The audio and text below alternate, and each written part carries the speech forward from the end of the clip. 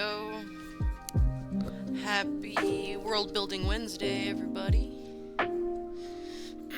Hopefully your week is going well, and you're finding the opportunity to play pretend as much as physically possible, because it's important, and God, do we need to play pretend in these days. Hey Stinks, how are you? I am twisting the arm of the world right now and like just forcing myself to be cozy. I am writing cozy stuff. I am watching cozy stuff. I am listening to cozy stuff. It's all I can stand right now is cozy thoughts. Just finished some changes to my Kami Bard. Yes, we will go over the subclasses both you and Safi have made. Hopefully Safi makes it into chat later. We'll see. I don't know. We're gonna do long stream, so I might do like one now, do some world building, and then one later, or something like that, because I'd like the creators to be in the chat when I'm going over them. So, we'll see what happens, you know, loosey-goosey, that kind of thing.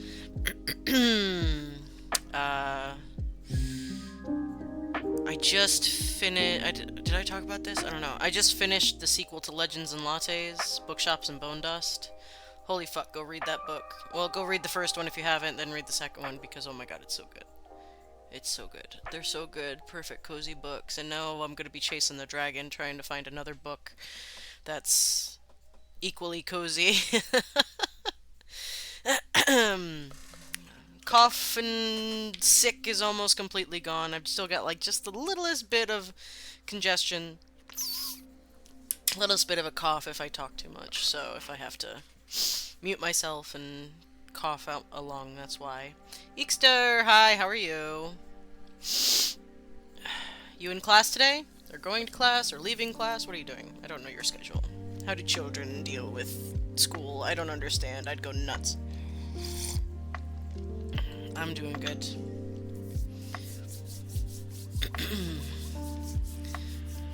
I'm doing better than I was, let's say that. I'm not sick anymore, mostly. So, I'll probably still have a little bit of this going on, but I should be okay. But yeah, hopefully everybody's having a good week. And that you're finding comfort where you can, because that's where I am at this point. I'm just praying and searching for cozy. I'm not in class today, I only go a couple times a week. Okay, good. Good for you. Good for you. Homeschool group tings. Okay, cool. Yeah. I think school works differently everywhere now than when I went, so I never know. I never know what people's schedules are when they're still in school. I don't know any, like, young enough kids that I understand how school works anymore. But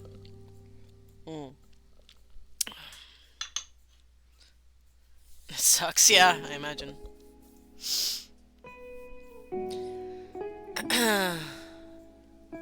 So yeah, we're gonna go over the subclasses, both of them. I might wait for Safi to get into chat to go over theirs. But I'll go over Stinks's here in a minute. It's all edited up. You feel comfortable with me sharing it, Stinks? Hopefully?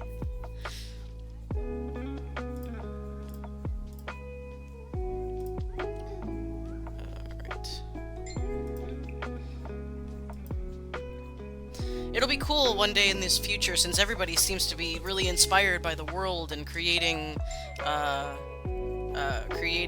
subclasses. It'll be really fun one day to maybe figure out a game where we have nothing but custom classes made for Galdor coming together in a group. That would be a lot of fun. Maybe that's something we could do with the community, some sort of online thing. I've never run online, but... Husband! You're not supposed to put a space. But husband.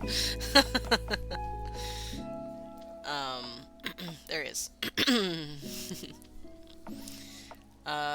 So yeah, maybe one day we'll have enough, classic. Classic Soto typo. We'll have enough subclasses for everybody to like choose one and be comfortable with their choice, and we can mess around and just have a fun time in like Tales of Galdor. That's what I've decided to call the little story ideas that I was talking about the other day, that I will eventually write. Um, Tales of Galdor, like like we were talking about Tales of the Borderlands. It's kind of like that, side stories that don't really affect any of the games that we're currently playing, but they're fun little ideas. They round out the world. They flesh out different ideas, and maybe we can make one of those into a game one day. That would be really cool to like do with the community. But again, that'll be when I get a general idea of how Twitch works and how Discord works and how people would want to come together and scheduling. Jesus Christ, I imagine that's going to be a fucking thing, like it always is with TTRPGs. So, you know, something to consider as we continue on. First but foremost, I'm saving for a good mic. That is a requirement. And then from there, the sky's the limit. Super excited for Saturday. Me too. I've got most of my notes done pretty much. I even, here, let me show you. You're not gonna get anything out of this immediately, but I made a relationship chart for everybody in the town and how they're connected to each other. That's all you're getting. So now I know how everybody feels towards other people, and it will better inform how people like talk about each other or to each other or interact with each other or interact with you guys. I'm gonna build out a little bit more of it with husband once we get a chance to sit down, probably Friday or something, and then yeah. So that's a cool thing. I took the idea from a video game. Called Vampire, which is a Vampyr, which is a fucking great game that kind of it went under the radar because it was a really it was not a well-known studio that did it, but it's really cool. It takes place during the Spanish flu epidemic in the 1900s, something like that, in London. And it's all this, the fucking music. Oh, the music for that game is so good. That music, oh my god. Oh my god. Anyway, but it's a really cool where you play a guy that was a doctor. Yeah, he was a doctor, and he got turned, and he's learning how to use his powers, and there's like branches that you can choose to be like a bad vampire or a good vampire.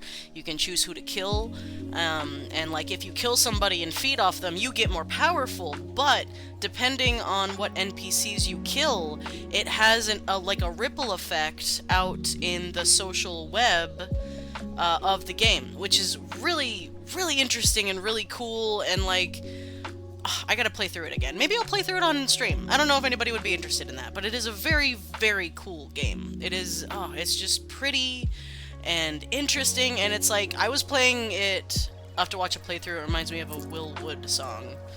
Cool, alright. Because I was playing it in the middle of lockdowns. Vampire song with Spanish influence. Ooh, very cool. I'm into it. Post that song on the Discord if you get a chance. I would love to listen to that. Since I was playing it in the middle of lockdown and during the Spanish flu epidemic, it was basically what we had to deal with COVID, except people actually listened, generally. Although, no, no they didn't. A lot of people died. But, you know, it was just, you know, trigger warning. But, like, all the shit that we had to deal with in COVID, they had to deal with in Spanish flu.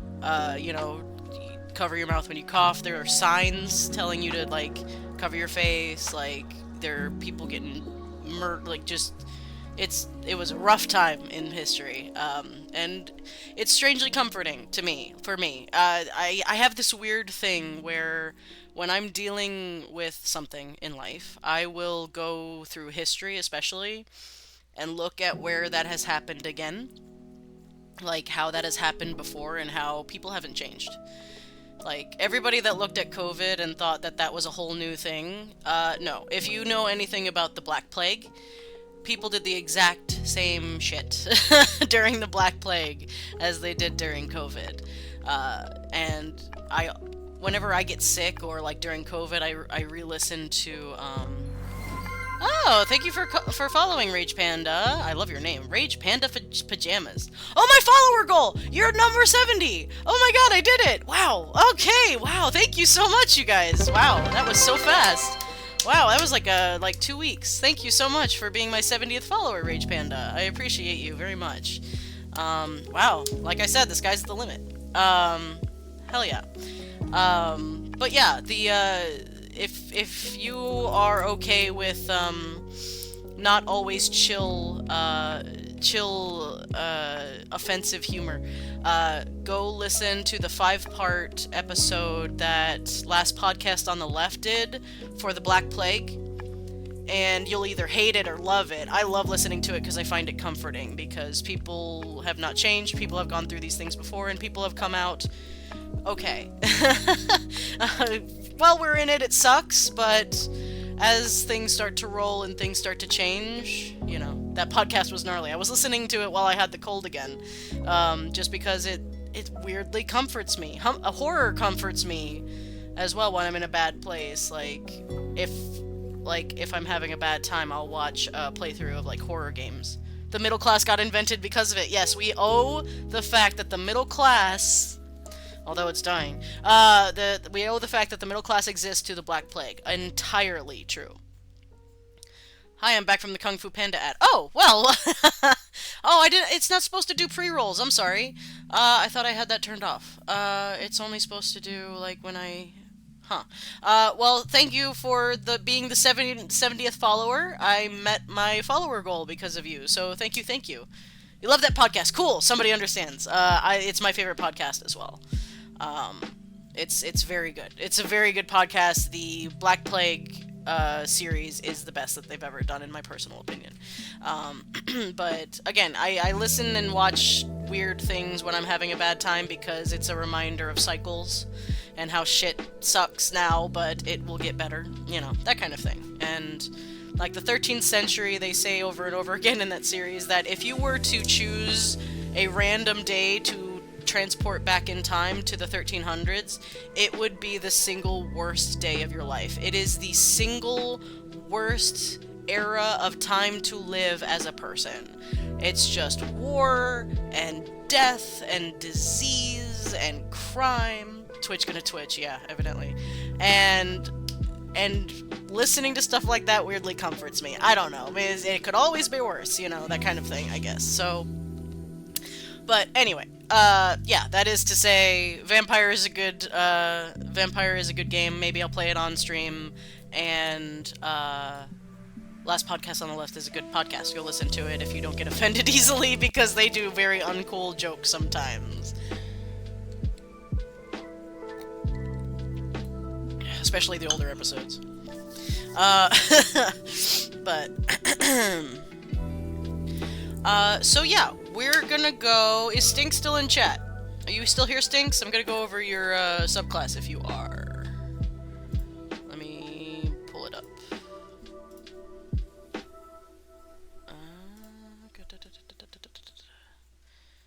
Hang on, I gotta find it. I'll be there in a minute.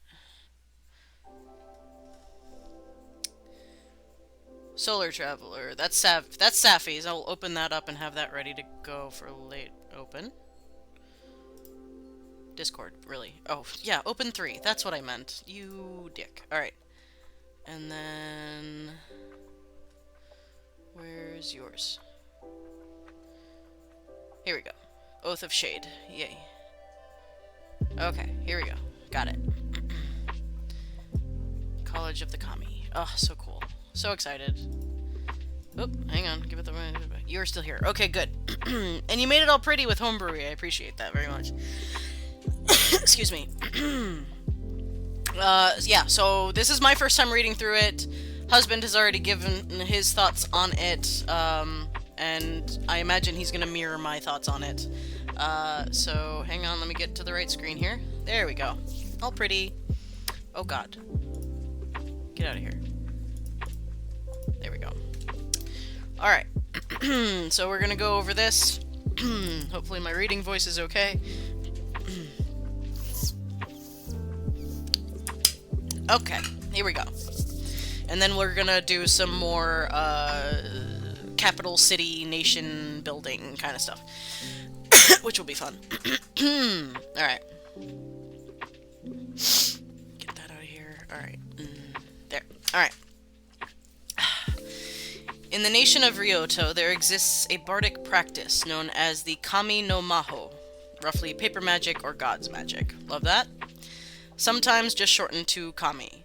This practice involves breathing life into paper through divine faith and arcane song. Many dragonborn and kobolds who are too ill or old to serve their community otherwise choose to take up the practice, both as a method of passing down time and as a way to protect their home and even their frailty. I love all of this. I actually have potential NPCs I could attribute this to, potentially, for the next session. Kami proficiencies. Sorry, my throat's still a little rough. Starting at 3rd level, you gain proficiency in the Arcana and Religion skills. If you are already proficient in both of these skills, you gain proficiency in a skill of your choice. Great. Paper God. Also at 3rd level, you have crafted a sentient, quasi-divine construct of paper and magic that protects you and your allies, known as a Paper God. See its statistics in the Paper God stat block. Cool. The Paper God is a special companion that follows your orders as long as they do not contradict its own whims and personality. And it is friendly to you and your companions. It uses your initiative count and takes its turn alongside you. It can move and make reactions freely, but can only take the dodge action on its turn unless you use a bonus action to issue a command to dash, disengage, help, hide, search, or take one of the actions in its stat block. Awesome. If you are incapacitated, it can use any action of its choice on its turn, not just dodge. Okay, great. You and your Paper God are telepathically linked. You always know if your Paper God's location, so long as it is on the same plane of existence as you. So long as you are within 120 feet of your Paper God, you can communicate simple ideas, emotions, and commands telepathically. So long as your Paper God is on the same plane of existence as you, as an action, you can expend a use of your Bardic Inspiration feature to call it forth. Upon doing so, it teleports from its current location into an unoccupied space you can see within 30 feet of you, and its next successful hit within the next minute deals additional force damage equal to 1 roll of your Bardic Inspiration dice. Alright, awesome. I love this so much. Just getting your ass beat by paper is just like so good. If the Paper God dies, it deconstructs into various pieces of paper. You can use your musical instrument as an action to revive it, provided you expend a spell slot of 2nd level or higher. Upon doing so, the Paper God reconstructs itself into an unoccupied space you can see within 30 feet of you, with all of its hit points restored. Amazing. Starting at 6th level, the bond between you and your Paper God strengthens, allowing you to channel your magic through them. So long as your Paper God is within 30 feet of you, whenever you use your action to cast a spell, you can choose to have it originate from the Paper God's space instead of your own. If the paper spell requires material or somatic components, your Paper God must provide these components instead of you, using itself as a spellcasting focus for all purposes. Okay, that's interesting. Just like you have to like pull little paper pockets pulling out spell components. Starting at 14th level, you and your Paper God have bonded to such a degree that you can concentrate for each other. Whenever you cast a spell that requires concentration, as long as your Paper God is within 30 feet of you and is willing, you can allow your Paper God to concentrate on the spell instead of you. If the Paper God moves outside the 30-foot range, its concentration immediately breaks and the spell ends. Additionally, if your Paper God's Wisdom and Charisma scores increase to 16, and both you... Oh, excuse me. I said if. Your Paper God's Wisdom and Charisma scores increase to 16, and both you and your Paper God gain immunity to the Charmed and Frightened conditions. Awesome. These constructs, known as Paper Gods, serve their creators as valiant warriors. Far from a mere mindless golem, these entities have a tiny spark of divinity and arcanum within them that grants them sentience. Paper gods come in many forms, but tend to have a vaguely humanoid body shape. Many have animalistic features, such as antlers, digigrade legs, because of how the faith-empowered magic of Kami no Maho turns the... I hope I'm saying that right, I don't know. Turns the constructs into quasi-celestial beings. Their soul glows with radiance of a lantern. Paper gods have their own wants and needs, which may conflict with the creator's intentions, but even if this does end up causing a schism between the two, many bards treat their paper gods as if they were just as much of a person as themselves, and will let them go off on their own if they so desire. At the DM's discretion, if your paper god and you decide to part ways, you can change your subclass to a different subclass of your choice available to bards. If this happens, your paper god becomes an NPC under the DM's control, and your link to them is severed. I love it. Again, this is reminding me of Mage, World of Darkness Mage. I'm enjoying it very much. Armor class AC 13 plus proficiency, HP, charisma plus 5 times your bard level. Okay, yeah, strength dex. Yeah, that makes sense.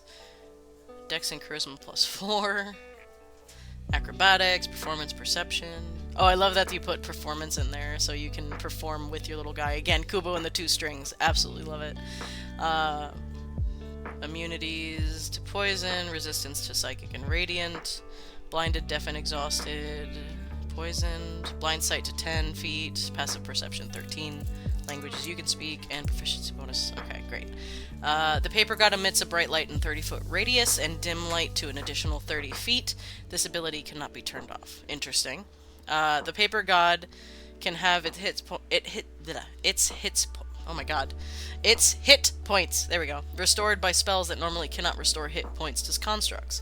Additionally, whenever the mending spell is cast upon the paper god, it regains 1d6 hit points. Aw. Paper cut. Your spell attack modifier to hit, reach 5 feet, 1 target, 1d4 magical slashing damage. Increases to 2d4 at 5th, 3d4 at 11th, and 4d4 at 17th. Theurgic Suture. The paper god evokes both arcane and divine healing energy, expending a use of your bardic inspiration feature and choosing a creature other than itself that it can see within 30 feet of it. That creature gains hit points equal to 1 roll of your bardic inspiration die, plus your charisma modifier, minimum of 1. Protect. Whenever a creature the paper god can see within 30 feet of it fails a saving throw or is hit by an attack, the paper god can use its reaction to expend a use of your bardic inspiration feature and give that creature an inspiration die. That creature can then immediately expend the die to roll it and add it to their AC against the triggering attack or the roll of the triggering save, potentially changing the result of the trigger. I love that. Oh yes, you did a personality trait. Oh god, I love you. I love tables. I love random tables so much. I love them. Paper gods have their own personalities and quirks. At your option, you can roll or choose from the following tables. The paper god involuntarily performs when stressed. Every bard ever. The paper god appears to be breathing, even though it doesn't have to. Okay, I love that. Paper god has an innocent fascination with scissors, fire, and other things that are used to alter paper. Good lord. Okay. While the paper god requires no sustenance, it likes to eat delicate foods. Oh, that's so cute. Traits. The paper god is very emotional and empathetic, easily able to connect with others. The paper god has a strict code of honor that it will follow with its life. Love that. The paper god has mixed feelings about the spotlight and may try to actively avoid it when stressed. Oh. The paper god will allow itself to sleep and be vulnerable around those it trusts, even though it doesn't need to do so. I love these, that's so cute. The paper god is extremely egotistical, seeing itself as an actual god. The paper god has an intense phobia, determined by the DM, which will paralyze it in fear if it gets near it. The paper god sees itself as lesser than humanoids and other organic creatures, even though it is just as alive as they are in most senses of the word. And the paper god is reluctant to attack creatures that haven't attacked its allies first, even if they've attacked the paper god. They're all so cute! I love all of them immediately. Amazing stinks. This gives me... like, I could run with this so fucking hard. Like, at my table. I'm so excited for this. I'm excited to introduce this. I can introduce this on the in the next hopefully in the next session if the players get to where I think they're going to get to. So I'm very excited about that. So I'll roll one up and I'll get the general idea of them and I will let you know how it goes, because that is super cool and I absolutely love it. The only thing is I would like another title aside from Paper God. Like, either we can translate it into Japanese to give them like an actual title, like word that's theirs, or we could just refer to them as Kami, Paper Kami, that kind of thing, something like that. A Paper God in itself could easily just as much be an NPC as its creator. Yes, that's why I'm so excited, because it gives me another, like, I'll have to look up, like, pictures of cute little, like, paper sculpture and see which one I can use that will work. Yeah, and it would just be so funny if, like, if, like, a Paper God just shows up one day and it's like, hey, you guys, I need you to do something. And they're just like, what's happening? Why are you, huh? You know, that kind of thing. Very fun. So much fun. There's so much world building that can come out of this. Paper Kami fits, yeah. Yeah, I have so many ideas already. Okay, nobody will get this but me and my husband, but I very suddenly, babe, I want to make Yumi one of these bards so bad because I think she would absolutely do something like this because it's adorable. Yumi's an OC of mine from another thing, but there you go, he gets it. It's very cute. Oh, thumbs moment. Hang on, full face cam for thumbs. Come here. He cuddled me this morning. It was so good. He gave me cat hat. He was sleeping on my pillow. Come here. Oh, God. Oh, here you go. Hers is pastry. Yes, amazing. Say hi, Thumbs, the star of the show, with his belly and those peats. Thumbs. Say hi. You're just saying random words, my babe. My son. Thumbs. He's so good. He's been good today. It's a little rainy. He gets scared when it's rainy. Oh, he doesn't like the rain. Oh, look at that beautiful face. He's being good. Okay. Alright. There you go. That was our Thumbs moment. Now I'm covered in cat fur. So eepy. Yeah. He's EB and Neeby's to sleepy. Alright. Amazing work, Stinks. I'm very excited. I'm gonna collect a bunch of pictures of random paper sculptures now.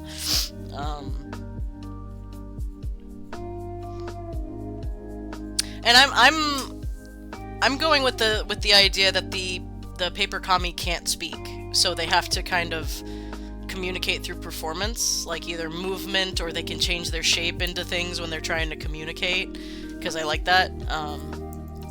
That way generally the bard has to like translate for them, which is a fun little thing. But whether that's true for all Kami or not, I don't know, but I like the idea of at least the introductory bard has one that can't speak. Oh, sorry if that squeaked in your guys' ear. My bad. Yeah, I love it. Thank you so much, Stinks. I'm so excited. We will go over Safi's when Safi gets here. if they get here. If not, I will wait until they're in chat, just because that's just fair. I can ask questions of the creator and things like that. Yeah. So we were working on oh, we got an ad break coming up, so before we go to our next thing, I'm gonna go take a bathroom break. I suggest you do the same, do some stretching. I will be right back.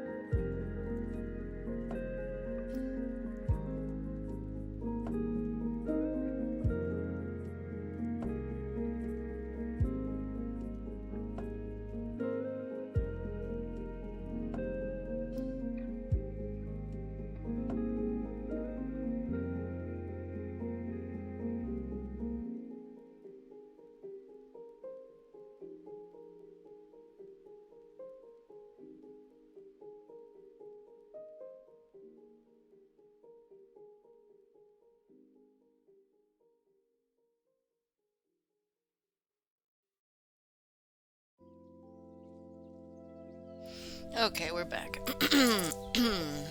I'll probably change all mention of Paper God into the document to Paper Kami tomorrow, because A, that rolls off the tongue better, and B, Paper God does feel kind of off as a name now that I run it through my head again. Yeah, it just felt... Yeah, like, there's, like, I was trying to think of, like, a title or something, like a specific name. Like, the only thing that was coming to me is Demi-Kami. Like, demigod, Demi-Kami, god, yeah. So, which sounds a little bit more fantasy, you know, it's just a thing, you know. That was like the only thing that popped into my head. If you wanted to try that on for size and see if you like it. If not, Paper Kami works just as well.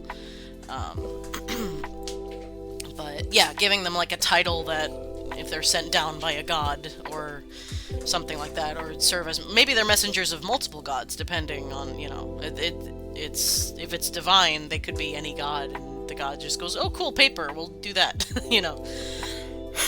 Kami? Yes. America, we don't deal with no pinko commies or whatever the fuck that people used to say in the 50s. I don't know, whatever. America. Yeah. So, hang on, let me make sure I got that one. Forska. Oh, that's right. I am missing a name for one capital city. That's right. Not in my country. More in your country than you think. More likely than you think, my friend. I have one more capital to name, which was for Wairu. So I need my translator. All right. So we need Creole French, basically. Creole. No, English to Creole. Haitian Creole. Not J. Okay. So, it's a swampy nation. It's known for its magic, and kind of strange kind of ways we were talking about. Oh, it was Silhouette. That's right. I put it on my. You're completely right. I put it on the map, but I didn't put it on my list. Okay, I got it. Cool. Thank you, my love. That you're correct. Hang on. Whoops. Silo. Is that how you spell it? Oh my god, it's hard to spell that word every time. Hang on. What? There are some words, man, that I will never spell right the first time. Ever. Doesn't matter. It doesn't matter how many times I try. Conscious is another one. Like, self-conscious or your conscience. Oh, you. It's the U I always forget. Silhouette. Okay, spell the word. Sihoet. Sihoet. You gotta stop bullying my husband about his misspellings. He is currently working and probably only typing with like one hand. You gotta forgive the spelling mistakes. Alright. Cool. You are absolutely right. Thank you for reminding me. Gonna put the College of Kami away. Alright. Yup. Okay, cool. So we have all of our stuff. Let's do... Alright, let's do Ujat, which is Ta'amun's general idea. Here's the picture I found. Oh, hang on. This is... I believe this is AI, just so you know. At this point, you know, to use AI instead of potentially screwing up and not crediting an artist, you know, whatever.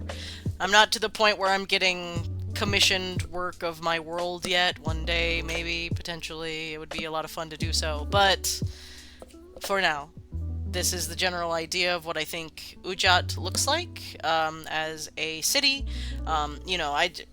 You watch old movies that take place in like the Middle East or Egypt or all those places, and they always have like a big old huge like market scene, and like there's usually gold top palaces and stuff, fucking awesome buildings and sandy colors. So that's just generally how I think of it. Home, yes, This might have been the first city that you saw, depending on which way you traveled, because if you started pretty much in the center of the desert here, where your tomb was, so you might have found yourself in Ujat at some point. Up to you why you decided not to stay. Maybe people knew too much about you and were hunting you down because of what you were, that kind of thing. So, you know, it could be any number of reasons. You might be wanted there because you didn't understand that shiny things weren't just free for the taking. Alright, so here's the fun part. We get to make a ruler of the nation itself that is located in Ujat. Life is so hard as encrypted, absolutely. So, this is gonna be fun, because, I mean, who doesn't love an Egyptian theme? Like, when I was a kid, I had that weird Egyptian phase. Regular schmegular 7-foot-tall cat bird person. Totally normal. Absolutely normal person. So, let me see. Let me go to my fantasy NPCs. I don't know if I immediately have something Egyptian-themed as an NPC. I'm tempted to make it a Tabaxi, or perhaps a Yonti, because that would be super cool. I actually just found... Hang on. I just found a picture the other day on Pinterest. Hang on. Where did I put you? I think I put it in here. Where did I put you? This one. He's so cute. Credit to, somebody. Hang on. Credit. No. Oh, no! Page not found. God damn it. See, this is... Bast equivalent would be cool. Yeah, that was my thought. But he's a Cobra guy, and he's cute, and I like him. And I can't find the full picture now, and I'm sad. Damn it. Alright, well, we'll figure it out. Oh, look at this one. Oh, look at them, though! Oh, fuck. They're so cool. People sleep on Yonti, man. They're so cool. He's got, like, spikies. He's kind of cool. He looks more like an NPC. He's like a rogue, so...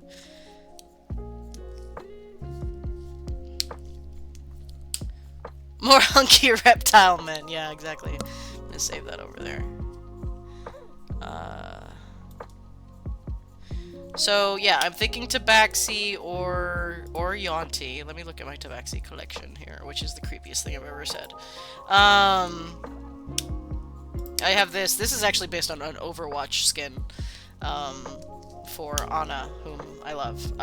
So that's tempting, because Ana is a super cool character in that world, and it would give me a good basis for my roleplay. And she's very queen. More hunky bipolar snake PFs. Yeah, Ana is super cool. I'm tempted to go that way. Let me look at what else I got, though. I'll open this up and have it. I've had this one saved for a million years just because I love her so much. She's super hot. Credit to Ember Sign on Tumblr, but I fucking love this art. I've had it saved to my to my Pinterest for fucking years. She's so cool.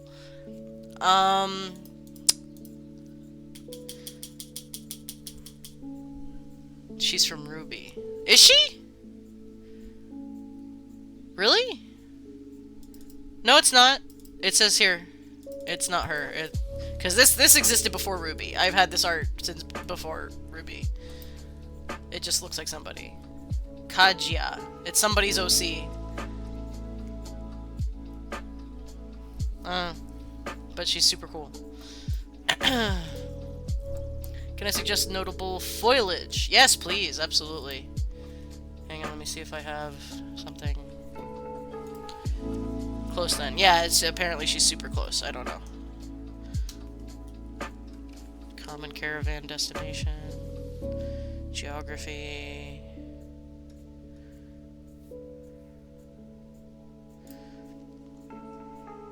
Okay, so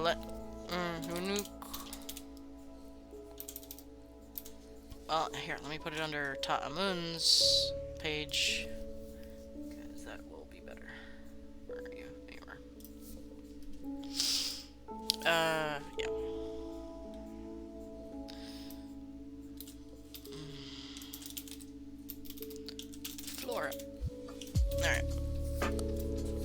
Do I want to do snake or kitty? Kitty's tempting because of the Egyptian, you know, worship of cats, and it's fun.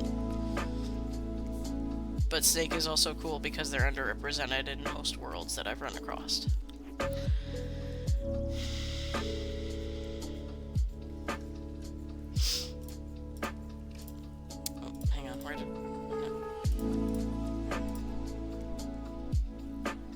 I feel like I'm very biased. It's true. It's true.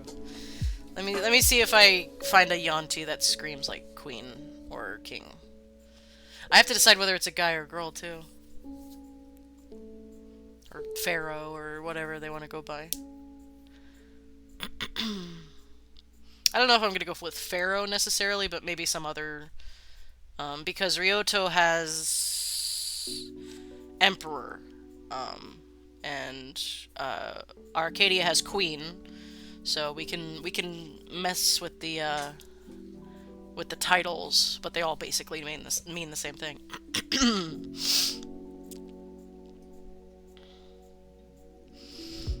I'm also tempted to like make her like a whole ass Naga, because Nagas are cool as hell, and if you've ever seen The Golden Child, which is a very old Eddie Murphy film, there was a Naga lady in there that freaked me the hell out as a kid, but I was like weirdly fascinated. Honey hex cactus. Not a true cactus, but a woody succulent plant. Cacti are completely edible and sweet. However, they are mildly toxic when not cooked properly. So you require a license to prepare it, similar to fugu. Oh, I love that! That's so cool. I'm gonna save that. Absolutely. There we go. Got it. Thank you, Stinks.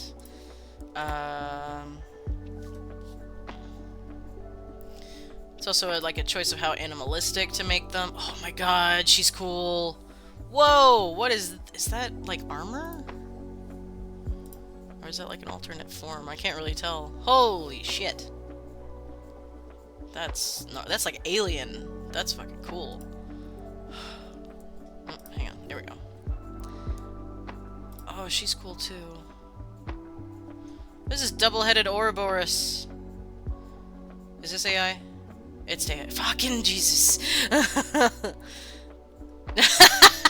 Which one? The last one or this one? She's pretty cool.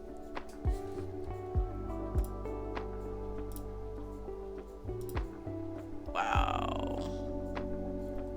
Yes, sure. She's really cool. I mean, she looks like a queen. Well, I hate that AI is getting better at hands. It's harder and harder for me to tell. God damn it.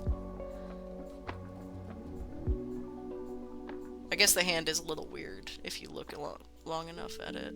Because, like, the tattoo kind of runs and kind of goes farther than it should. Okay, now I see it. Alright, it takes so long to tell now. I hate it so much. It's okay. Well, you know, at least it's not, you know, stealing from an artist or anything. I'm just stealing from a computer that stole from an artist, let's be honest. Oh, this one's cute too. Oh, he's like, oh, those boas that have the white and the splotches. I love them. They're so cute. Or is it a boa, or is it a... this one. That guy. I can't open it for some reason. Piebald python. They're so cute. I love them. Oh, he big. Oh, he big boy. Okay. Oh, damn. He's really cute. He might be a prince. I can see him being a prince of her. Alright. She's alright, you're flipping out. Nubia's losing it.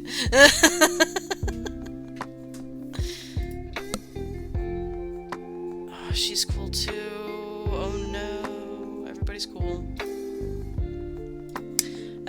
Okay. So maybe we'll save the tabaxi for something else.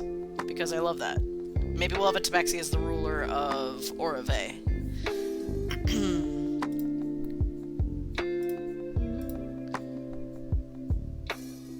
I'm just Nubian Eek both like that. Yeah, fair. I wanted more Cobra, though, I will admit. So, hang on, let me see. Let me keep looking real quick. yeah, I think I'm thinking more Cobra for the desert Yuan-Ti, just because it's cooler. And like the jungle Yuan-Ti are gonna be your boas and your anacondas and stuff like that. Hang on, Cobra person. There we go. Okay. Oh, she's cool too. She's not a Cobra either, but she's cool. I think these are... Yeah, that's AI too. I like the horns, like she's a tiefling. That's cool. That's kind of cool because it's like she's like a Cobra, but not.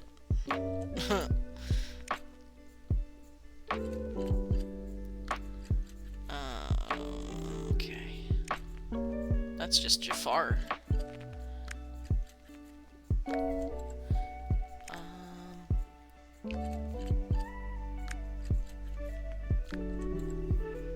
Oh, they're so cute. They're the cutest little snakes. Oh my god. I hate that they're such danger noodles. Because they're the cutest snakes in the world.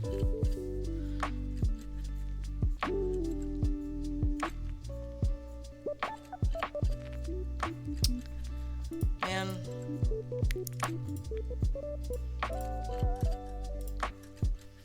I don't know, what do you think, Nubia? Fun fact, Cobra hoods are on a humanoid character would be at the torso, because they're actually ribs that expand out. Whoa! Ooh! Whoa. That's cool and creepy to think about. Just the... Yeah, snake basically is all ribs. That's all they are. Should I go with the first one I found, Nubia, or should I, or Eek, or should I, go more Cobra, do you think? Bag of ribs! You order that at the local barbecue joint.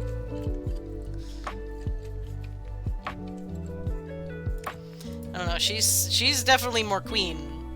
Burn suture. Woody succulent plants grow in incredibly tall heights. Though she's gorge. More Cobra, okay. Towering over oases like redwoods of a forest. Oh, already here for it.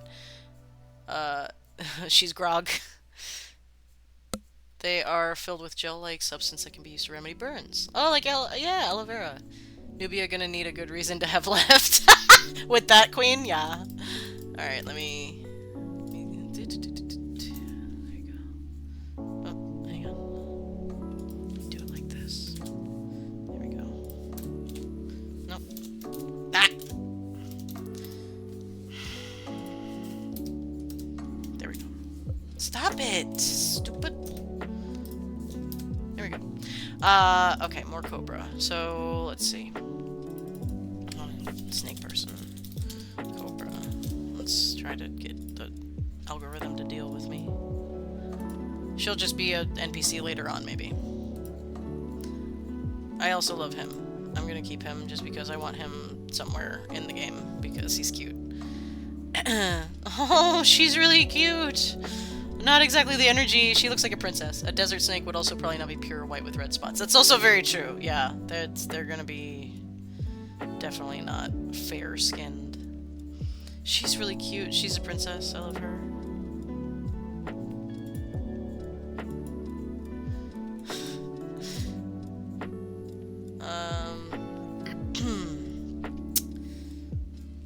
That's just a cute picture. It's probably AI too. Every time I see a fucking picture I like it.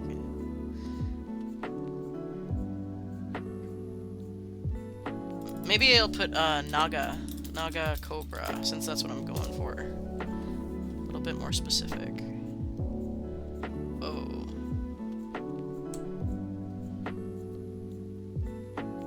She's cool.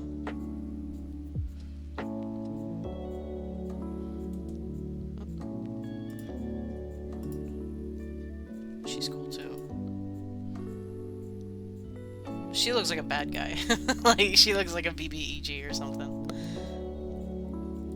Like, that artist kept the snake face. Yeah. Yeah, it's the balance between, like, more animalistic or more humanoid in the face. Cobra Sultan. That's the word. Is Sultan gender neutral? as a title? Does anybody know? They do love making them white and red for some reason. I don't know where that's coming from. That's a dragon, but she's cool. Is it like Sultess or something if it's a woman?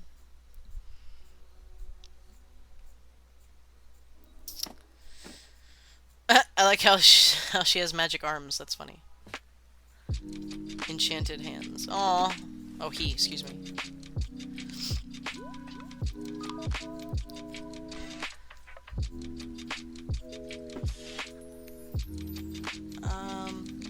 That's kind of divulging into dragon people now.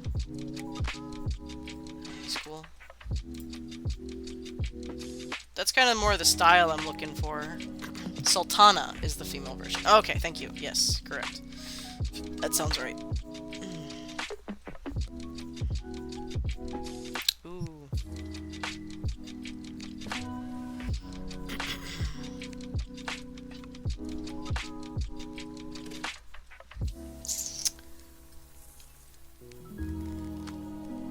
Oh, now, like, I'm seeing this and I'm wondering if I could do something like a Gorgon, too, which would be super cool.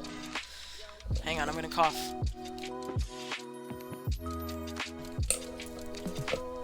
Excuse me. I'm gonna find something, I swear to God. That's the energy, that's the energy, I just need you to be a freaking cobra lady. Desert wisteria. Ooh, beautiful but grimly parasitic, like real wisteria. These flowering vines wrap around cacti and other succulents and slowly drain them to sustain themselves. While for the most part digestible, most humanoids cannot eat them by themselves due to their incredibly high capsaicin amount. However, avid gourmands of spice have used them to flavor foods in small doses. And Kenku can eat them without a problem. Only bird people get that ability. Man.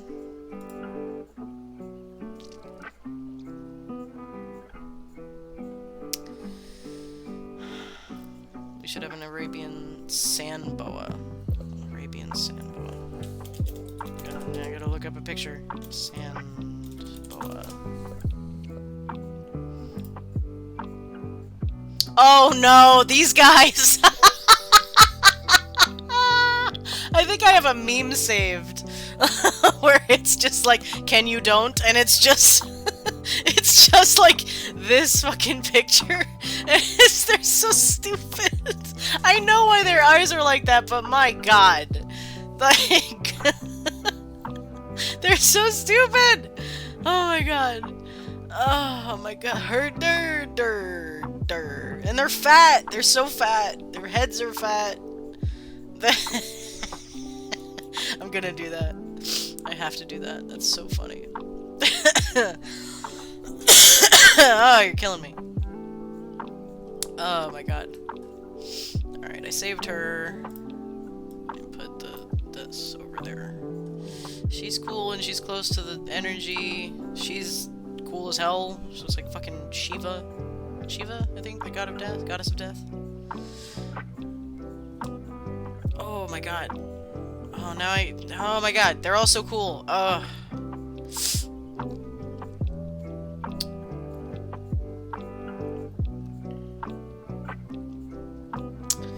Like a Naga Gorgon could be pretty fucking badass. Blunthead tree snake. His name is just Blunthead. That's a little bit too anime for me. Going for a little bit more scary than adorable. It's like a mermaid. That's super cool. Whoa. Alright, we're good. Oh, she's cool too. Okay, no, we're going farther away from my thought process here. Ooh, whoa. She's cool. Oh! Wait, no, go back. Was she the frilled lizard? No, come back, Pinterest, you piece of shit. There we go. I think she's a frilled lizard. That's very cute.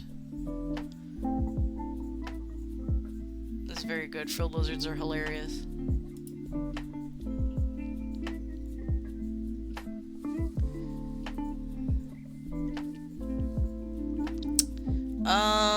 Damn.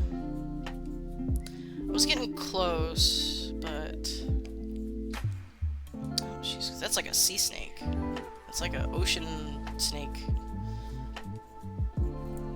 Sand swimmers, distant cousins of trout. These small fish have adapted to breathe air and burrow through sand. They eat crickets, bugs, and small lizards. While the meat is edible, they have small thorns on their dorsal fin, which are dangerous to eat. Did you know there's a type of snake that has tentacles? Go on. I'm interested. Is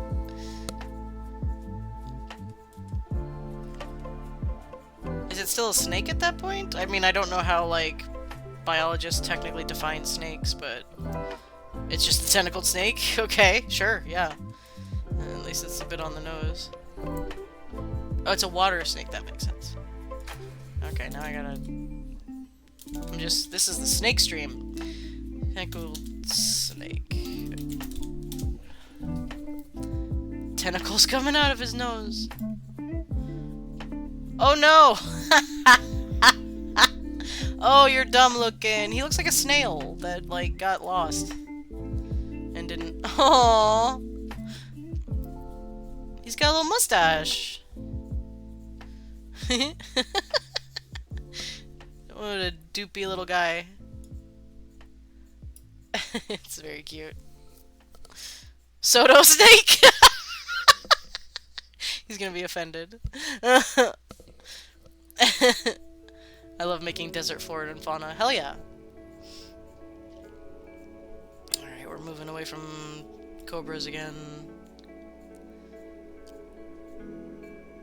I'm getting similar things. She's cool. Lamau. She's super cool. God damn it, this is close. Jet snake.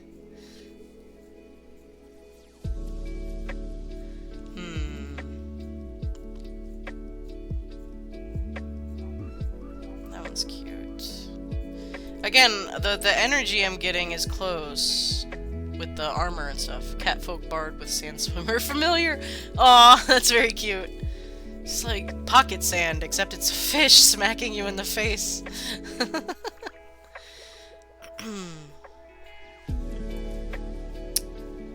There's an Anubis.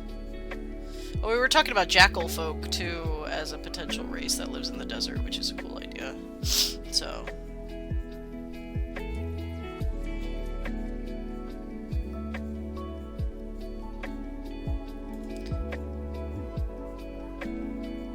Oh, here's the original one. That was super cool.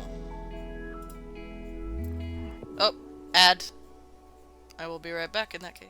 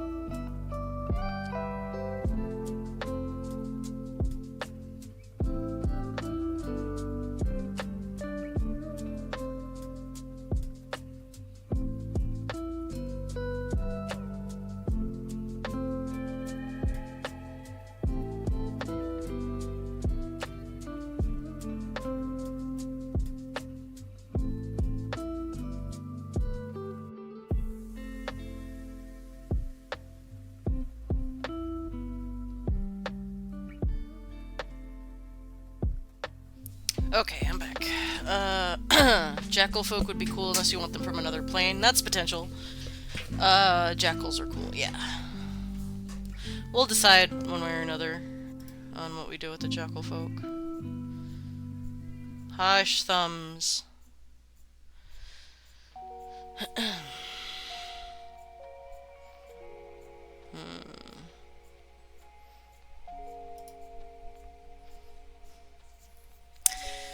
Oh.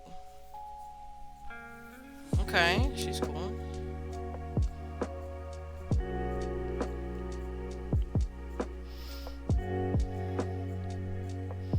Whoa, that's like Eldritch Snake God.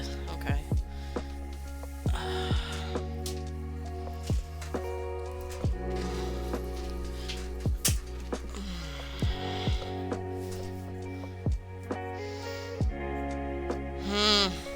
Snake buttons.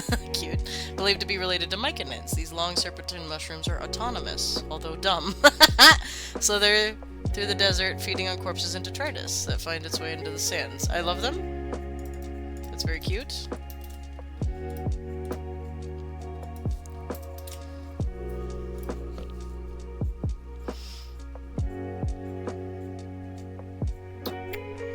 I am...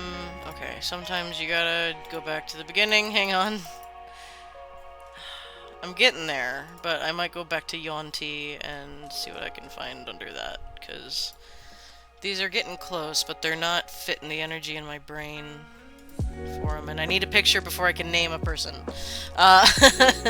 Usually the picture comes first, and then I name them, because they tell me what their name is.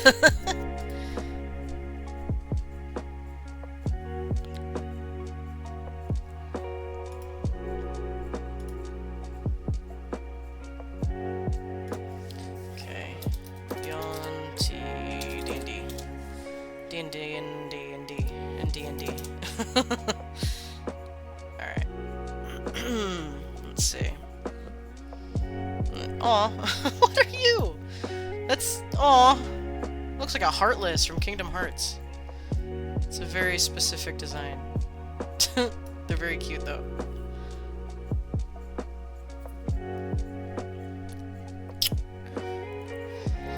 Oh, I got a cough. God damn it. Hang on. Hopefully just one more day of this and I can be done. I'm so sick of coughing. I thought you were really taking a long break. Apparently I had this stream paused. Oh. That's alright.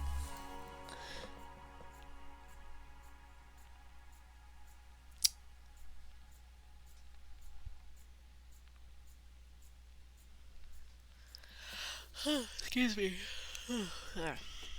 Need more coffee, apparently.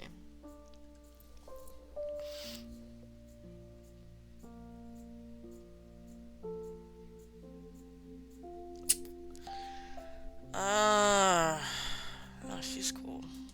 Okay, king snake. Or not a king snake, the poisonous one. Is the king snake the poisonous one?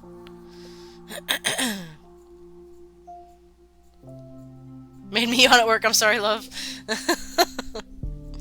Did not mean to do that.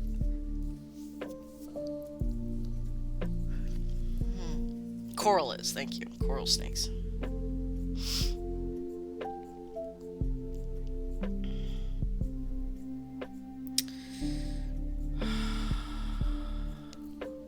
Normal king snakes are not. Okay. California king snakes are venomous. Okay, alright, I gotcha.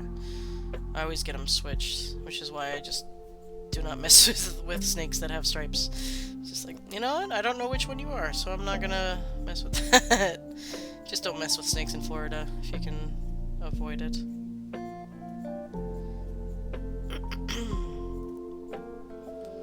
Alright, some of these are pushing away from Yonti at this point. Ah! It's driving me crazy.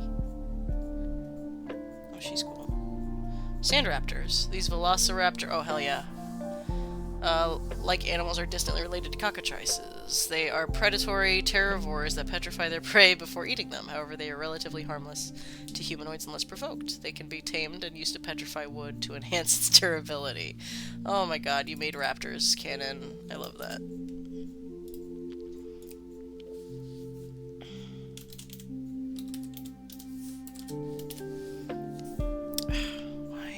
should do that.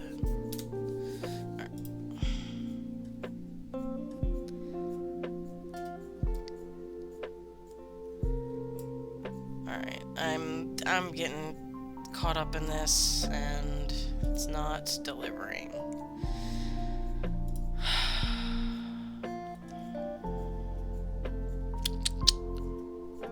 Pinterest is failing me. It's a more monstrous design, not exactly what I'm going for. Dinosaur! Husband is excited that dinosaurs exist. Raptors are his favorite.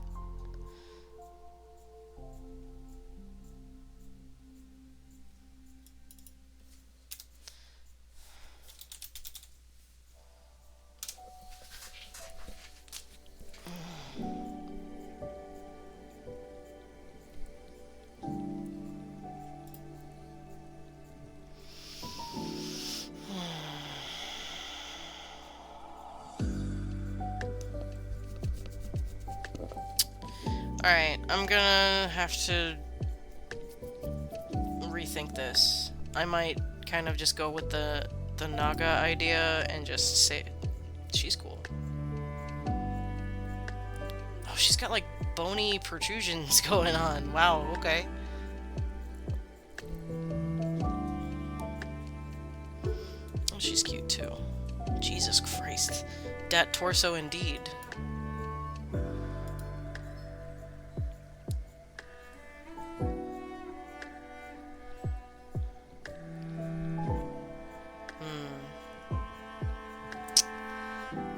I might need to take a step back from this. Put attack in it and keep moving. Yeah.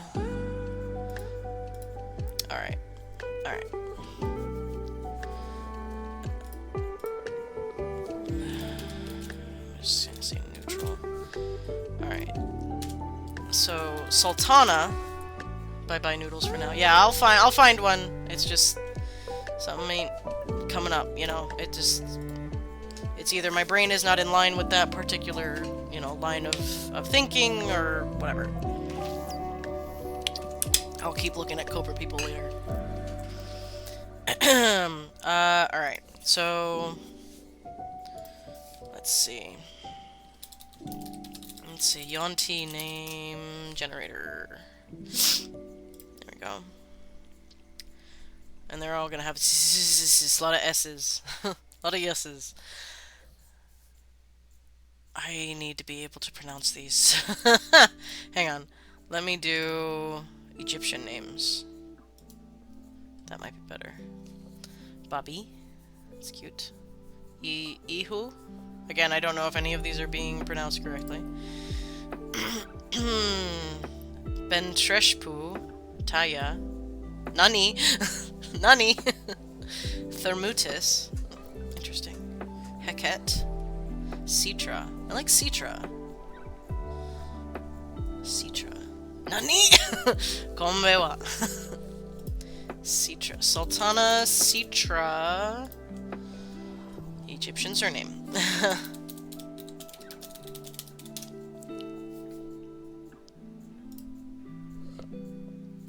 Mohammed. Alright, yeah. Citra... Sultana Citra Syed. A lot of S's. Magdi. Salem. Salem. Okay. Ramadan. Hamdi. Khalid. No, not Khalid. Fuck that. Knife aspen. One of the only 2 trees that grow in the savannas and deserts of Ta'amun. These aspen trees have massive thorns in their bark. The thorns are often harvested to use as cutting utensils. That's cool.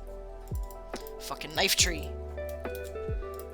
Knives don't grow on trees. Well, here they do.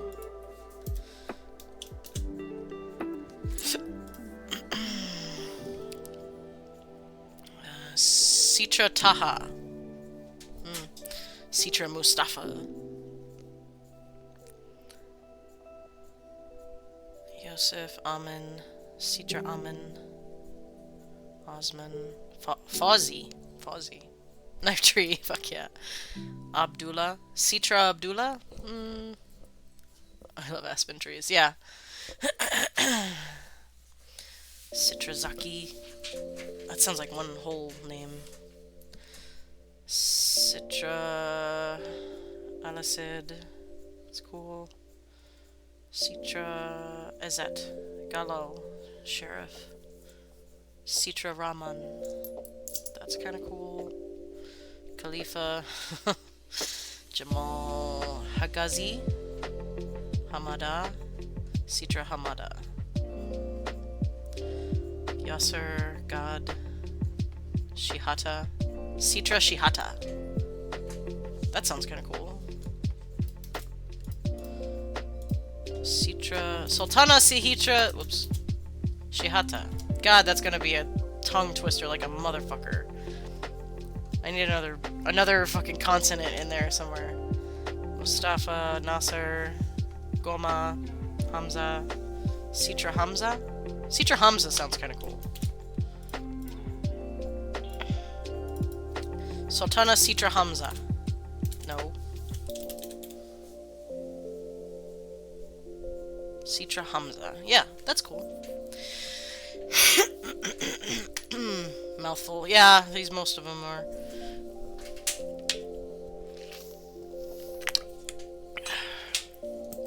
Alright.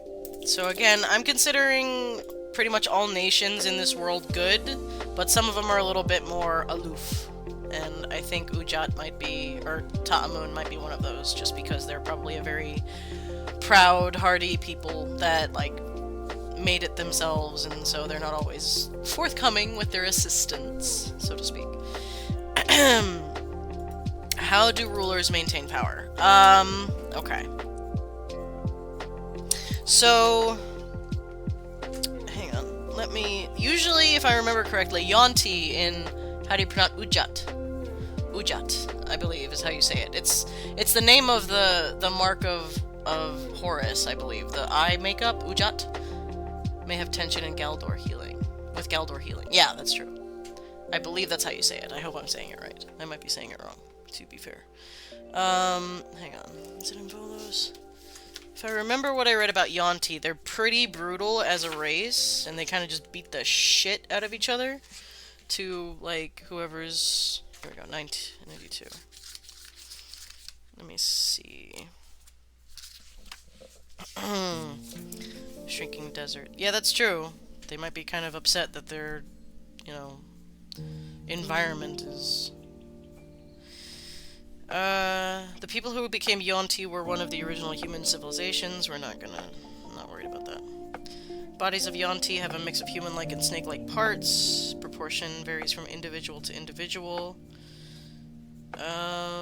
Caste system based on how complete a person's transformation is. The vast majority of Yonti fall into 3 categories. Abominations, Malisons... Malisons? Beating the shit out of each other makes sense with our group, honestly. All Yonti can interbreed. Female usually lay clutches of eggs, which are stored in common hatchery, although live births are not uncommon. A mating between Yonti of different types almost always produces eggs that hatch into Yonti of the weaker parent. So most choose partners of the same type in the interest of maintaining the strength of their personal bloodline. Citrini. Succulent plant that comes in orange and yellow hues. They taste like sweeter lemon and are used for a cure for scurvy. Scurvy. High five. Cool. I like that. That's a great idea. Stop doing that. Go to where I tell you to. Let's see. The human civilization... Whoop, hang on. Oh, there we go. The human civilization that gave rise to the Yonti was among the richest in the mortal world. It rapidly progressed in metalworking using keen intellect and magic to discover the secrets of making steel. Its military shattered rival tribes and developed advanced tactics for fighting in forests and open plains. The civilization grew into a cluster of allied city-states. Conquered neighbors were allowed to keep their leaders and culture so long as they paid tribute. Swore allegiance to victors, yada yada yada yada yada. Turned to philosophy and prayer, offering gifts of magic and animal sacrifices to serpent gods, paying homage to the perfection of the Ophidian form. These serpent gods taught the humans how to take aspects of the snake, but the cost of the change was high, requiring many sacrifices for each person to be transformed. Scurvy. The physical and magical prowess of the Yuan-Ti Empire allowed the former humans to retain their holdings for several hundred years, until a combination of drought, attacks by enemies, including dragons and nagas, civil war, torpor among the serpent gods, and the development of iron weapons by some of their conquered enemies finally loosened the Yuan-Ti's hold over nearby lands. The serpent people withdrew to their fortified cities and underground temples, ceding the rest of their territory to former minions. The Yuan-Ti crawled away and hid in a matter of weeks, all but disappearing from the world. Yuan-Ti structures throughout the land were torn down to celebrate liberation from the snake-bodied oppressors, and within a few generations, the Yuan-Ti were all but forgotten by the new humanoid civilizations. For over 1,000 years after their empire fell, the Yuan-Ti remained ensconced in their hidden strongholds, biding their time until they were ready to strike again. Today, with their numbers greatly depleted and their bodies much stronger than in ages their enemies much stronger than ages past, the Yuan-Ti know they can't resort to direct attacks in order to reclaim their rightful place in the world.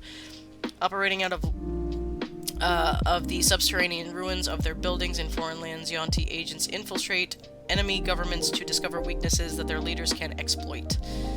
Okay. I was hoping to figure out. So it sounds like just... Here we go. The goal of every Yuan-Ti is to transform itself. Alright, I don't think this is going to give me anything because they're one of those races that are considered automatically evil. And we're obviously not doing that here. So... let's see. So I'm thinking of, because the people are so... I mean, you gotta be a tough people to survive in a desert. Full stop.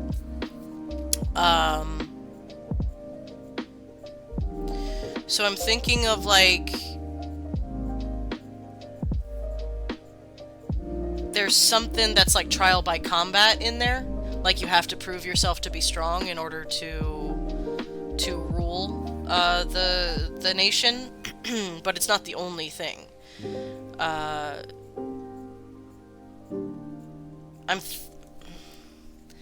Because it's Egyptian based. I mean, all the pharaohs were, you know, inbred, you know, down the family line and, you know, that kind of thing. So don't want to do that.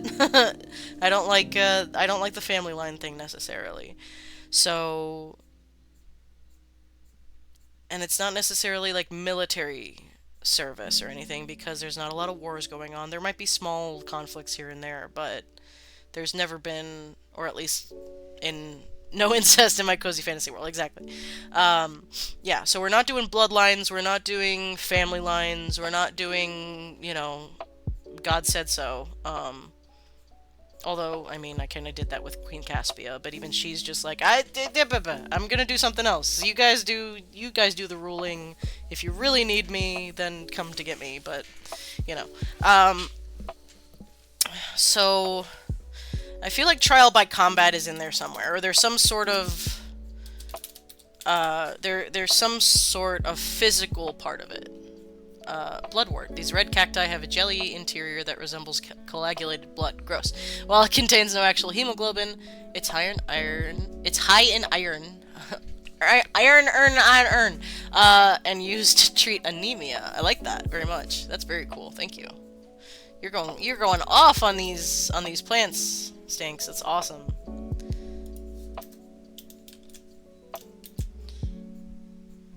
Oh, I gotta put the snake buttons down here. I need me a bloodwort.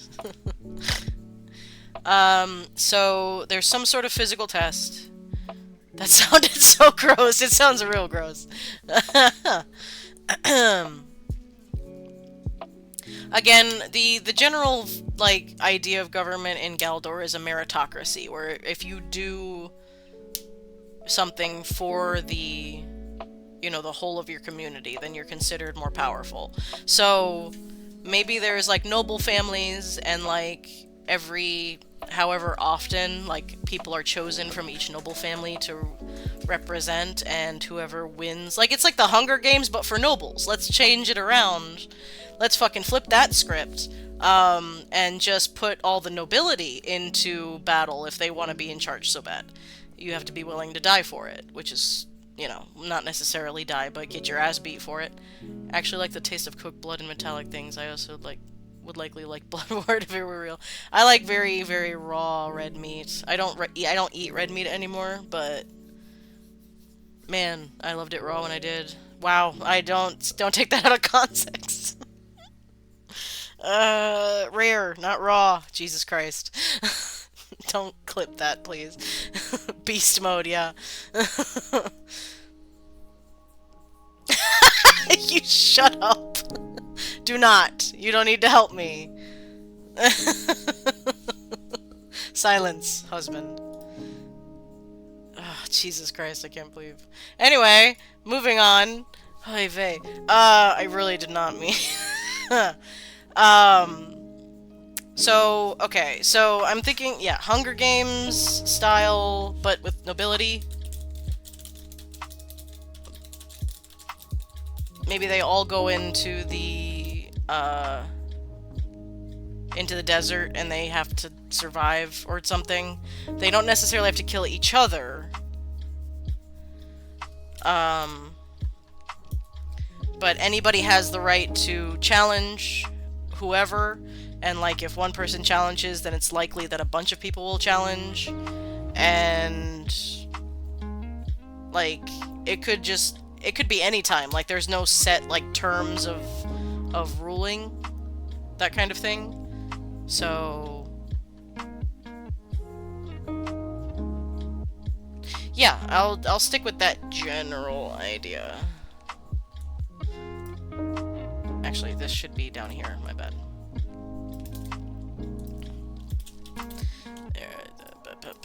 Alright. Strength. I'll just put strength because, yeah. Who is next in line? We don't know. Whoever challenges. Primary trade of location. Okay. Here's a plant for Arcadia. Melora's maple. Cute. Peculiar tree. The wood of the species of maple contains no cellulose, meaning the tree is completely edible, including the bark and leaves. Ooh, I like that. That's cool. Here, hang on. I think I have a specific plant life, like, page. Hang on. Somewhere. Wonders. Did I have it in Wonders, or... Hang on. No.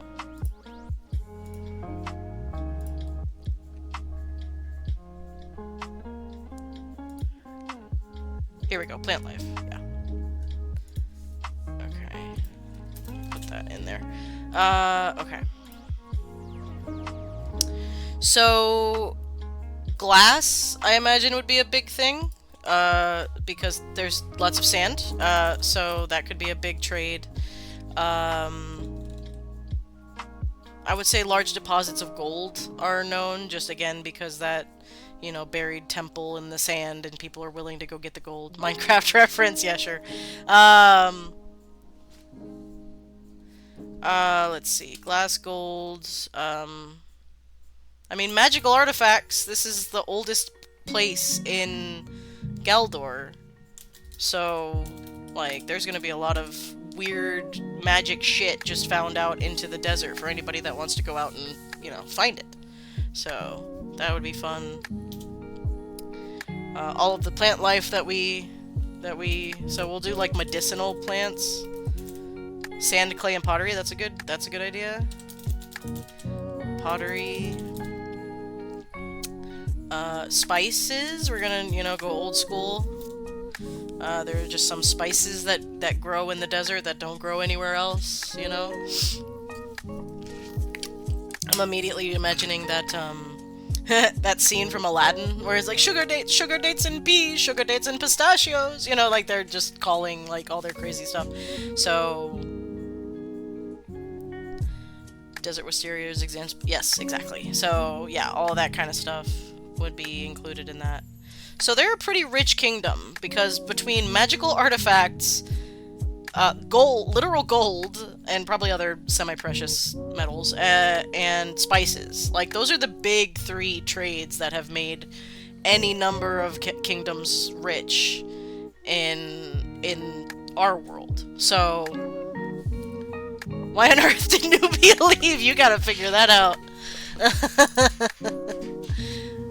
I really think it was just one of those moments where she didn't understand how things worked and was just taking stuff and got caught, and now she's wanted, and she's like, well, damn it, I liked it here, and then was chased out, or something like that. Primary food. Again, plant-based. So all of those plants that Stinks has already included.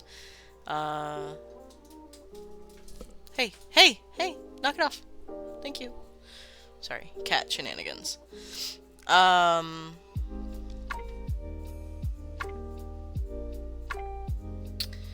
Fruits like tropical fruits and stuff, or not tropical, desert fruits, I guess. Like,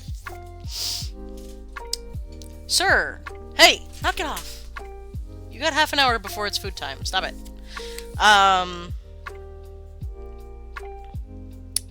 Yeah, desert fruits, cacti,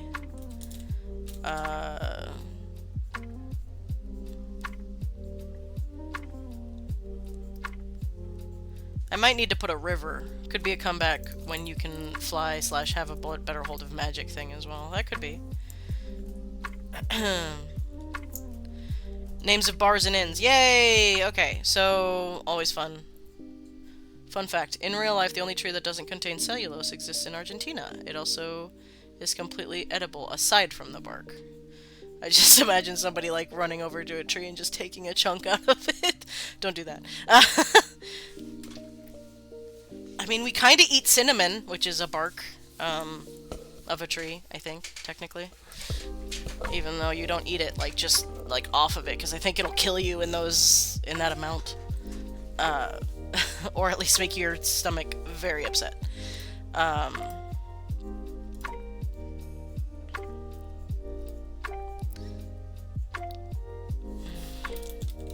There's plant life.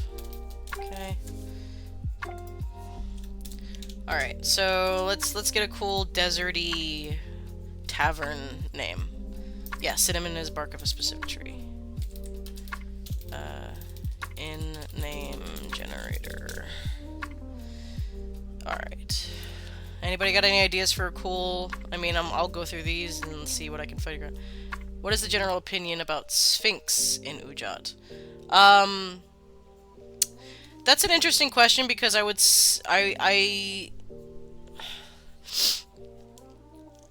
Again, your species is largely unknown throughout, you know, Galdor. You're probably only previously known... There's an ad, god damn it! Hang on. Ad. It happens so fast. I'll be right back. I will think about...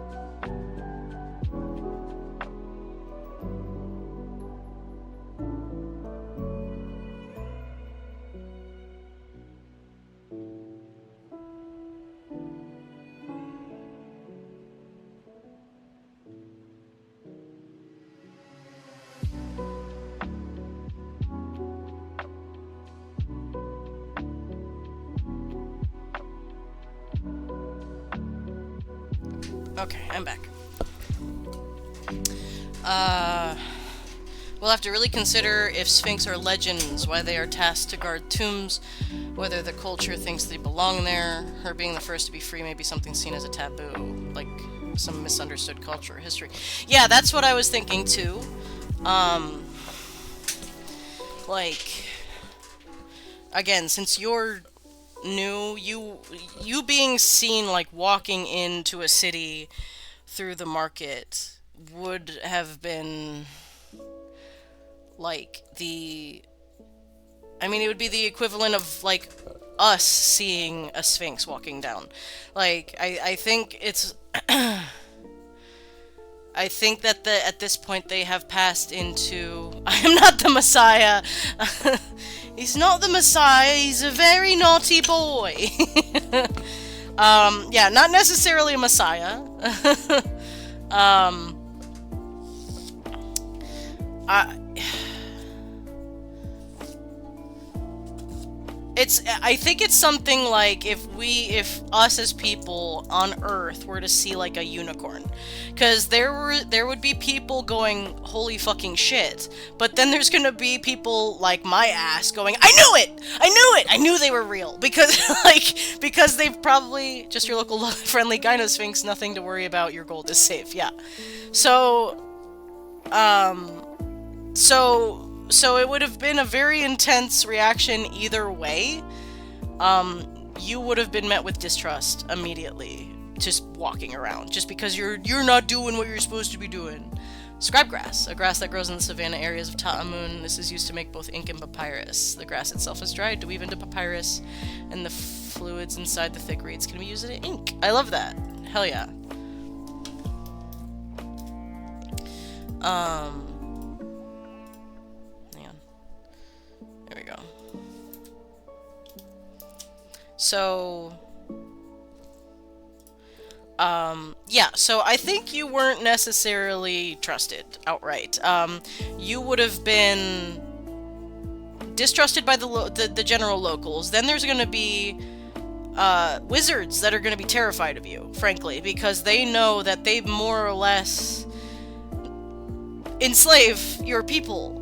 I think maybe that's what drew her away. Yeah, exactly. Like, outside of Ta'amun, you're looked at as something very interesting, for sure, depending on where you are, like you've already been approached.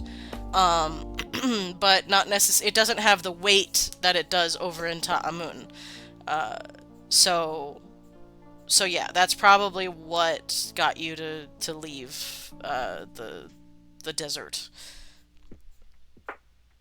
What kind of wizards? Yeah, yeah, yeah, it would be just wizards that are aware of, yeah, people know what you are. In the rest of Galdor, generally speaking, unless they're a scholar of very particular, study, like, Egyptologists are here.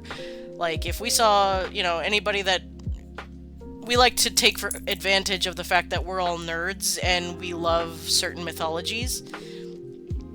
But if some people in the world today saw a sphinx walking down the road, they'd be like, what the fuck is that? Like, there wouldn't be people that recognize it as a sphinx. They would recognize it as weird.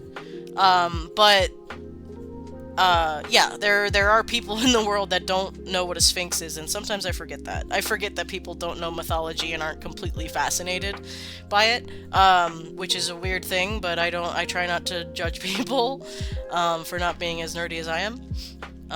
But yeah, there's a particular weight to your existence in Ta'amun, so that probably would have, you know,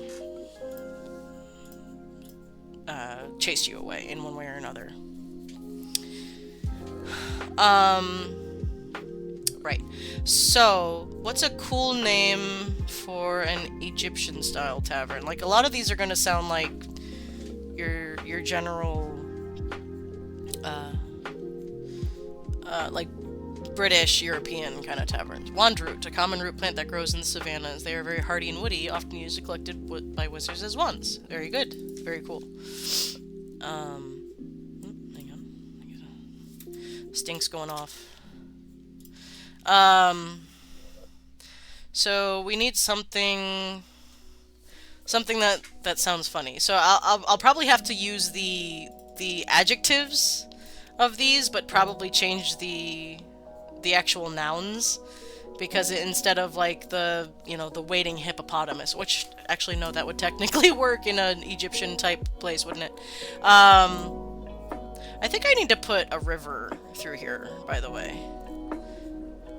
The safe eye. That's interesting. Hang on a second. Let me...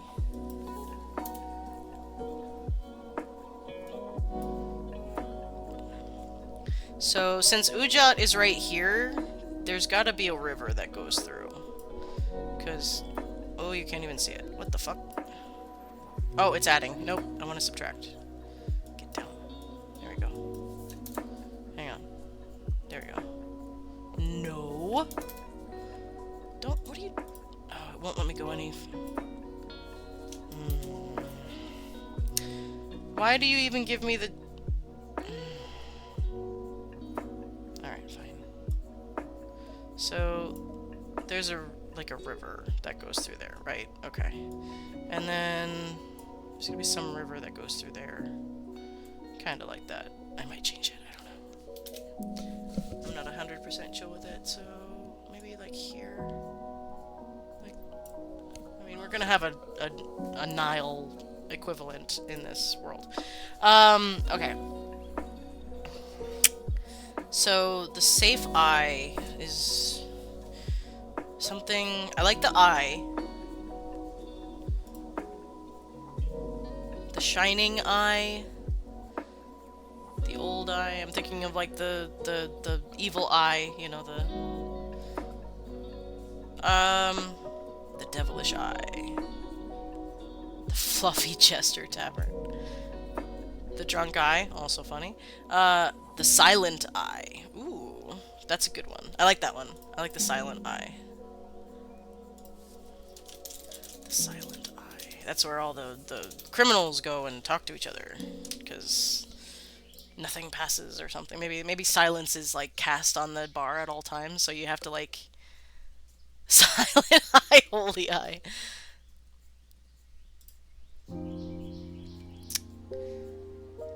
The spooky bongo tavern. All is calm, all is eye. Aye. The limping city inn. The thoughtful gang inn. Sounds like a cartoon. The thoughtful gang. The whimsical dinosaur. I like the ethereal mushroom. I'll have to use that for something else. That doesn't sound like it would be here, but... The moldy explorer.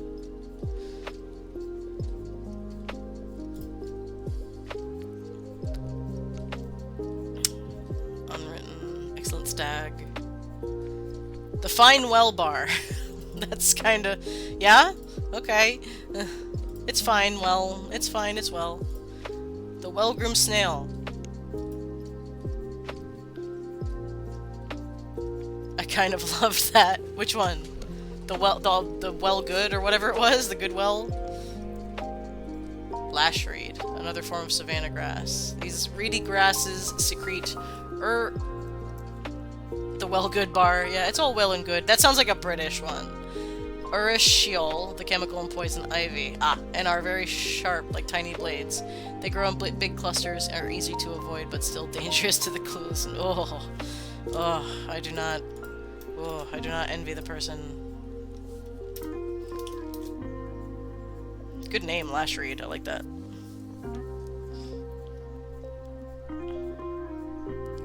The scattered badger. Spotted mice. The scared stars. I like that. The scarred stars? That's hard to say. Something stars. Easter, yeah. Oh, Sawgrass is a bitch if you're not paying attention. The slow stars. Scattered stars. Ooh, scattered stars. That's good. Yeah. The scattered stars. That's good. I like that. I'll figure out the owners later. Specialty dish. That's always fun. So, what do people make with cacti and things like that? I don't know much about that kind of food. I wish Safi was here. Because they're in Morocco. That's pretty close. A sauteed type dish. Yeah, something in a big wok kind of thing. Like with fire. Big fire. Also fermented drink. Oh, fermented cactus drink. Yeah. Yeah, like fermented cactus juice. We'll come up with a cool name for it later. If you like pina coladas... You're telling me a shrimp fried this rice? Let me speak to the chef. I must know him. I want to make friends with the shrimp. I'm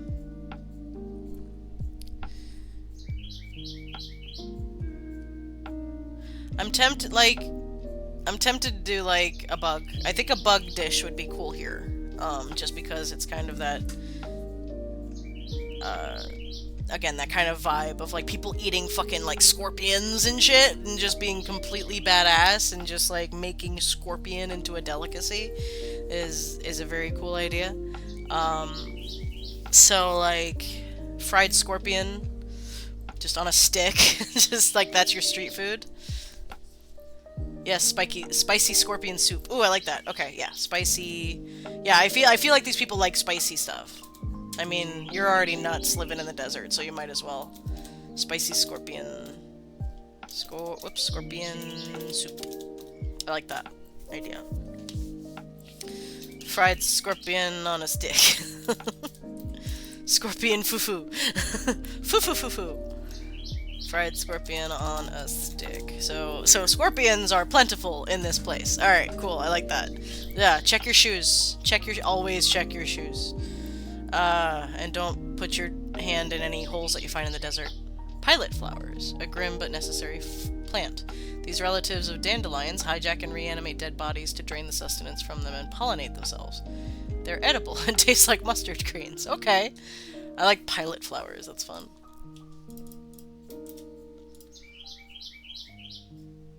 There we go. So many plants. You're so good at that. You are so good at this. Alright. So, majority race of the location will be Tabaxi and Yonti. Whoops, Yonti. Sandspore Druid vibes. Yeah, absolutely. Population size of the location. Okay, so it's not going to be as big as Wenue was, which was, I think, 400,000 people?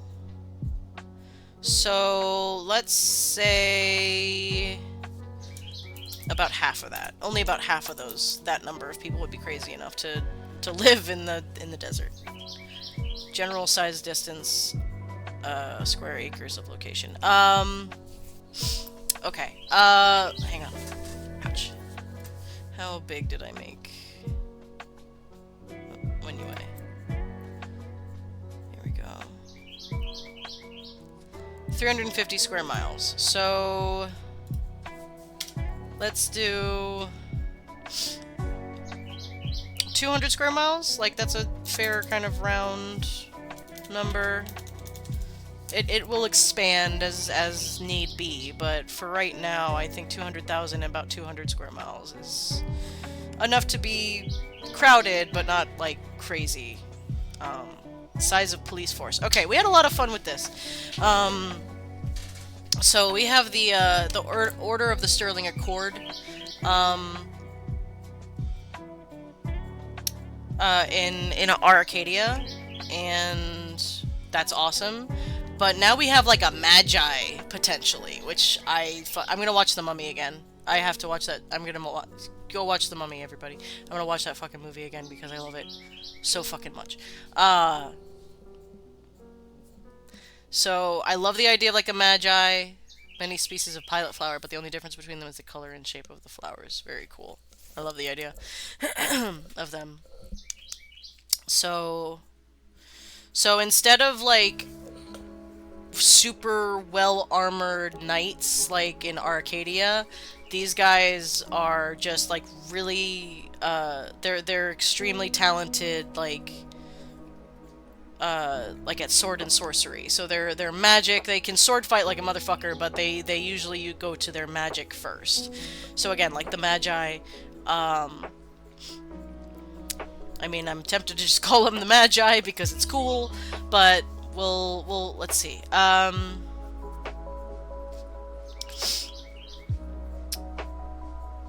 What's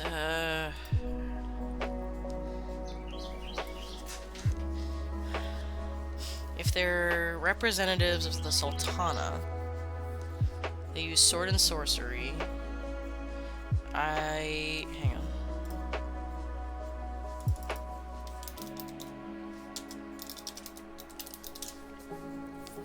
Did I spell that right? Magi? Oh, is it a G? I don't know. Subduing tactics 2, nets and sand wind magic. Yeah, exactly. So, yeah, like this. What's his name? He's Oded. Oh, he was so hot. Oh, he's so hot. Oh my god. God, he's good looking. Best character.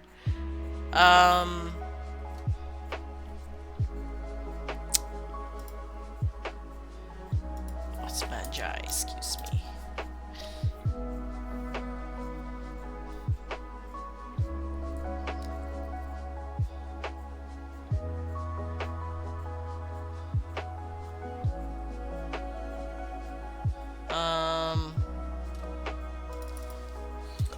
Egyptian Magi.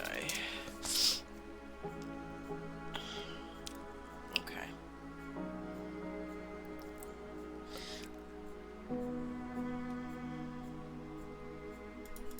Egyptian character. Let's do that. Whoa! There's boobies all over the place. Sorry, don't ban me! It's Pinterest's fault, not me. God, get out of here. Jesus Christ. Okay. Yeah, so, like this is very cool. Like, armor like this. Quote-unquote armor. Warlock pear. A relative to the prickly pear. These pitch-black succulents taste salty and briny like squid ink. Ugh. They are eaten by warlocks of the desert wind as part of initial pact ritual. Oh, yeah, we're tying it back. Hell yeah. Forgot about that. Yeah, very cool. Done. Alright, so hang on. I have to make a new page for a new faction. Now that we're coming over with one. In-world info, factions. Alright, so... Hello, there we go. So... Come here, you. Open this one. Copy. Alright, we're gonna take him and put him... No! Alright. Alright, so... Here, get out of there. What's a cool name for... Let's see. Yeah, like faction.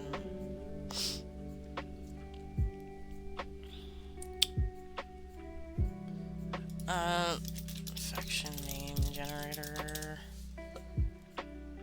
Alliance names. Frost. Okay, these are not. That is not what I'm going for. Phantom Pinnacle is kind of cool.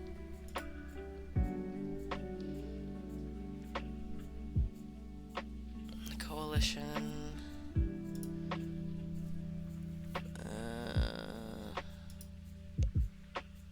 The League of Gold is kind of cool. Little boring, frankly. I know this conversation has ended with scorpion venom shots. Oh, that's cool. That's for the hardcore motherfuckers. Go away. I don't need you. I need this one. I like that. Scorpion. Phantom Pickle! Scorpion venom shots. That's just like... that's that thing that they try to convince, like, tourists to do. Pickled citrini, yeah.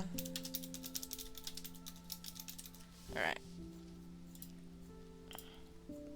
I need a name for these guys. I'm thinking like the something. Like, you know, the syndicate, the triad, that kind of thing. Something deserty sounding.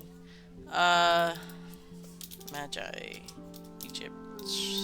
Are the Magi based on anything real? Magi. Magus. Priests. And other Okay, so they're just priests. Alright, sure. Medjay in hieroglyphics. Based on magic. You're welcome, thanks. I was just wondering if they had other terms, Magus.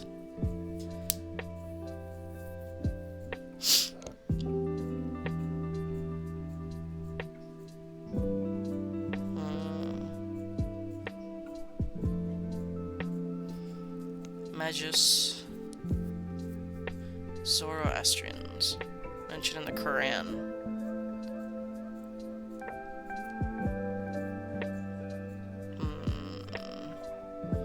Anakitis.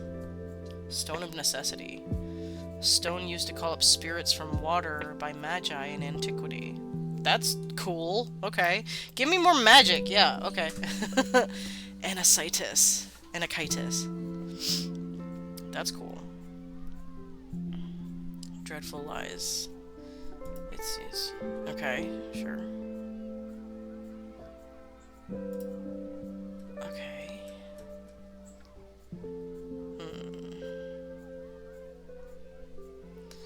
I need a cool title or term for these guys.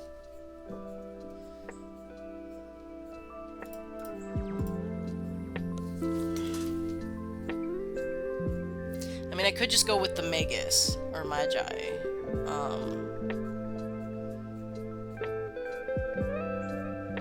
Because, I mean, this kind of... I mean, why not? Fuck it. The Magi.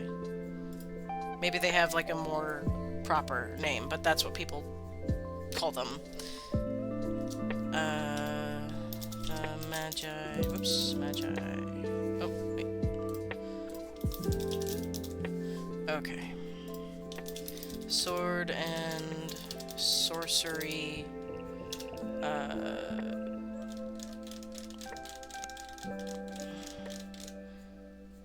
guard force of Ta'amun. Okay. Alright. Oh, no. I did that wrong. Gotta go over here. Get over there. There we go. Okay.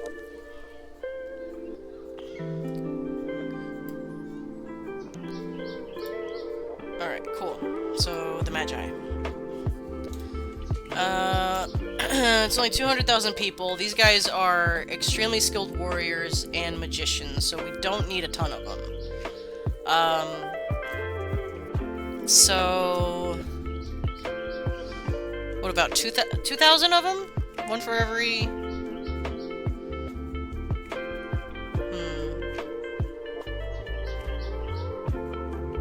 I mean, or... yeah, no, fuck it. High magic, I can have as many of these guys as I want. Yeah, let's just go with 2,000. Leader of the police force, always fun. Let's see. Let's do a tabaxi for this person.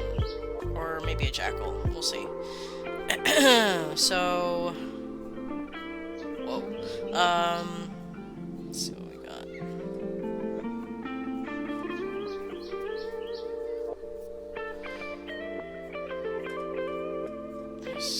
I saw a kitty person. You're cool. Not exactly the energy I'm going for, but...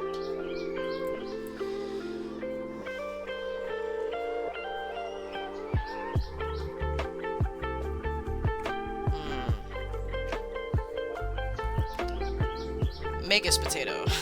Subspecies of potato that live in the savannah. So called because they're used as rations for the Magi. They contain pretty much every nutrient someone would need and are easy to grow, but very bitter in flavor. That tracks. Magi are very pragmatic, resourceful people. Okay.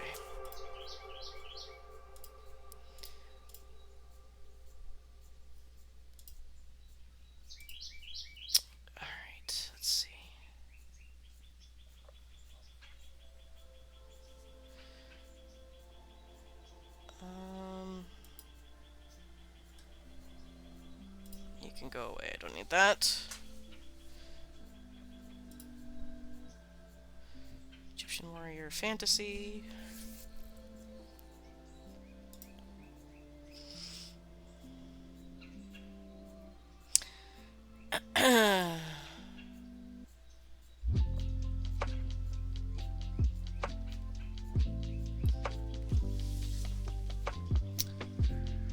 Oh, this guy's fucking cool as hell. Whoa! AI, god damn it. I can't win.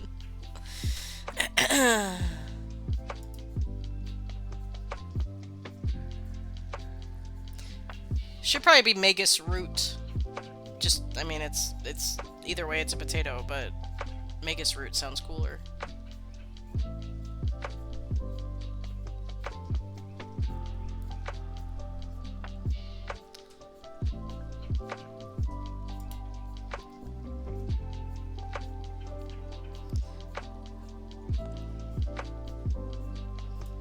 This is cool too.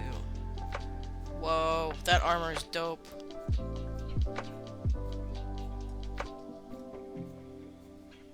Oh, this is a good one.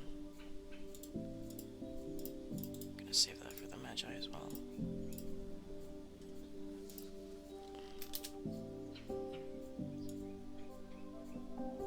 There we go.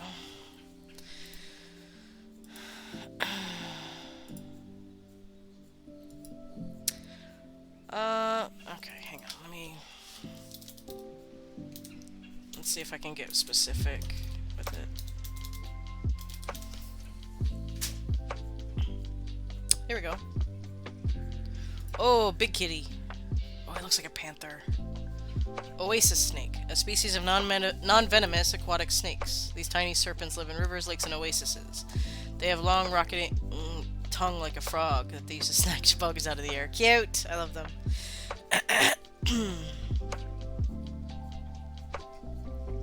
Kibby! He is Big Kibby.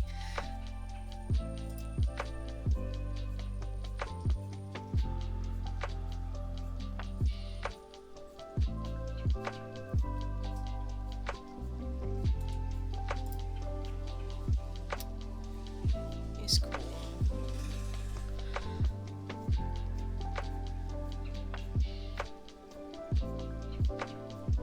Tigers aren't really desert cats.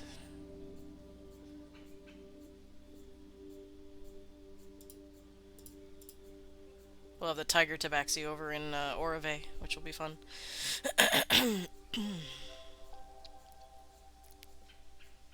Tigers and jaguars and all the kitties.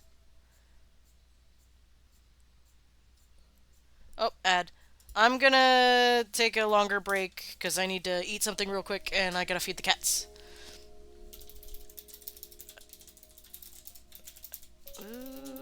I will be right back.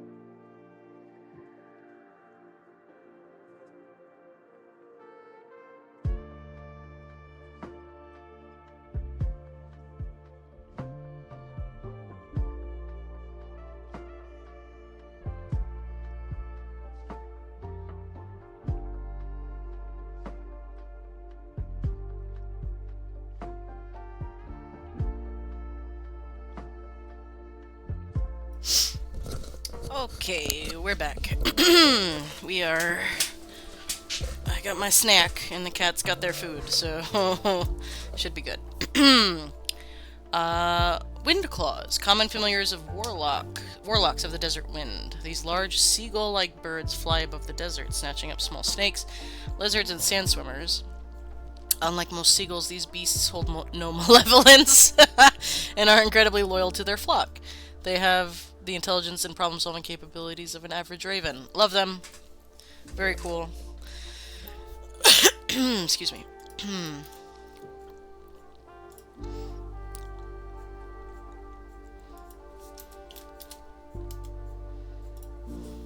There you go. Yeah.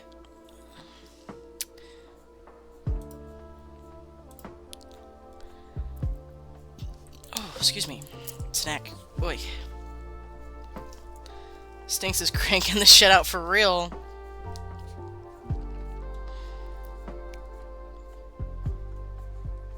Stinks has a favored terrain, I think.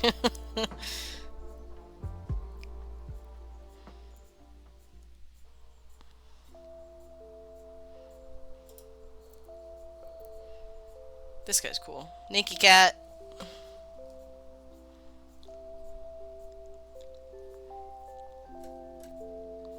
I mean, a Sphinx cat would be fitting. You forgot the ads... Oh, did I? Oh, did I put him on the wrong place, or did I not do it at all? Oh, I didn't do it all. I'm dumb. Okay. See, these need to be... Oh god, hang on. Now I gotta find him again. Scrapgrass.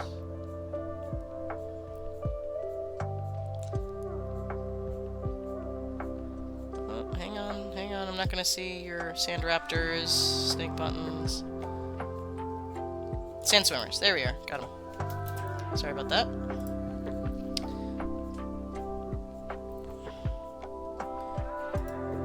Alright, there we go. Brother. Yes. Brother Kibby. Alright. Yeah, he looks cool. I like him. So... Both Sphinx. Different flavors. Yes, exactly.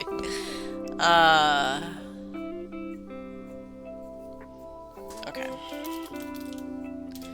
Now I need to go over to my NPCs. Make a new NPC. Go. Page. Go. Okay, now we need a name for Kibbe.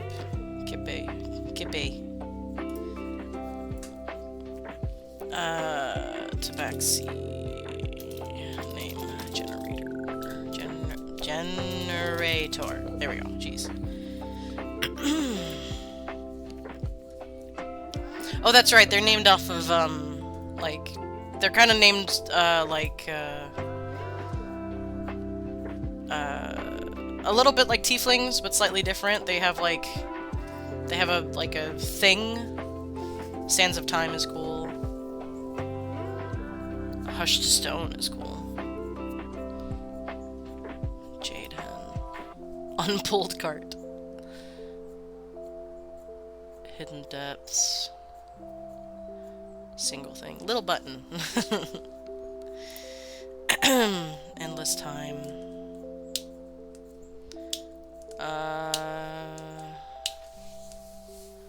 Hushed Flame is cool. Twin Piece. Cats would name themselves by obscure and archaic concepts. Yeah, of course. Quill in the Grass. Ooh, I like that one. Rays of the Sun. Ray! His name is Ray. No.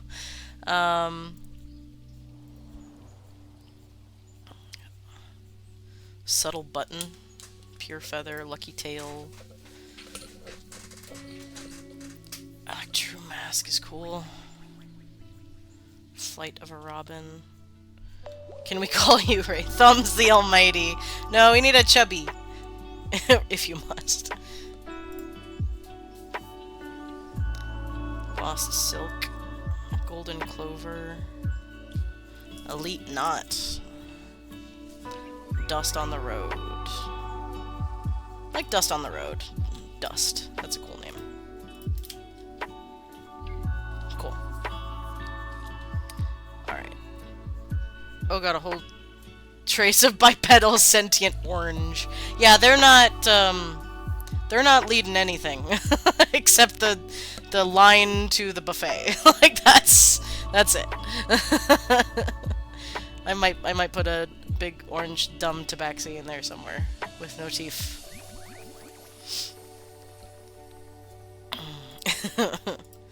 Alright, let's see. So, at Dust. Dust on the Road. There we go.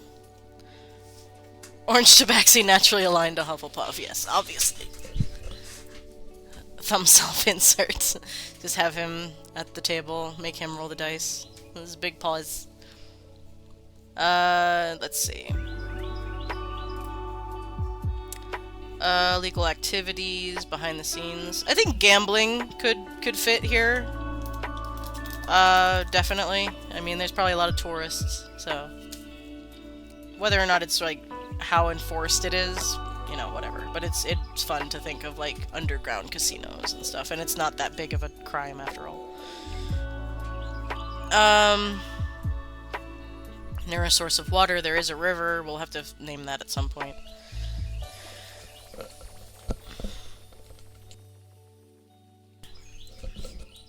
High resources and treasures make sense for gambling, yeah. Thumbs, don't make that noise. He does this after every time he eats. Why do you... Psst, psst, psst, stop! Also, instead of rivers, you could have just oases. That's true. Scorpion cough, a disease native to the land of Ta'amun. Salmonella-like bacteria live in the meat of scorpions. As such, it is important to thoroughly cook scorpions. Infected creatures can experience cramps, muscle spasms, and seizures. Whoa. Spots of legs of verdant green. Yeah, that's true.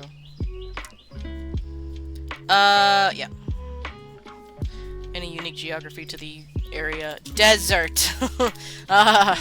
Historical events that occurred nearby. I mean, this is where the... We should title, like, the dying off or the whatever happened to the tree. Sounds like hell, yeah, definitely.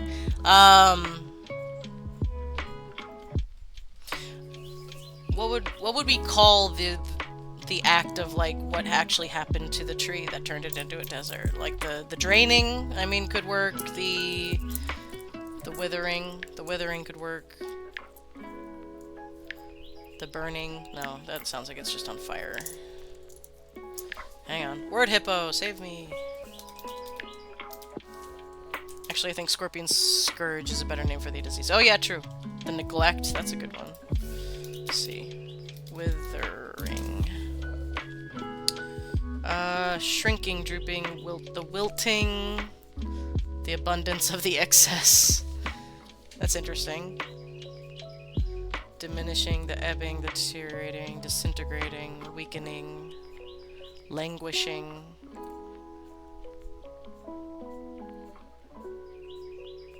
Atrophying, degenerating, moribund. I don't know what that means. The languishing is pretty good. The fading, the dwindling, the tiring, ebbing, abating, excess because the fade drew out too much. Yeah, but calling it the excess kind of gives it the time of excess.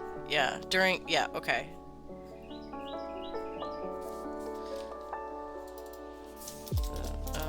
Excess. Surplus. Superfluity. Superabundance. Overabundance. Oversupply. Fulsomeness. Overdose. Glut. That led to the word, yes. The time of excess. Okay, hang on. Let me... Whoop. Where am I? There we go. The time of excess leading to... whatever. The time of nature's gluttony. That's good. Well, it wasn't nature necessarily. It was the Fae. And on a weird way, in a weird way, Melora thought. Yeah, go ahead.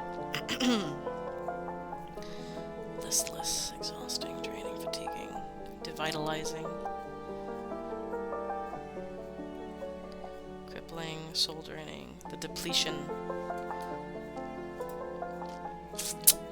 the sapping. The sapping could work. Like it sapped it from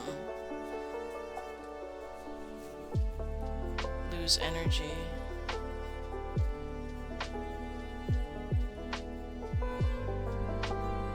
The destroying, disabling, prostrating, ruining. So far I like the sapping. Because it kind of gives the just, like it just sucked it all up. Leading to the sapping of Galdor. The sapping of Galdor, short of the sapping. And it also works with the tree thing. Historical and current heroes, we'll get to that later. How sanitation is taken care of. Alright, so I did the Atyugs for Arcadia in Wenyue, which is fun. So what do we do differently here? Big fuck all dung beetles. They just like roll through. Sphinxes are bound to tombs to protect sites of power or treasure from being stolen from neighboring countries. On account of the folks that live here considering these things theirs since they see themselves as descendants, I assume is what you were saying.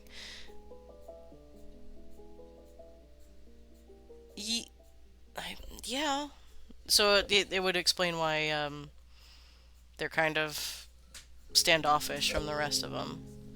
That's an interesting point. That could definitely be the case. Sanguinus?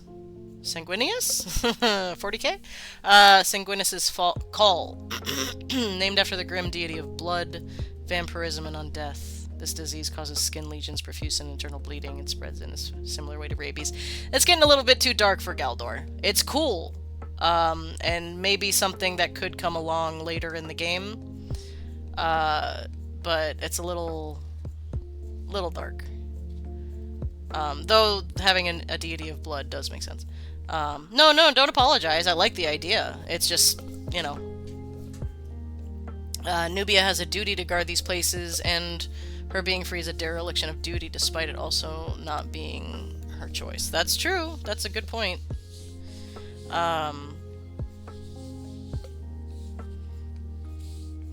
But the disease stuff might come in play later, but right now, that's not a thing. But the idea of Nubia, and, like, that's the whole kind of thing. If there's a deity of blood now, maybe bloodwort is their favored plant. That's a good idea. Hang on, let me look at my gods again. I want my own treasures, goddammit, exactly. Let me see. Because I have, let's see. I have a goddess of pain, profanity, censorship, and obfuscation. I gave her too many things. There's only supposed to be 3 things. I guess we'll just do obfuscation, because that's kind of the same thing. Rage, uncertainty of marine... Okay. Trade, civilization, and covenant. So these folks call on native magic realm creatures to guard these tombs, make pacts, and so on. I suggest Sanguinius before in the Galdor suggestion chant if you want to read it. Yeah. I'm just wondering what god that she would be a dark mirror of, or you know, because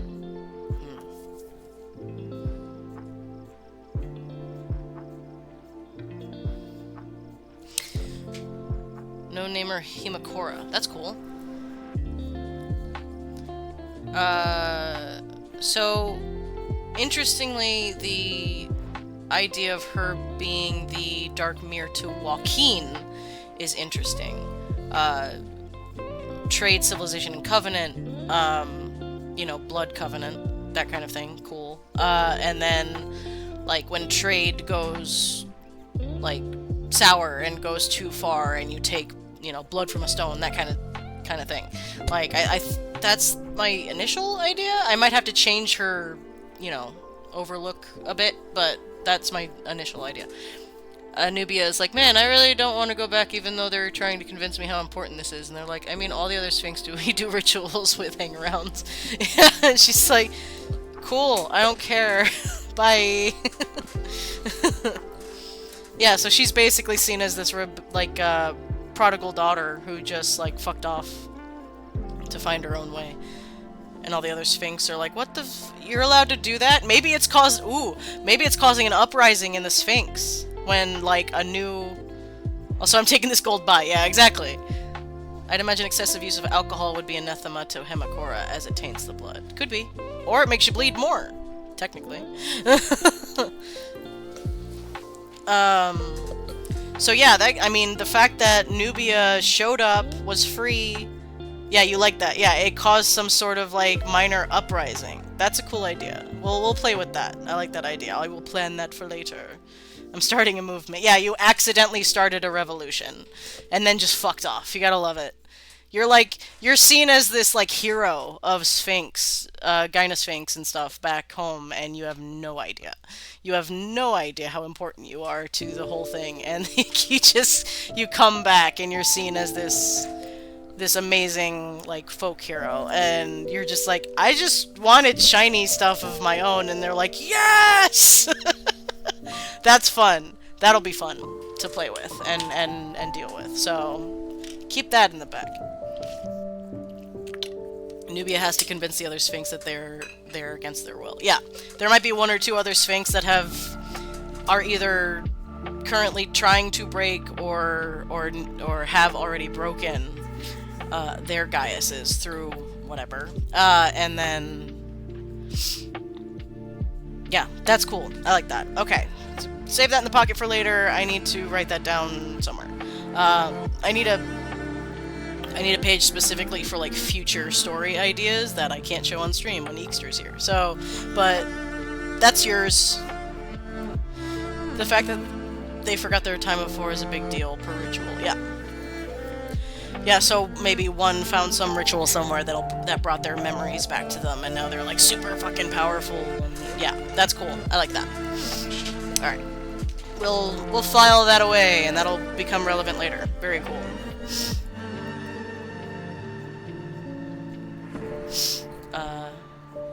Neat, yeah.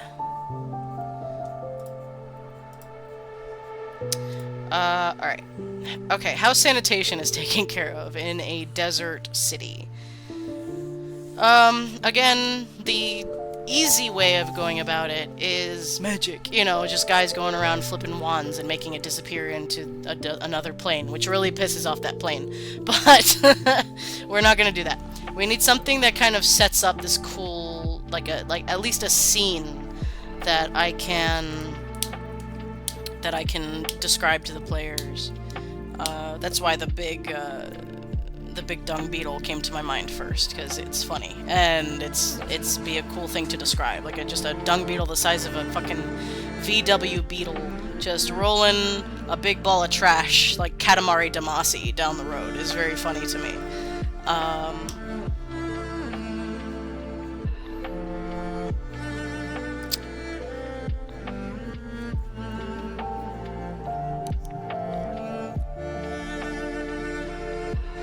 I mean, that's the only idea I have, and I like it. Let's go with that. That's one branch of it, shall we? Because that won't work for every, like, single need of sanitation, but it will work for, like, garbage truck. It's basically your garbage truck. Giant dung beetles act as garbage trucks. Dreamroot. A species of parsnip that exists within Ryuto that causes hallucination in a similar fashion to LSD. Can be used in small doses to treat post-traumatic stress. Love that. Yeah. See? And that could be seen as like a spiritual thing as well, which is fun. Hang on, let me get to my Ryuto page. There you are.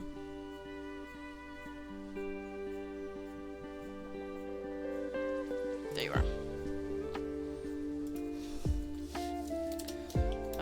Flora and fauna. There we go. Fantasy drugs, yeah, always fun. Always one of the most fun quests in any video game is when you just get high for no fucking reason. They do that in every Fallout game and every Far Cry game. You get fucking stoned out of your mind. And you have to deal with dudes shooting at you and freaking out. Yeah. The ones in Far Cry 4 were super fun, because it takes place in Nepal, and it has a lot of the spiritual imagery, of like Indian gods and things like that. It was very, very cool, to experience. That game, I just want to be fantasy baked. Yeah, absolutely. I mean, in Arcadia, stinks. Make a weed. Make weed in Arcadia. Make something cool. You'll come up with a better name than I ever will. Kind of the equivalent of like hobbits and their pipe weed, something like that. Yeah, something like that would do well. I think everybody's baked in Arcadia at one point or another. But yeah, Far Cry 4 was good. It had some problems, and it got really frustrating at times. Stinks, make weed. Go. I need weed. Stinks, make weed. I don't know how to clip things. I gotta figure out how to do that. I will clip it later.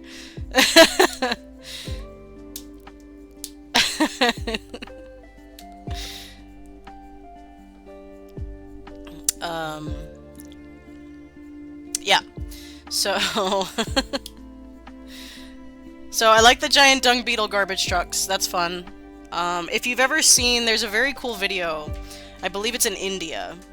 And India is obviously, same brain cell, Weird Bloom. Fantasy marijuana, except it's a flower instead of a leaf. Not much else I can say. Perfect! I love it! Weird Bloom. I'm gonna change the spelling to like the old-fashioned weird, W-Y-R-D. Just because. I love Weird Bloom, though. It's fucking brilliant. You're so good at this, Stinks. Oh my god. Alright, let's go to Arcadia. Oops. Flora. Fauna. Oops. Okay. Nope. There we go. Go. No, go away. Oop, Word Bloom. Weird Bloom. Cool. We getting weird up in here. Smoke. Pipe. Okay. So we'll stick with the dung beetle garbage trucks. I don't think anybody's gonna be going to look in the toilets to wonder how the sanitation works there. The easiest way to do it that I keep seeing in like actual Dungeons and Dragons books is they just put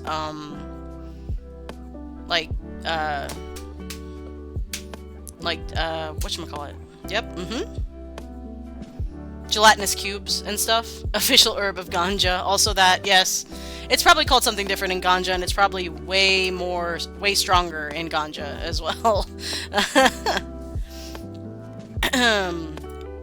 Unique common illnesses. You came up with, what was it? The one before the blood one. Hang on. I think I already put it over here, but I gotta put it in this now. Scorpion cough. Here we go. Got it. I like it. That one makes sense.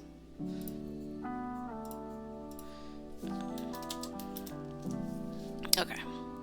Does the location have bathhouses? Of course.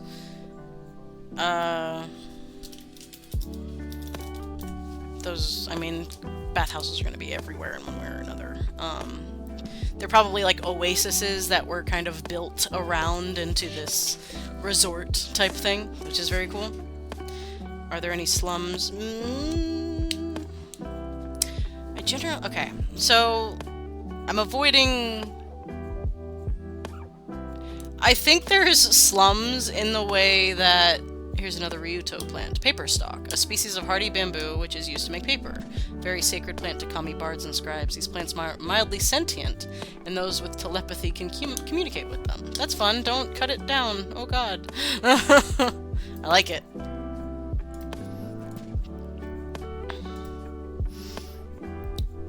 Actually, they found that plants are slightly sentient, which is really sad when you think about it.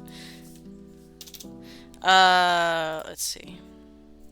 Oh, it's ad. Alright. Ad. Ad time, BRB.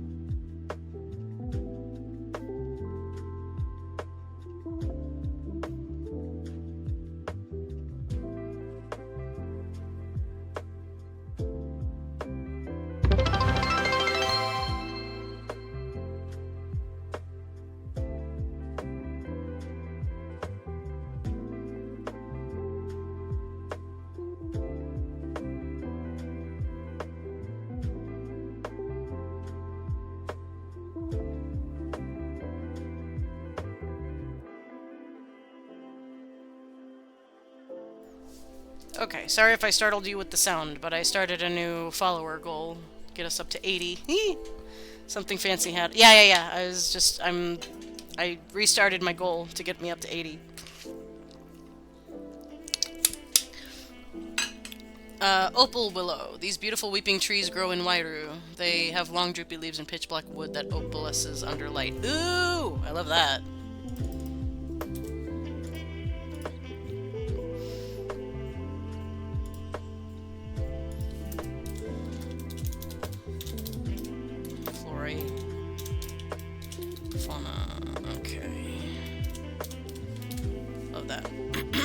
Very cool. Okay. So, when I'm thinking about slums,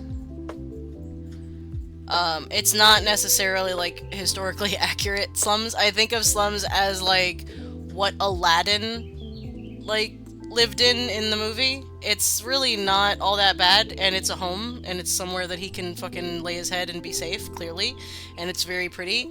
So, there might be some people that not necessarily, they find a place, let's just say it like that. So it's not necessarily a slum, but there are unknown places. Unrenovated ruins, right, yeah. Some abandoned something or other in the city, either below or above or scattered around. So...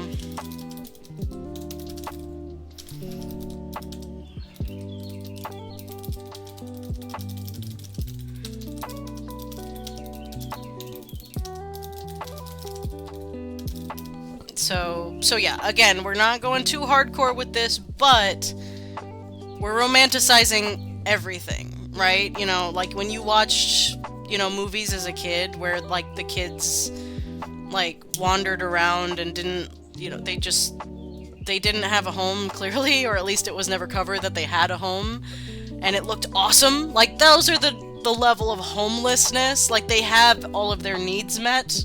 They just decide not to live in a house, or, like, you know, that nobody knows they live there, or something like that. It's never, like, menacing. It's never painful for them, necessarily. It's just different. They choose to live differently. Kind of like how van dwellers live now. It's less Peter Pan style. Yeah, exactly. You're just like, cool, all these kids live in a tree? Let's fucking do that. I want to do that. But then you realize, hey, that's not as fun as Peter Pan made it look. So, So that's how we're doing it. Yeah. So how are port people dealt with? They have large communities that care for each other and make up for any oversight on behalf of the government. So again, if there is a systemic issue in this world, it is quickly dealt with, like it should be, with community. Community fills the gaps where the system may not, which is what's supposed to happen, but what are you gonna do? Oh, excuse me. We're not doing mafia. Military presence, we'll just consider the Magi, basically that. Is there a castle, keep, fort? Yes, I would imagine there is a palace. Again, all I'm seeing is Aladdin, looking exactly like that.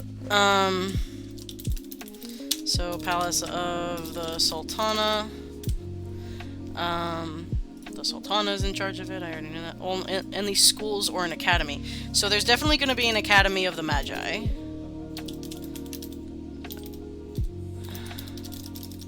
Which is a cool thing we can look into later. Who's in charge of it? We're going to... Knightly Order, we already did the same thing. Who commands this order? Unique ranks. How is town news distributed? Alright, so we have in Arcadia, we did the little fairy dragons, which is fun and adorable. So, I'm thinking... Because Stinks made the birds, whom were called something that I can't remember, I'm sorry, you've made so many. Wind Wing, or something like that? Hang on, sorry. I'll remember in a minute. You made so many things. Wind Claws, there we go, Wind Claws. So maybe it's like carrier pigeons, but better because they're the cool raven, not ravens, but the gulls kinda. I like that. Kami fruit, tomatillo, grow in Ryoto. Fruit grows in papery shells, which can be used to make paper, although due to their small size, they are hard to make anything as large as a paper kami out of. Fruit tastes like a tomato with a mild bitter aftertaste. It's very cool. They just like the baby's first kami, like this little tiny kami. Here we go.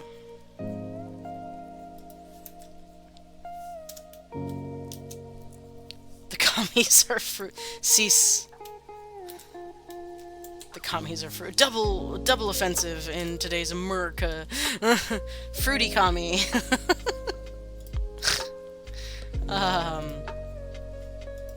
Alright. What is... Okay. So, like... Wind Claws act as... my friend group. Fruity commies, too right. Carrier pigeons. Okay. Where do people gather to hear from their leader? The palace grounds. And... Whoops. Grounds. And where do people run for shelter and attack?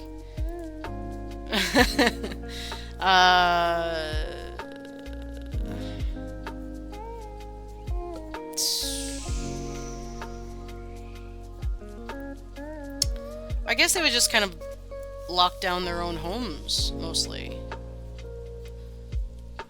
Because there's, I mean, it's a desert, so there, I mean, maybe, okay.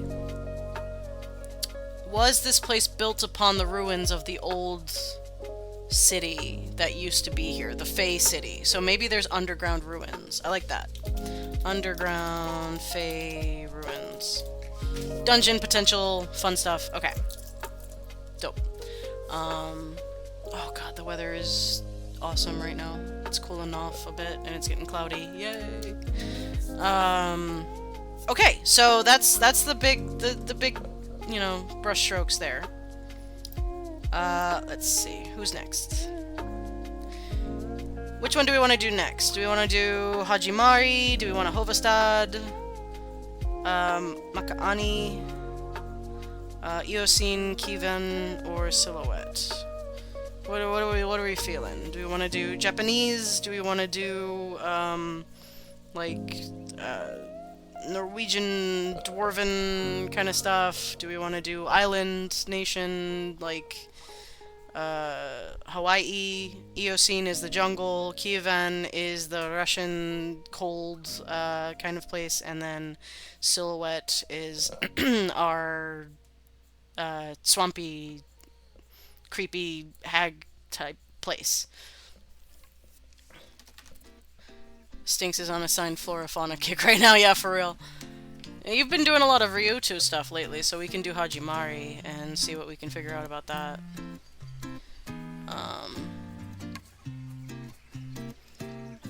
Alright, so we already have our king.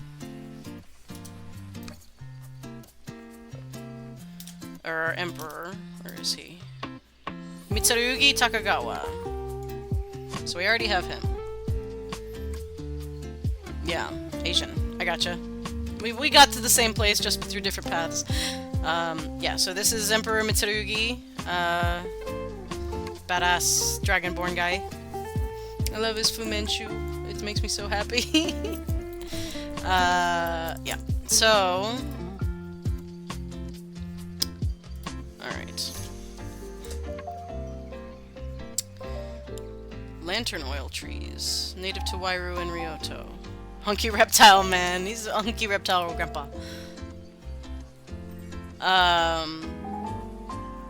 Have a highly flammable sap, which makes a potent natural lantern fuel. The sap can easily be collected without harming the plant, but it is a mild irritant and must be handled with gloves. I love that. That's fun. God forbid one of those things, like, one of those trees catch on fire. Just... It's an interesting way to make forest fires still happen even in a swampy area, which usually wouldn't be a problem. But, oh, I already did that. My bad. Goes to Wairu now. There you are. Alright. Alright, so Emperor Mitsurugi. How do rulers maintain power? Okay. So we've got the council that's over in Arcadia, and now we have the trial by combat be the baddest ass you can be over in, Ujat. So, again, in historical fashion, it's usually a family line thing, but we're not doing that. Maybe some sort of ritual with the kami? Minor gods? Okay, here we go. Okay, alright. Brain blast. So, we have minor gods in this world, and I've already talked about how I kind of want the world to have these elemental spirits, like the kami, you know, water, air, fire, water, or, yeah, earth, and spirit.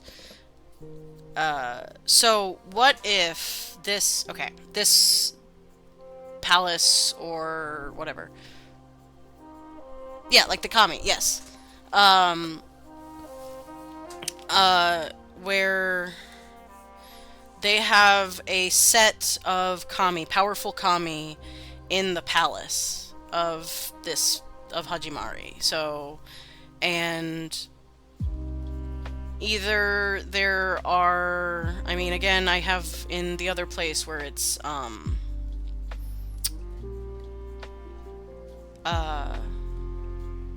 where it's noble families, but I like the idea of anybody being able to kind of put their hat in and potentially, you know, you come together to be judged by the kami, basically.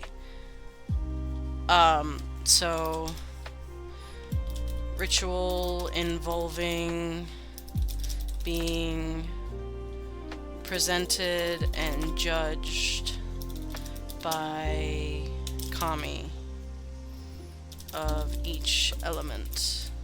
Right. So yeah, there's some big ritual room within the palace where anybody that wants to, you know, throw their hat in has to be willing to kind of show themselves and be judged by the kami and go from there. So that's very cool. And again, we can do something like it's, whenever somebody, maybe tie the kami bard here, and the ritual involves making a paper kami or setting it free to live its life. That's cool. That's a good idea. Making a paper kami.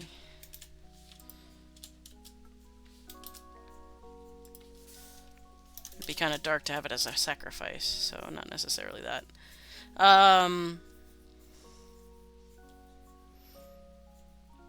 Yeah, so the act of actually creating the paper kami is part of the ritual, because only people with a certain, patience and study and all this other stuff, focus, all that stuff, can make a paper kami to the point, like, you could make one well, but if you don't have that certain something that the kami you're looking for, it won't come to life.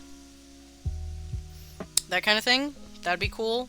Something about, that spiritual connection between the two of them. If it doesn't happen, then you're found to be lacking, like, your chakras are blocked or something. Like, something is not communicating to the spiritual as well as it should be if you want to rule this place.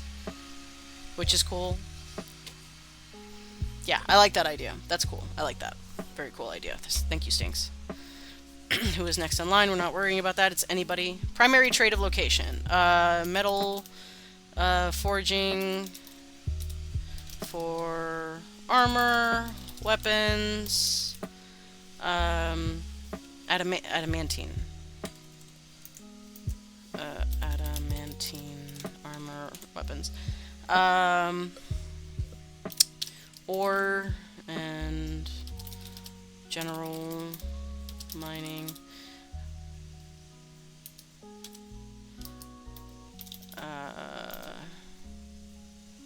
Yeah. The primary food. Don't forget mithril and star. Oh, yes, thank you. Thank you. Adamantine, mithril, and star metal. Thank you, my love. There's a lot to remember. This guy mowing his lawn loudly outside. The primary food. So you... let's see. Did you talk about what we figured out for kobolds? Oh! That's... Yes, excellent. Good segue, since we were already talking about, Ryoto. So, we were, talking... Hang on, let me get to where I need to be first. Involved info... Races. Okay. You're there. Okay. So, we finally found out, we finally figured out the kobolds, because we were kind of struggling, because we were looking at Dragonborn and kobolds sharing a society, right? And we were trying to figure out a way that they were both they see each other as equals, like the Dragonborn don't look down on the kobolds in any way, and I want this sort of symbiotic relationship between the two races that started this nation. So we gave Dragonborn, the ability of, Dragonfire, which allows you to shape and work with all of these crazy metals, which include star metal, adamantine, and mithril. They're also stronger and bigger, duh, and so they had access to a lot of stuff, so we needed to give kobolds something similar, that allowed them to have a similar up that kind of favors each other. So aside from the fact that they're smaller and sneakier, so they're good messengers, scouts, they make excellent miners, because they have magical echolocation abilities. If you know how they changed the kobolds around a bit for one of the books that allows you to, I think it's Volos here, they gave them the ability to, they gave them a dragon's roar, basically, is what it's called, and it's kind of an answer to the breath weapon that the Dragonborn have. So we took that, and we made it magical echolocation that allows them to find veins of ore And then they have on top of that, they have a sonic roar that allows them to call metal from the rocks naturally. But can also Mordenkainen's monsters. Okay, yeah, it was Mordenkainen's. So their sonic roar allows them to pull metal from the rocks and just get it without having to mine as nearly as much around it and potentially endangering themselves. And we've decided. I actually saved a video of it. Hang on. Let me pause the music so you know what this sounds like. Oh wait, hang on. There is. If you've ever heard Mongolian throat singing, it is fucking badass. But this and here, let me get to it. 2 seconds. Saved. All right. Here we go. All right. So here it is. Here it is. Here it is. Okay. So beware for anybody on headphones. This might be a little loud. I don't know. But this is what the call of the when they call the rocks and when they're like echolocating. So here we go. This goes through a range of the abilities, but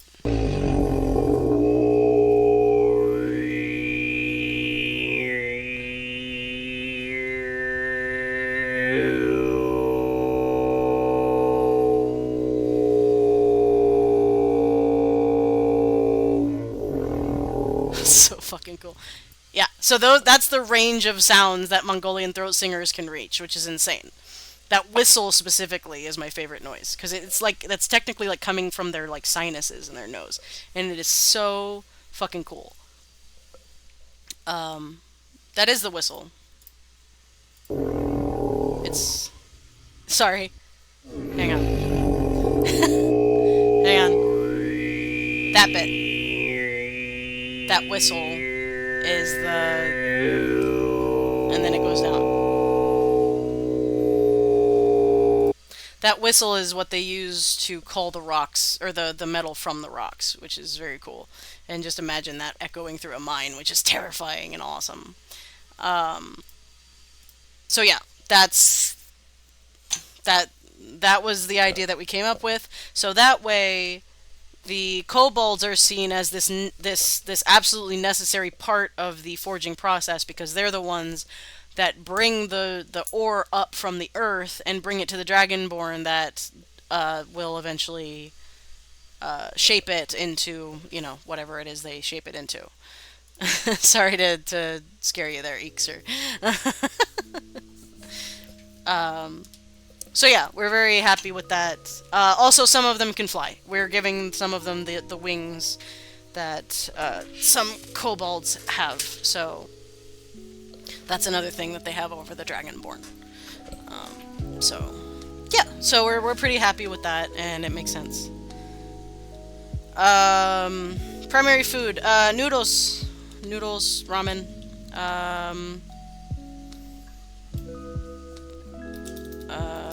Noodles and soup.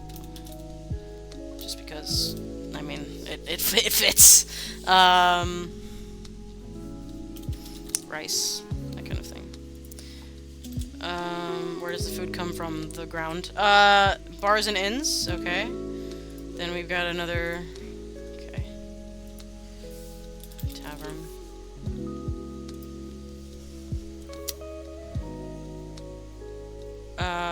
Yep. Alright, so let's see. The main tavern that's like well known in this place would be, let's see, something to do with dragon, Magnificent Dragon Tavern.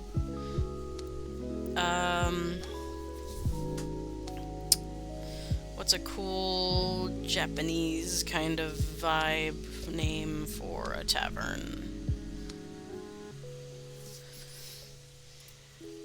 Oh, excuse me. Sorry, that came out of nowhere. Let's see.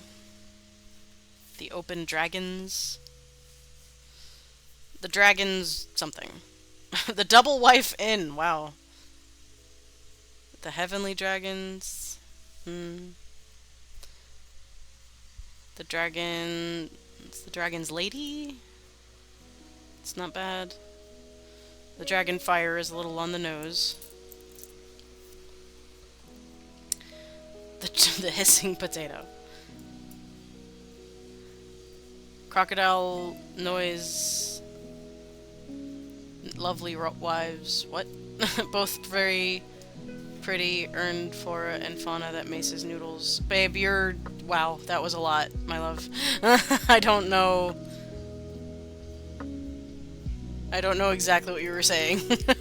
I love you. Red rice. A form of rice plant native to Ryoto, much like bloodwort. That's... lit if order. Babe. Stop texting while you're working. It's a deep crimson due to its high quantity of iron. Used for all things rice is normally used for. Provides necessary minerals to the diet of kobolds and dragonborn. I love that. It's very good.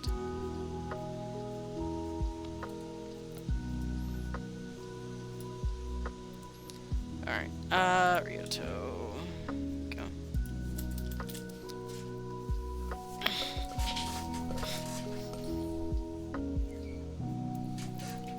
Okay.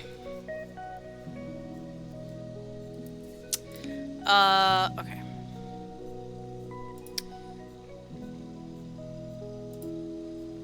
I don't need that right now.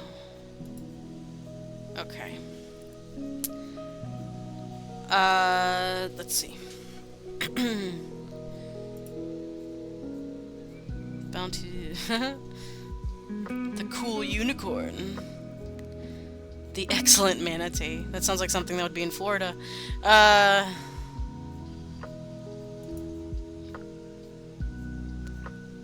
thin couple.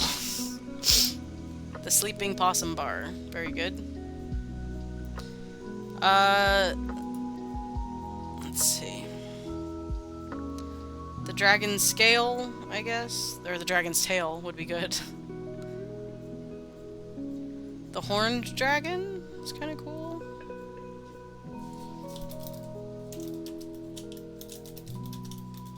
That's cool. I can imagine massive rice paddies of pure crimson with fish sustainably farmed alongside the waters and cozy farmer tended to the crop. Absolutely. And them, like, wading into these crimson waters, like, it's just red up into their knees, would look really creepy. Kind of calls to, like, old, like, blood spatter in old Japanese movies, you know? Like the ridiculous blood spatter, except it's just water, but it's stained red, which is fun. Could be very, you know, cinematic to imagine something like that.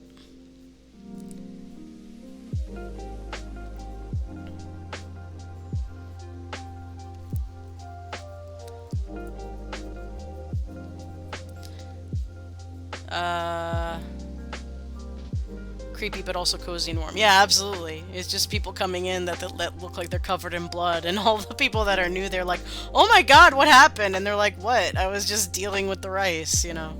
That's funny.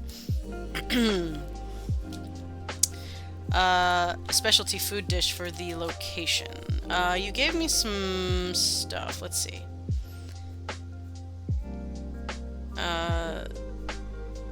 So the tomatillo, the kami fruit is fun. So kami fruit, like soup, would be good. Kami fruit and red rice soup. Be a very interesting looking soup. Majority race of the locations, dragonborn and kobolds. Population size. This is another one that's always difficult for me. So... Ooh. So it's an island nation, but they're pretty sizable islands.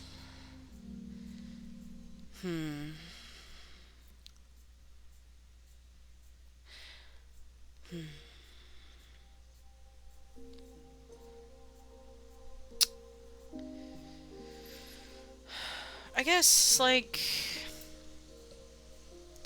Let's do 300,000. And let's do, like, 400 square miles, because the rice paddies kind of have to... I mean, they take up a lot of land. Obun. A form of yellow yam native to Ryoto, which is a sweet taste and a mild horseradish-like aftertaste. Ooh, hell yeah, I'd fuck that up. I love fucking wasabi.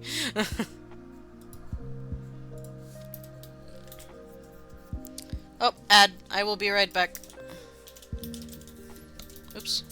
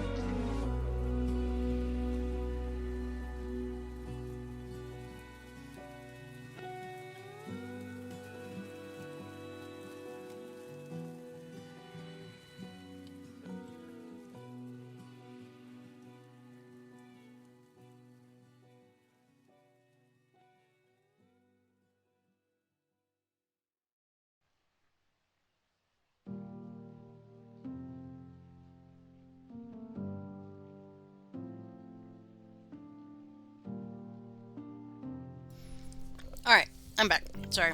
I got a snack again. Um, somebody just told me my, one of my links in my link page isn't working, so I need to fix that. Where is it?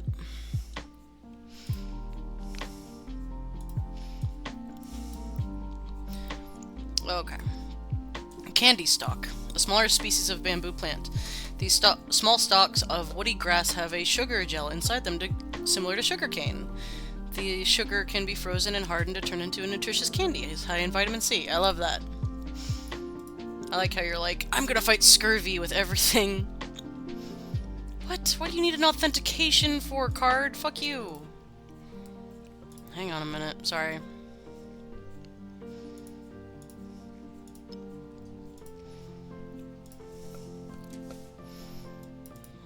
Blah, blah, blah.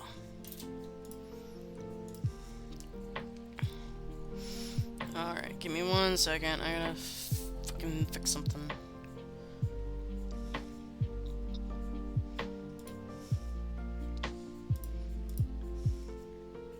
Oh, whoops, I see what I did. I'm stupid. Here we go. There we go. Fixed it.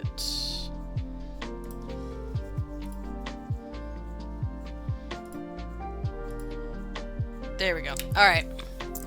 My bad. That should be done. Publish. Okay. Oh god.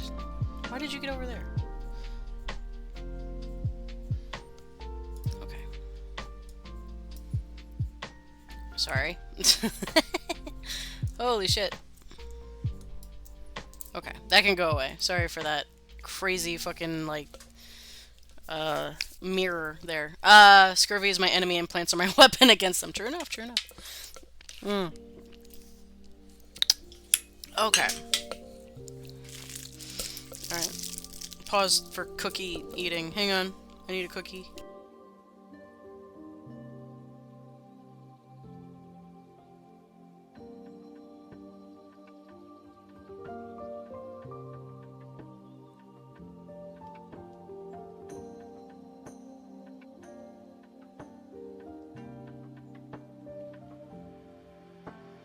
Okay.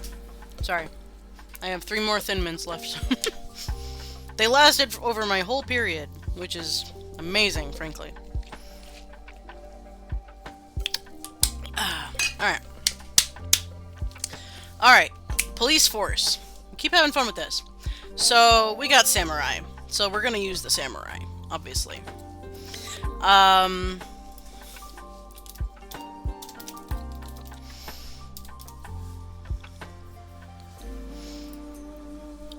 So, let's see. Retainers of the Daimyo. Oh, should I call it Daimyo instead of Emperor? Daimyo does sound cooler. Hang on. Daimyo Mitsurugi. Daimyo sounds better. Oh, make sure I spell it right. Hang on. Daimyo. Okay. Daimyo Mitsurugi Takagawa. Very cool. Alright. So instead of an emperor, he's just kind of the guy that has all the land. What are you two doing? Asher is making trouble. Alright.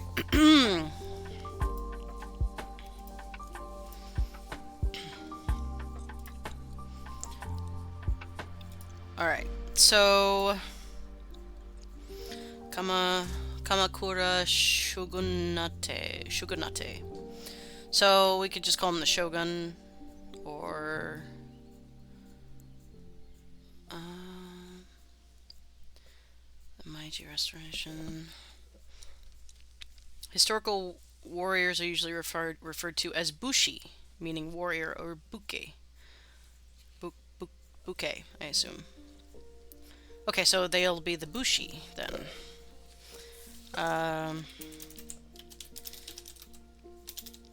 The bushi. Let's see. Here's another faction to put in. Okay. Kamedi. Bushido. Sweet unleavened pancakes made from dough consisting of mashed obun, flour, sugar, and egg. They are lightly fried or baked and topped with honey and mint. Ooh, I like that. Comedy. Comedy. Hang on. Where's the food question? Slums, presents, food. It's in here somewhere. Did I pass it? Specialty food. Here we go. There we go. Often made as a ritual offering to the kami. Hence its name. Oh, I like it. Yeah.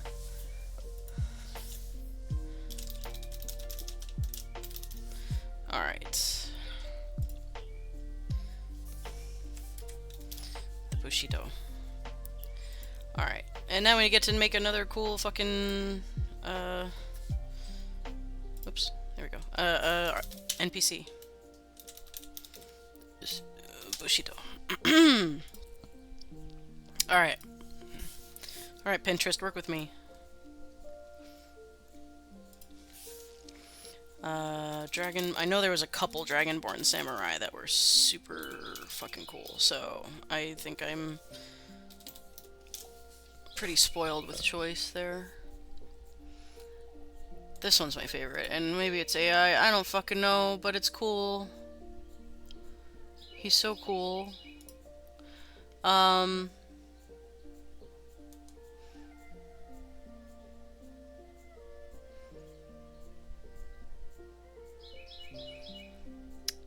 see.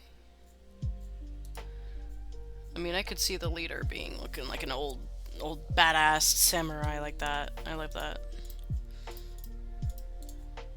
Okay. Okay, and now I need to go make an NPC. And... page. Okay. This gent. Ah, cool Japanese name.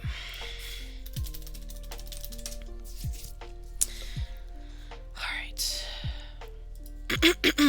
Let's see. And we're gonna do masculine here.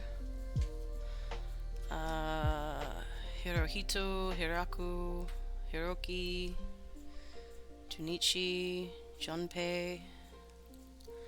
Okay, I gotta look at these meanings here. Sea or ocean. Ken is healthy and strong. Kenshin. That's tempting for reasons.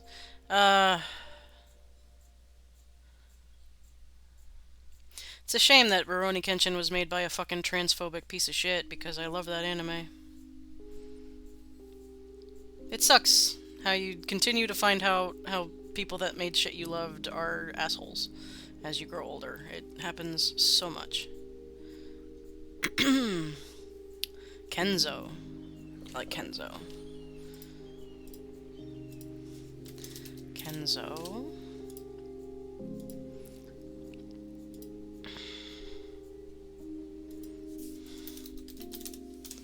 Oops, surnames.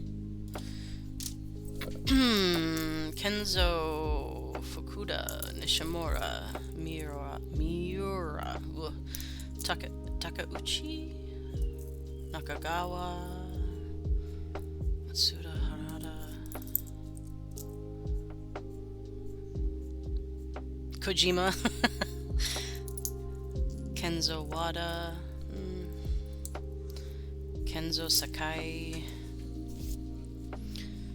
Yokoyama, Miyazaki, Miyamoto, Arata, Takada, Akaidan, a red rice pudding dish which is served topped with crumbled candy. Ooh, rice pudding is delicious. Let me get back to the food. Where was it? There it is. Hang on, I gotta do this. I gotta format this better, because... there we go. Akaidan. Kenzo, Tanaguchi, Matsui, Nomura, Kikuchi, Kinoshita, Iwasaki, Chiba, Sakurai, Kenzo Sakurai. That's cool. Sakurai. Kenzo Sakurai, the leader of the Bushido. Cool. Alright. Love that. Alright. At Kenzo Sakurai. Okay. Cool, cool, cool. The name is derived from Akai, one of the Japanese words for red. Nice! Awesome. Akai-dan. Love that. Temples and healers, we'll figure it out later. Are there any guilds? Troublemakers, black market.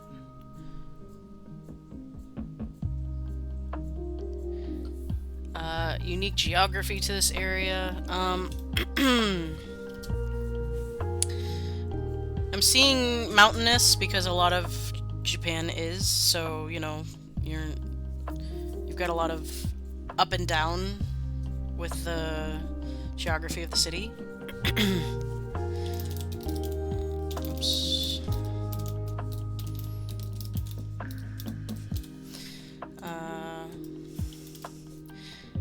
Historical events that happen nearby. I think it would be cool at somewhere in this place, in this city, because every city has to have a reason, especially capitals. Capitals have to have a reason for being where they are, you know? And yeah, a lot of it in the real world is a bunch of dudes voting and saying it should be here. But a lot of them are because they have historical importance or something like that. So what if the palace of Hajimari was on a mountain, like a small mountain, that like has a dragon skeleton in it that they've carved the mountain away from, so you can see this dragon skeleton in it as this kind of, they took it as this, you know, this sign from the gods that this is where dragon power should be based, you know, that kind of thing. So,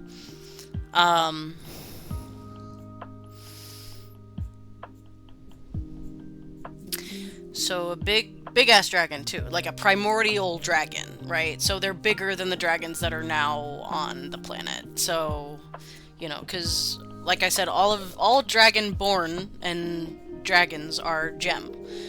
They only lose their luster because they leave their homeland. So that we have all the colors technically available to us, but if they were to go back to their home, they would get that shine back to their scales and they would look more like their gem selves. So maybe chromatic dragons did used to exist on this planet. Maybe that's something Melora did with the Fae. But they have since, I mean, they were too big. Aspects of Bahamut's physical form. That could be, but I don't... Can it die? Like, I guess. But what would have happened if, like, that was killed? What killed Bahamut's physical form? That's pretty freaking gnarly to think about.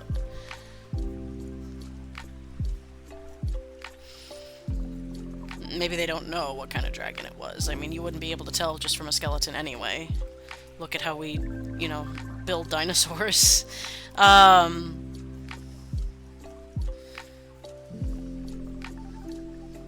Akakana. Tiny white minnow-like fish which thrive in metallic waters, such as the red rice paddies. Common sustainable form of protein, and are often eaten pickled in brine like anchovies.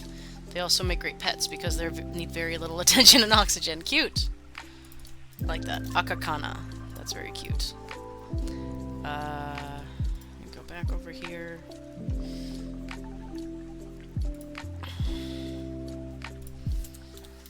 There we go. The gem dragon from Faerun. The god dragon, you mean? The god gem dragon? Hang on. They had a cool name. I don't remember what it is off the top of my head.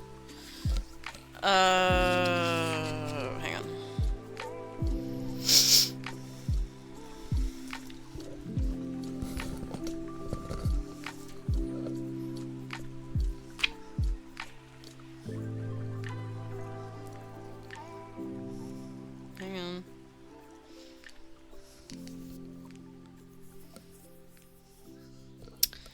It's in here somewhere. I know it is.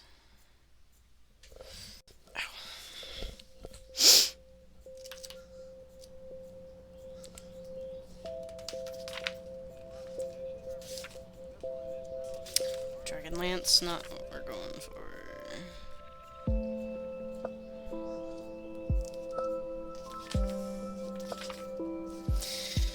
I know it's in here, god damn it.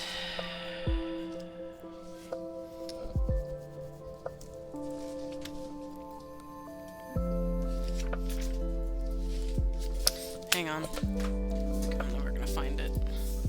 Gem, dragons, D&D.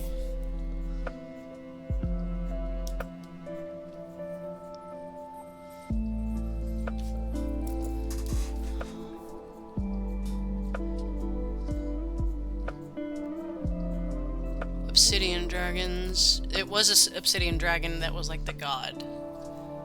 I'm trying to remember. Gem dragon god. Hang on. Sardior.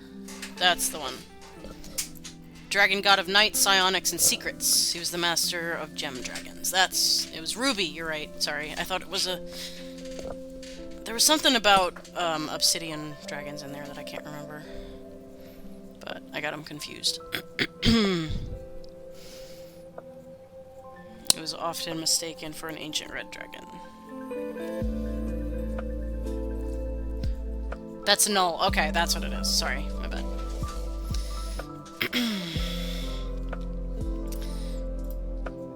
Okay, that can go. Alright.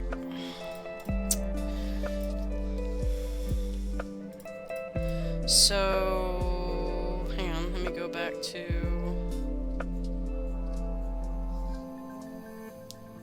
Mountainous. Gigantic dragon skeleton seen within the mountain the palace is built on. Okay.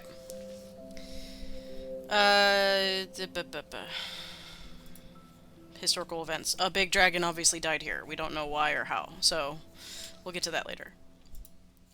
How sanitation is taken care of. Again, we can atomize it. They could use it for burning their forges. Yeah. Most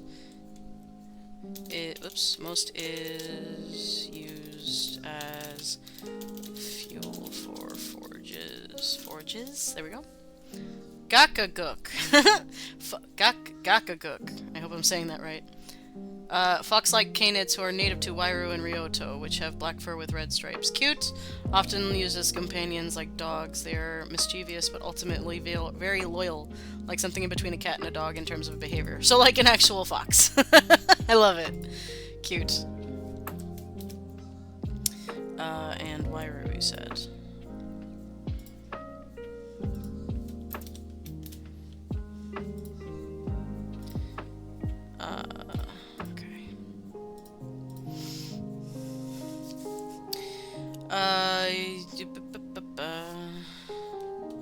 Bathhouses. Yes, we have onsen. We have onsen here. So there's a bunch of natural springs. How are poor people dealt with? Generally given work unless they are physically unable, though there is always some trade that a person of any ability can learn. Like you said with the bards, if you know somebody gets old enough, that's something that they can do with themselves to help, which I love. No mafia can enact national treasures. What do you mean, enact national treasures?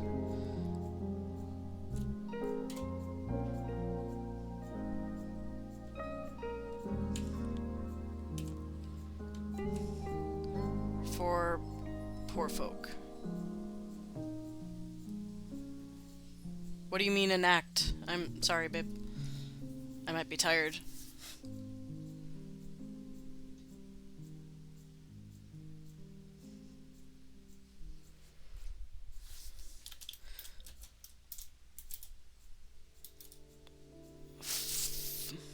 Folk are made treasures?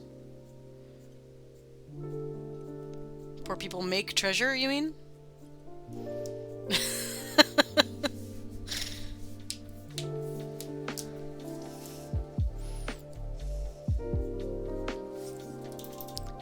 They do that in Japan for real.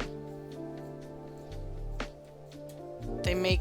What do you mean they make treasures? Like they make pottery or something? I don't know what you mean by made into national treasures. Oh, okay. Yeah, after you reach a certain age. Well, yeah, there's that thing in Japan where they believe that items that exist for longer than 100 years, I think it is, become, like, have a spirit in them. I forget what it's called, but that's why you see so many, like, formerly inanimate objects seen as, like with little eyes opening and looking around. Which is adorable.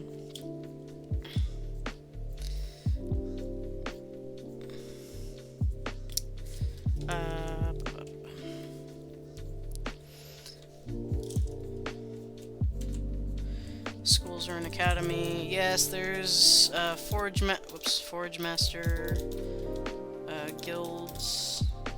Call them precious gems or something. Yeah.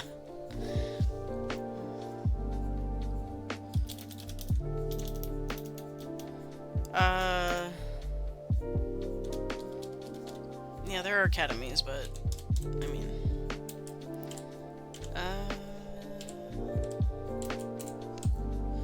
really old dragonborn turned into gems. Oh god, that sounds like video game logic. That's sad. I could see like a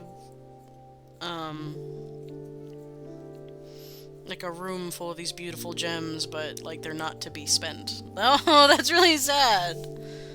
A notable location, Awadatsu, a specific spring dead center in Ryoto.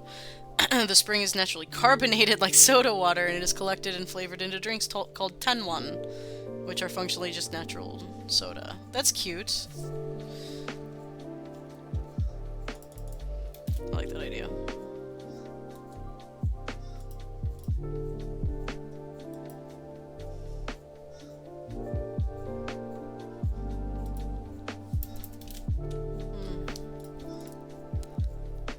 Soda Spring is very cute.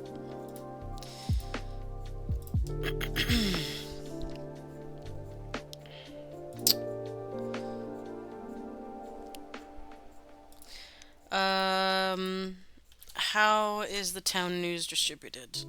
I think kobold runners, probably. With loud voices. Can, like, call out and be like, "Hear ye!" Or, like, just really... You can hear it for, like, a mile or something. That's fun.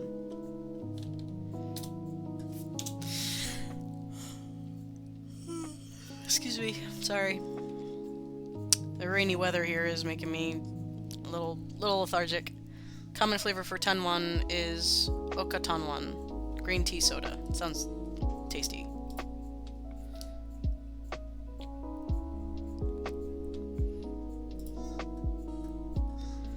Alright.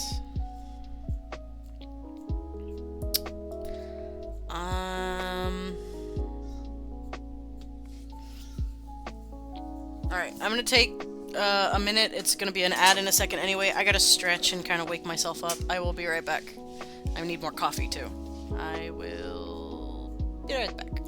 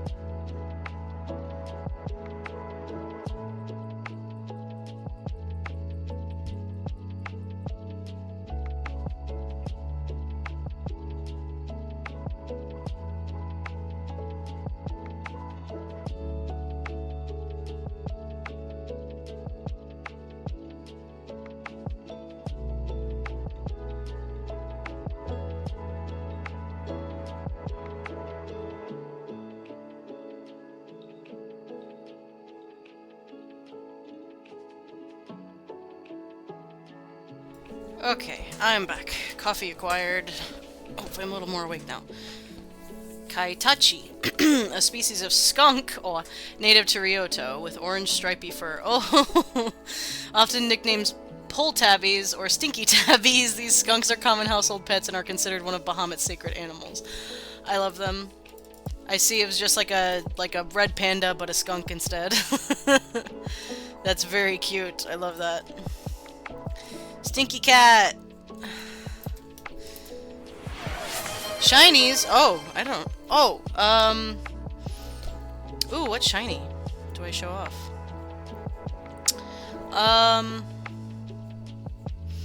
Oh, I actually had one set aside, didn't I? Hang on. Where did I put it? Here it is. It's not so shiny anymore, but it's old. So, here we go. I need to clean this thing. This is old. Here. So, I doubt this is real gold or anything, but it definitely needs to be cleaned. It's not shiny anymore. But, this is a tiara that I've had since I was, like, 12? Maybe 13? It's got gems in here, but they're probably fake. They're, yeah, my mom got me this for, she got it for my, my wedding day when I was 12. She started a hope chest for me, which, if you don't know, a hope chest is an old tradition that women used to do for their daughters to give them a bunch of stuff that will be useful for their household when they get married. So it's like blankets and sheets and dishes and stuff like that. And she got really obsessed with this idea for some reason. There was like a photo album in there for my wedding, and like I was like a teenager. So, but this was one of the things that she got for me at like a little Irish store while I was like way into my Irish heritage, more than I had any right to be. Enough that I got a tattoo. I have a tattoo on my shoulder of a clover that I want to get covered up someday. But yeah, I like it. It's pretty. I didn't use it for my wedding. My wedding was at a Justice of the Peace, and we went to a con right afterwards. So, you know, it's not necessarily any bad memories. Just kind of like, look at this cool thing that I have. When you hold it up like that, it makes you look like you're wearing it. Yeah, it's a bit. Ow! It's a bit small for my head now. So, I don't know how much longer I'm gonna hold on to the thing. But it is a cool little piece, you know. It's got the, I forget what the name of this shape is. It's like a try something. But it's like, it's supposed to be for, like, the Father, the Son, and the Holy Ghost, and yada yada yada yada. So, you know, it's pretty. It definitely needs to be cleaned. It's like black on the inside. It's not shiny anymore. Because I just keep it on my shelf up there. But, it's a cool little thing. You know. So, yeah, I set that aside, that's right. So, it's a cool shiny. It's a shiny. Thank you for redeeming that. I appreciate that. Oh, I accidentally copy-pasted Stinks's, little guy. That's not helpful to anybody. Okay, there we go. Alright. So, let's see.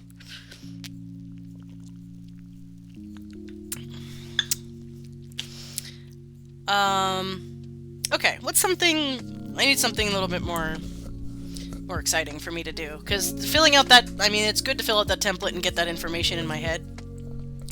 But I guess filling out the same information over and over again is kind of boring. So, I'm enjoying making the NPCs. So, let's do... Hang on, let me go over here. NPCs, here we go.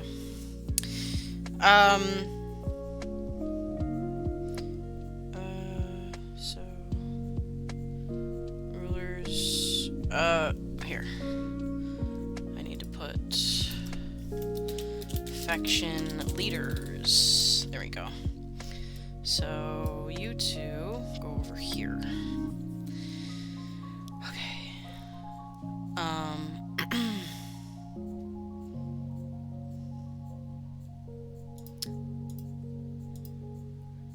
Hang on. Arcadia, Queen Caspia, Mitsurugi. Where did I put?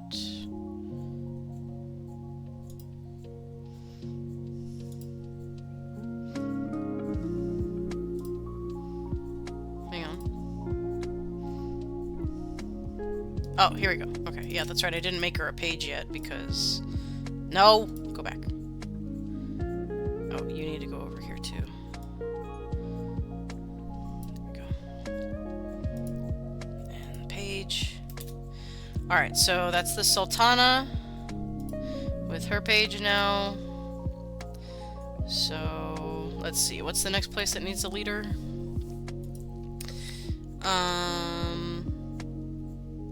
Stenskred. Stenskred is the home of dwarves and gnomes. Okay. Cool, cool, cool. Page. Alright, so.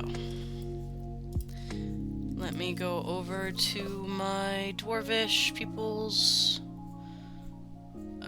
Where's my fantasy? I always lose that one somehow, even though it's one of the ones I save most often too. How do I lose it every time?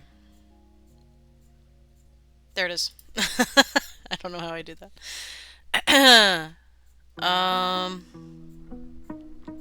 Dwarf. Here we go. So we need a king or queen leader of the dwarves. Again, dwarves are a little bit different in this world.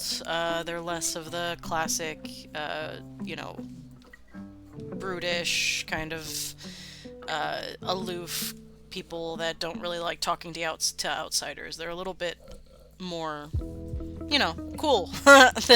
They're adventurers and discoverers and explorers and a lot of cool stuff. So it might not look like a traditional, you know, beardy dwarf necessarily. Oh, I got a cough. Hang on. There we go.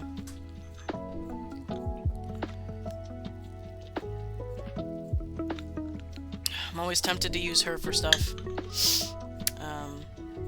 She's super cool.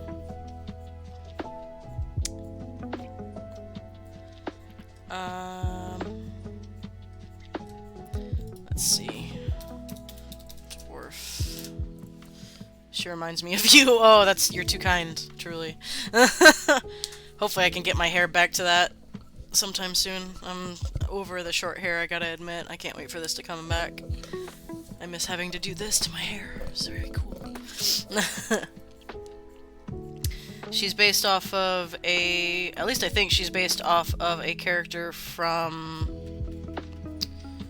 Dragon Age Origins, who's, he's a dwarf, and he's the only one you can't romance. The Justin Bieber hair flip, yeah. He's the only one you can't romance, even though he's kind of like your best friend throughout the whole game. And I really like him, and he's very charming and funny, and he's like, I think he's a bard. I think he's a dwarf bard in the game.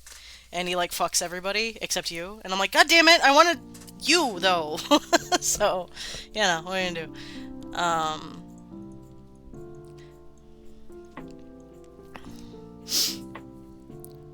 Ranger. He was a ranger, you're right, because of his insane,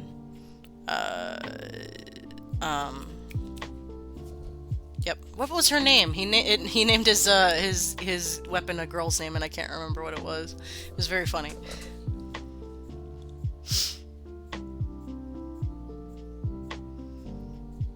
It was like Tiffany or Tabitha or something like that. Hershaft.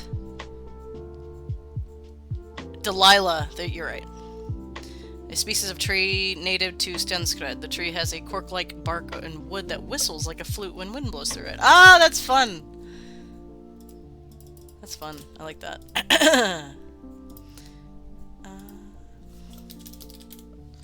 Flora and fauna.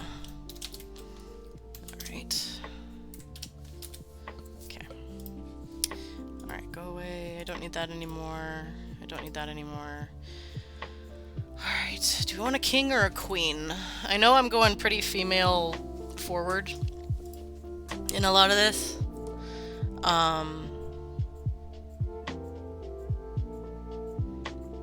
Because, you know, fuck you.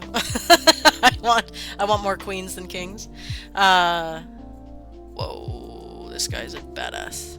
Non-binary. Oh, no, non-binary dwarf. That could be fun.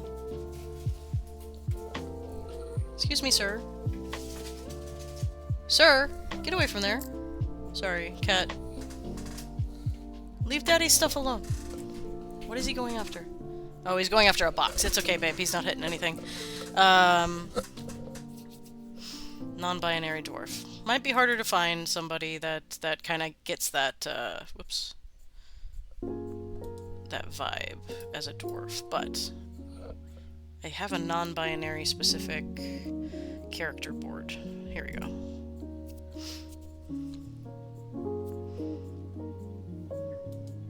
Like, they could work here. They're pretty fabulous. I love them.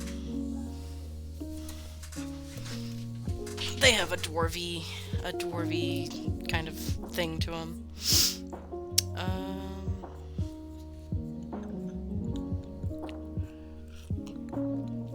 Nubia eyeliner, yeah, absolutely. Let's see. Oh, no, this one. I've had this one saved forever. I can finally use it. Okay. I know it says lady, but fuck off. This is they, them. Okay, they're super pretty.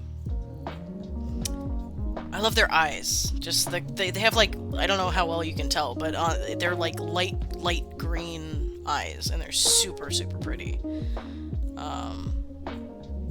Yeah, let's do that. I like them. Alrighty. Okay.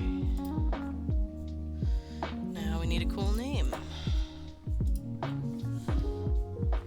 Let me... hang on. Let me see if they even offer me, like, unisex names on a name generator.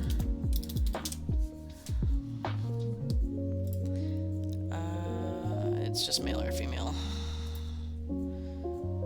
Okay, hang on.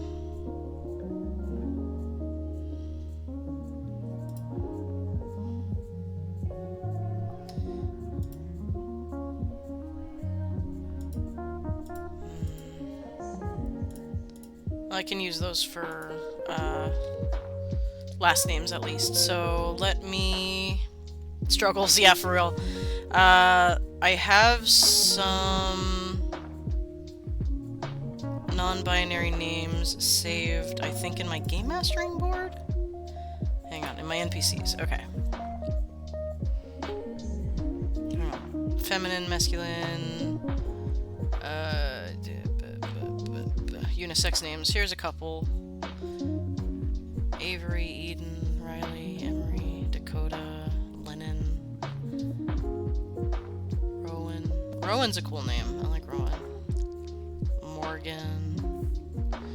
Gender neither names. I like that. Gender neither. How do you identify? I'm gender neither. That's funny.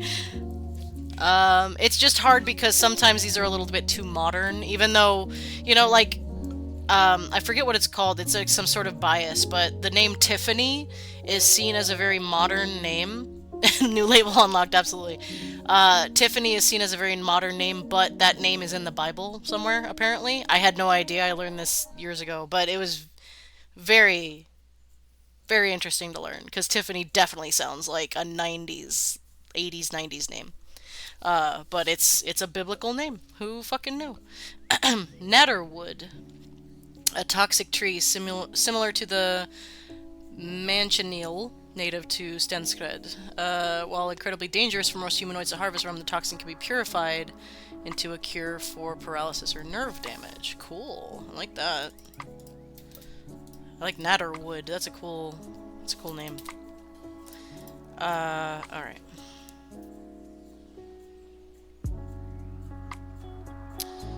Let's see. Come on, give me something that doesn't sound like some millennial mom tried to find something way too unique. Like Tragedy. Reagan is a cool name. Let's see. Addison's pretty cool. Ainsley. Ainsley's not bad. Let me get a last name. Reagan. Reagan.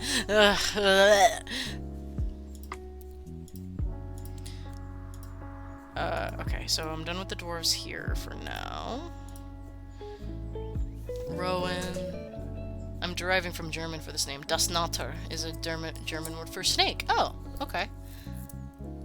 Tatum, Tanner, Dakota. And this one's not working now, which is annoying. I need last names now. They're all gonna be like Hammer Swinger and stuff.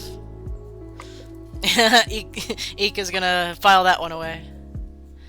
Greatborn, Cobalt Belt, Ingotborn, Stronghorn, Pebble Grip, Hornforge, Ash Axe, Magma Fall, Granite Mole, Gold Miner, Bone Master. Okay, give that your name to yourself, did you?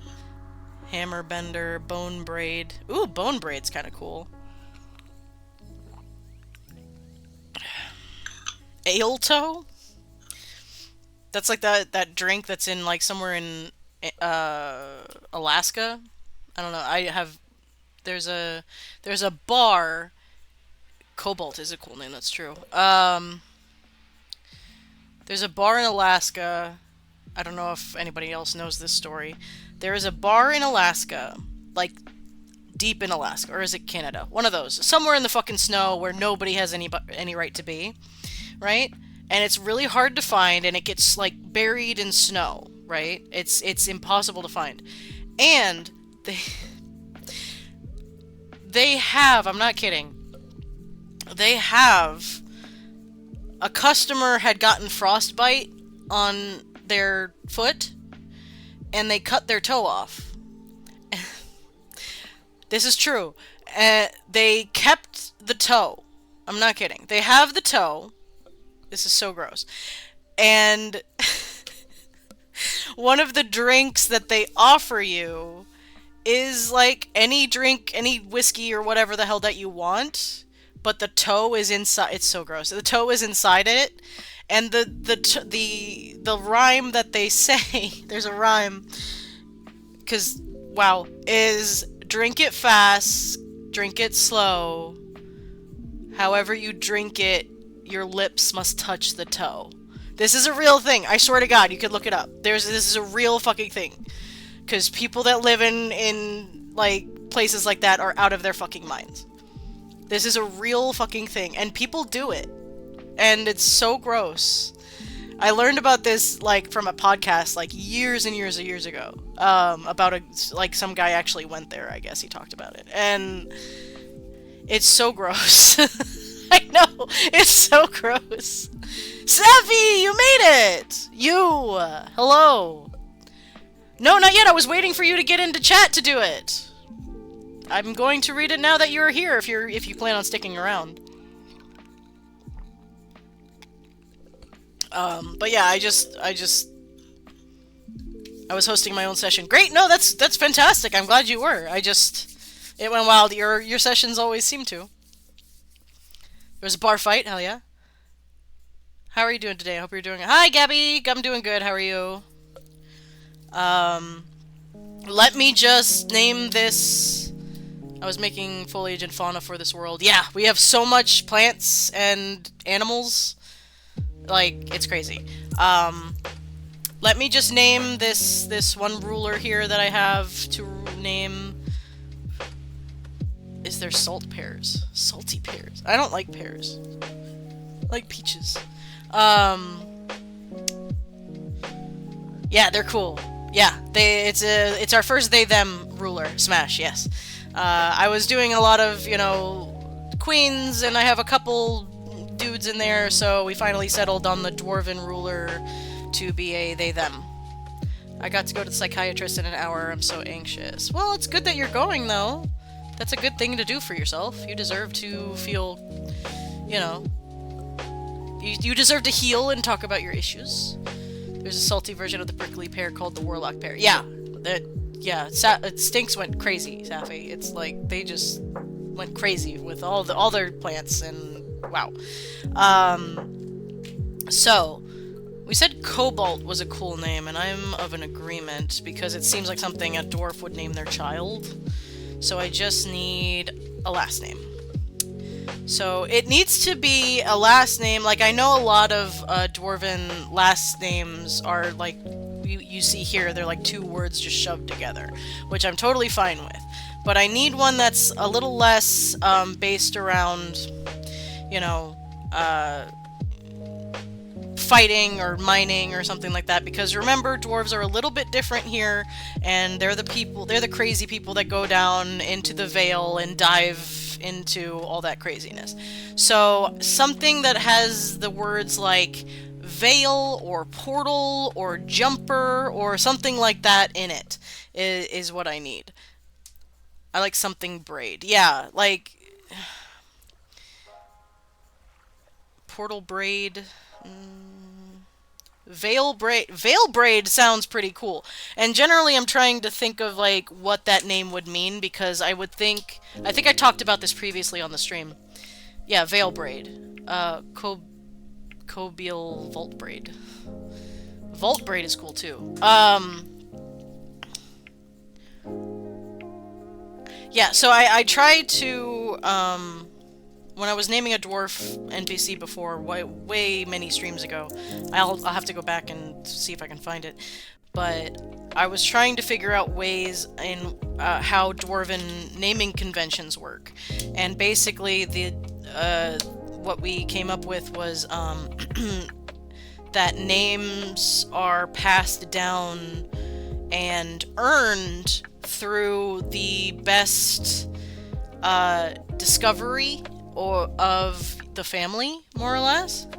So I think there was one called, like, I forget his name. Hang on.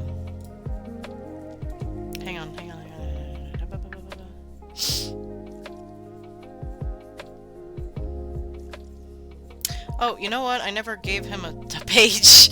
It was like Veil something. Shit, I can't remember. I might Cobalt Veil Braid. Sounds really fucking cool, actually. Okay, yeah, king. Well, gender neutral. I need a gender neutral title.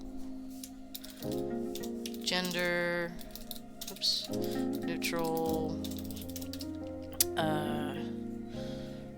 Title. The Monarch. Ruler. Ruler is not bad. Monarch is Monarch Cobalt Veil Braid. Their honor. I like their honor. Hang on. Let me see. I need a list. Oh, these are like honorifics. That's not exactly what I'm going for. Noble title? Titles of nobility. Society of Creative Acronism. Here we go. Wait, what? Oh, here we go. Oh, look at how little... gender neutral. Okay. These are not sensei. That's... Master... Sir... Laureate...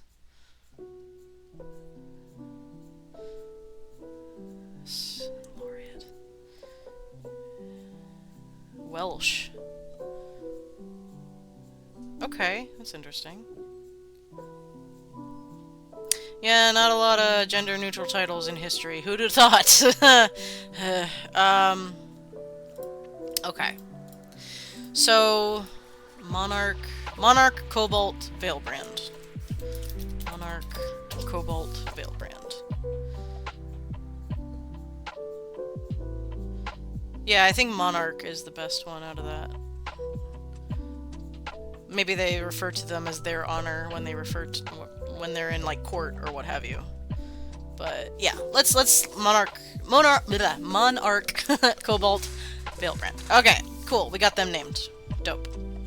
Alright, we'll go back to the rulers in a second. I do want to go over Safi's thingy, because that was one of the goals for today's stream.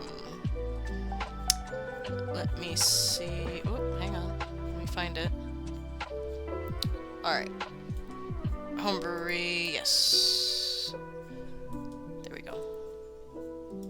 Open the stinking thing. There we go. Alright, here we go.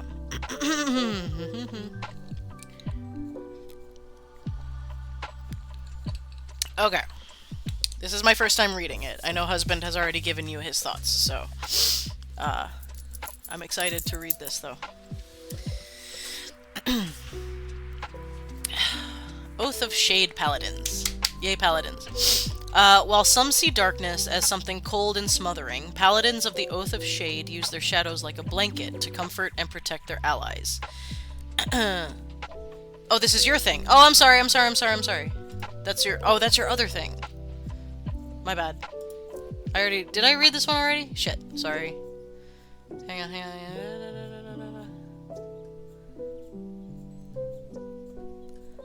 My bad. There we go. Got it. I got it. My bad. Did I already read Oath of Shade? I can't remember. Other streamers said the Oath of Shade and the Solar Traveler complement each other really well. Yeah, I love the idea of them working together in different ways. That's fun. Sorry. Solar Traveler, Ranger subclass. Sorry, I thought something was off. Solar Travelers are happy-go-lucky people of the grasslands of Arcadia. They bask in the warmth of the sun as they stray away from dense forests and large civilization. It will all be okay, the sun is watching over us, one says. As a solar traveler, you live day to day, sleep at dusk and wake at dawn. You follow your faith into the primordial force that the sun is. It doesn't matter if the sun is an actual cosmic force. This is all from you, seeing the sun for what it is, not a star, but a guardian. Ah, there's an ad! God damn it! Hang on, I want to make sure that everybody gets this, so I'm gonna pause for a second. Let me go to the bathroom.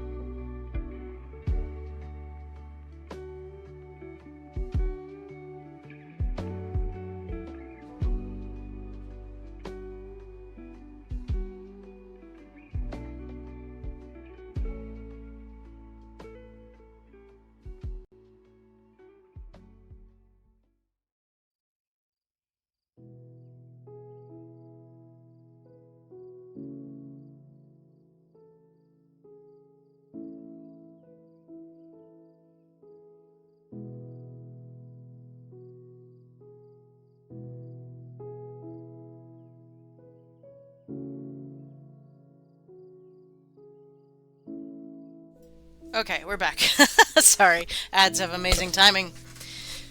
Alright. Solar Traveler quirk table. Yay, tables. I love random tables. Your character may have a quirk due to exposure or its belief. You can roll on the solar quirk table to determine the quirk you have. You are lightly or deeply afraid of the dark and night. You sometimes stare at the sun even if you shouldn't. You wake up exactly at dawn and feel very sleepy at dusk. You daydream a lot. At times you shouldn't. Yeah, alright, that's just me. You draw and doodle what you think the sun looks past its light. Oh, that's really cute. You collect glasses, crystals, and mirrors that reflect light into pretty patterns. Okay, you know what I'm thinking of? Here comes the sun. Do-do-do-do. You know what I'm thinking of immediately? I want to play a ranger like this based on, if you have seen the Princess and the Frog Disney thing. I'm thinking of Raymond, who had a crush on the star, Evangeline, except you have a crush on the sun. And I absolutely love that idea, and it's really sad and cute. I want to do that really bad. That's all I could think of is Raymond and his crush on Evangeline. Except it's the sun. It's very funny.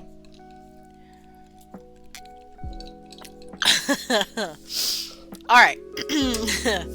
Child of the Sun. 3rd level Solar Ranger feature. You cradle in the sun's warm embrace and are accustomed to bright days. You know the exact time of day it is, regardless if you can directly see the sun or the sky. Your connection to its rise and set can be felt when indoors, underground, blindfolded, or otherwise obscured from telling the time of day by conventional means. Great. Additionally, when in unobstructed light, natural light must be able to touch your face, you have advantage on sight-based wisdom checks, and you and your party can travel at fast pace without penalty to perception. Nice. I'm gonna sneeze. Oh god, hang on.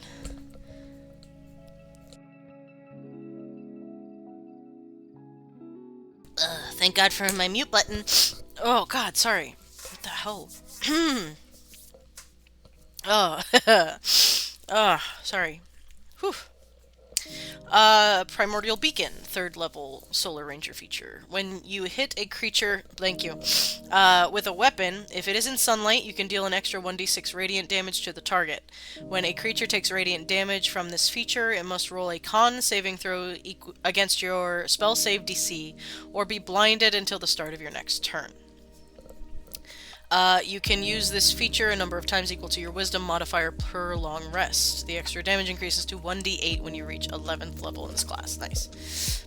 After you read Safi's thing real quick, can you catch Safi up on all the flora and fauna? Yes, I will. Yes, absolutely. There's so many. Solar Traveler Magic. You'll learn an additional spell when you reach certain levels in this class, as shown in the Solar Traveler spells table.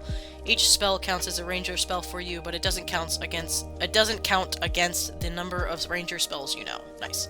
3rd, you get Sanctuary. 5th, See Invisibility. 9th, Daylight. 13th, Divination, and 17th, Dawn. Very cool. Sun Behind Your Back. 7th level Solar Ranger feature. It'll always be okay. The sun's watching. One said. You accept the fact that and think of the sun in dire battles. While in sunlight, as a reaction, when a creature makes an attack against you, you can force them to reroll and use the new result. You can use this feature as a number of times equal to your wisdom modifier per long rest. At level 11, they must also roll a con saving throw against your spell save DC or take radiant damage equal to your ranger level. Nice. So just blinding them. Nice.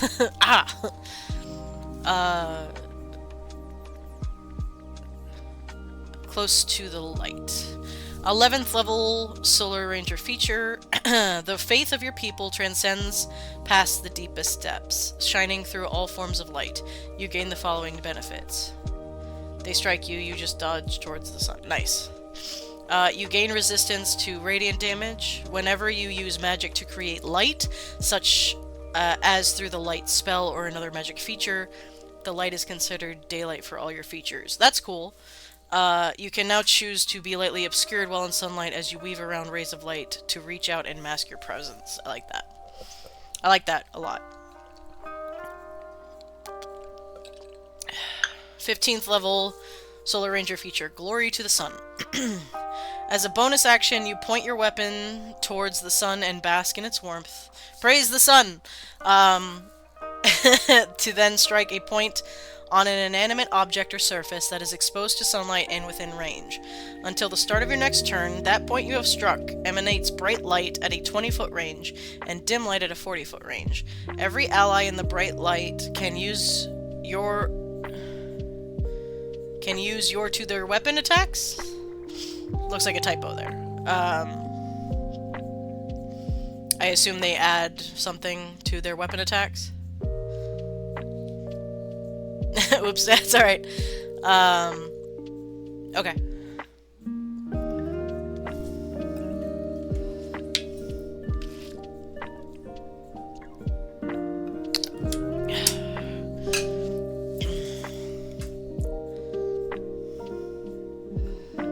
I see. Primordial beacon feature to their weapon attacks. Okay, cool. Additionally, all enemies in the bright light are revealed and must roll a con saving throw against your spell save DC or be blinded until they are no longer in the sphere.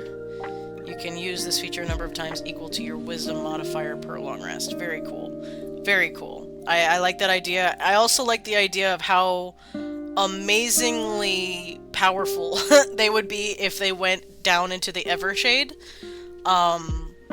Like, they would be a problem if they ever went down to, like, mess with the Drow for any reason.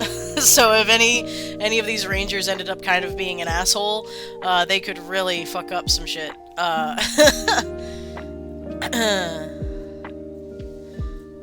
Wisdom modifier per long rest, and can use action to expand a spell slot first level or higher to extend the duration by another turn. Cool. Yeah. No, that's great.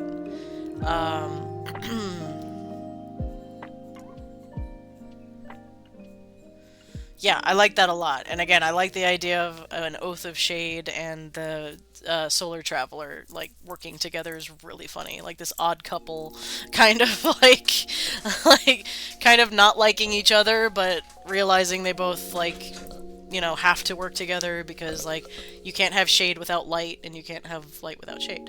How's the flavor and lore is great. I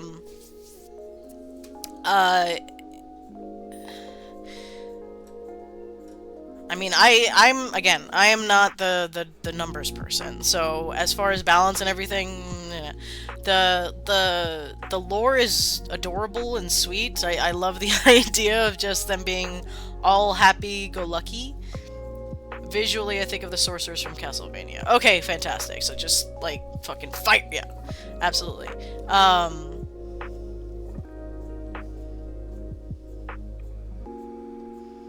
Yeah, I love the idea of, like, a team of these guys, like, going and fighting, like, vampires, or something like that, in terms of outfits. Oh, I gotcha, yeah. But either way, they could mess up quite a few people, and could be considered very dangerous, in certain places, within and without Geldor. They synergize together really well. Yeah, absolutely. Like, just, like, having, like, 4 of these people as a team, and then them all using the Glory to the Sun all at once, and just absolutely just flooding everything. Why do I want to see these guys in Curse of Strahd? Oh my god! I want to do that. A, because yeah, sun, haha, but also B, because they're all happy-go-lucky, and that shit's hilarious to think about in that adventure. This is very funny. One can concentrate on a light-emitting spell and have the other focus on striking while enemies are blinded. Yeah, absolutely. That would be so broken and amazing. No, I love it. I think it's great. I think it's very... It has a lot of potential for shenanigans. You can use Glory of the Sun on inanimate objects. Imagine when using it on the Barbarian's Greatsword. Ah! Yeah, absolutely. Just fucking Glory to the Sun, bitch! And just destroy. So, the idea of them in Curse of Strahd would be funny. I would need to find a GM willing to let another GM whose brand this adventure play, and I'd love to play a happy girl, lucky character. Just still watch them be broken. Yeah. Yeah, it's really good for melee ranger because they'll be in range of the buff, and good for range rangers because they can support allies from far away. Yeah, absolutely. Yeah, I like it. I like it a lot. I was going to play Grace the Kobold. Okay, that way, but she died in the first session. Jesus Christ. That's rough. Okay. Right. Let me go through all the things that Stinks has made. To be fair, and it was bullshit. Yeah, well. Okay. Stinks made so many things. I don't care from the last arriver. I don't get to die in the last room because everyone else has to roll a care. Let me be the slow survivor, damn it. Yeah, absolutely. Alright. So for Ryuto specifically, Stinks made Dream Root, which is like LSD, which you gotta love it, but it can be used to treat post-traumatic stress. Paper Stock, which is like bamboo and used to make paper, used with the kami bards. I want to eat it now. There's gonna be a lot of things that you want to eat. Um, the plants are mildly sentient, which is fun. Did you find a place to add the bowl trees, or did that not fit? Oh no, the bowl trees are going to be in one of the forests in the valley, I think. It might be like a rare tree, and it might be one of the fallen over ones.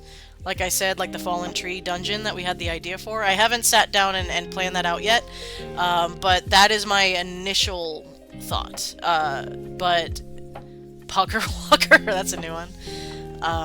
So we'll figure that out in the future. Right. Then we got kami fruit, which is like tomatillos. They have papery shells like tomatillos. The fruit tastes like tomato, which with a mild bitter aftertaste, which sounds like fun. Lantern oil trees, I love these. Time to make it the sorcerer subclass. Bowl tree could be cool for Ryu too. Yeah, that's true.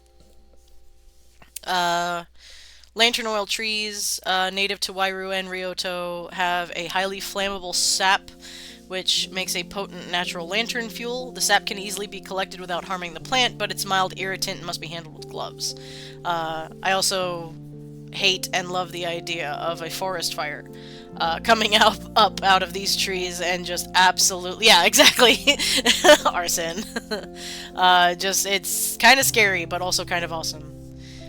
Red rice, which is fun, a form of rice plant native to Ryoto, much like bloodwort, which is another one that they made. It is a deep crimson due to its high quantity of iron, used for all the things rice is normally used for, and provides necessary minerals to the diet of kobolds and dragonborn. So basically, I have only one fantasy drug in my setting that I've ever built. Any of my settings, really. Yeah, we have. Thanks to Stinks, we now have fantasy weed and fantasy LSD, so that's fun. But we were thinking of the red rice and how the rice paddies would be the water would be crimson, and like anybody that works in the rice paddies is like covered in what looks like blood. It's just like, it freaks out tourists, and they're just like, what? I was just out farming. What's your problem? And how gnarly that would look, and how fitting that is for the kind of Japanese cinema blood spatter, except it's just water that's just dyed crimson through the rice. So it seems very cinematic to me, just walking through in between rice paddies where there's just red everywhere. Is very cool to me. Is a very cool idea. Obun, a form of yellow yam native to Ryoto, which has a sweet taste with a mild horseradish-like aftertaste, which I really wish they existed because I love horseradish. They also made a couple animals. One was the akakana, tiny white minnow-like fish which thrive in metallic waters, like the red rice paddies. They are a common sustainable form of protein and are often eaten pickled in brine like anchovies. They also make great pets because they need very little attention and oxygen. Where the heck are the banana variants? That will probably happen when we get to Ganja. That's gonna be in the tropical climates of Ganja when we get to the weird bananas and stuff like that. But we'll get there, I promise. And then we have Gakaguk. I don't know which way. Gakaguk, I think. Fox-like canids who are native to Wairu and Ryoto, which have black fur and red stripes, often used as companions like dogs.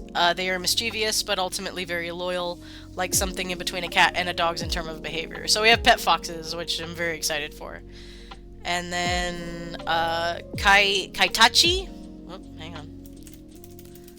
Fix that. There we go. A species of skunk native to Ryoto with orange stripy fur, often nicknamed pull tabbies or stinky tabbies. These skunks are common household pets and are considered one of Bahamut's sacred animals, which I love. Those are so cute.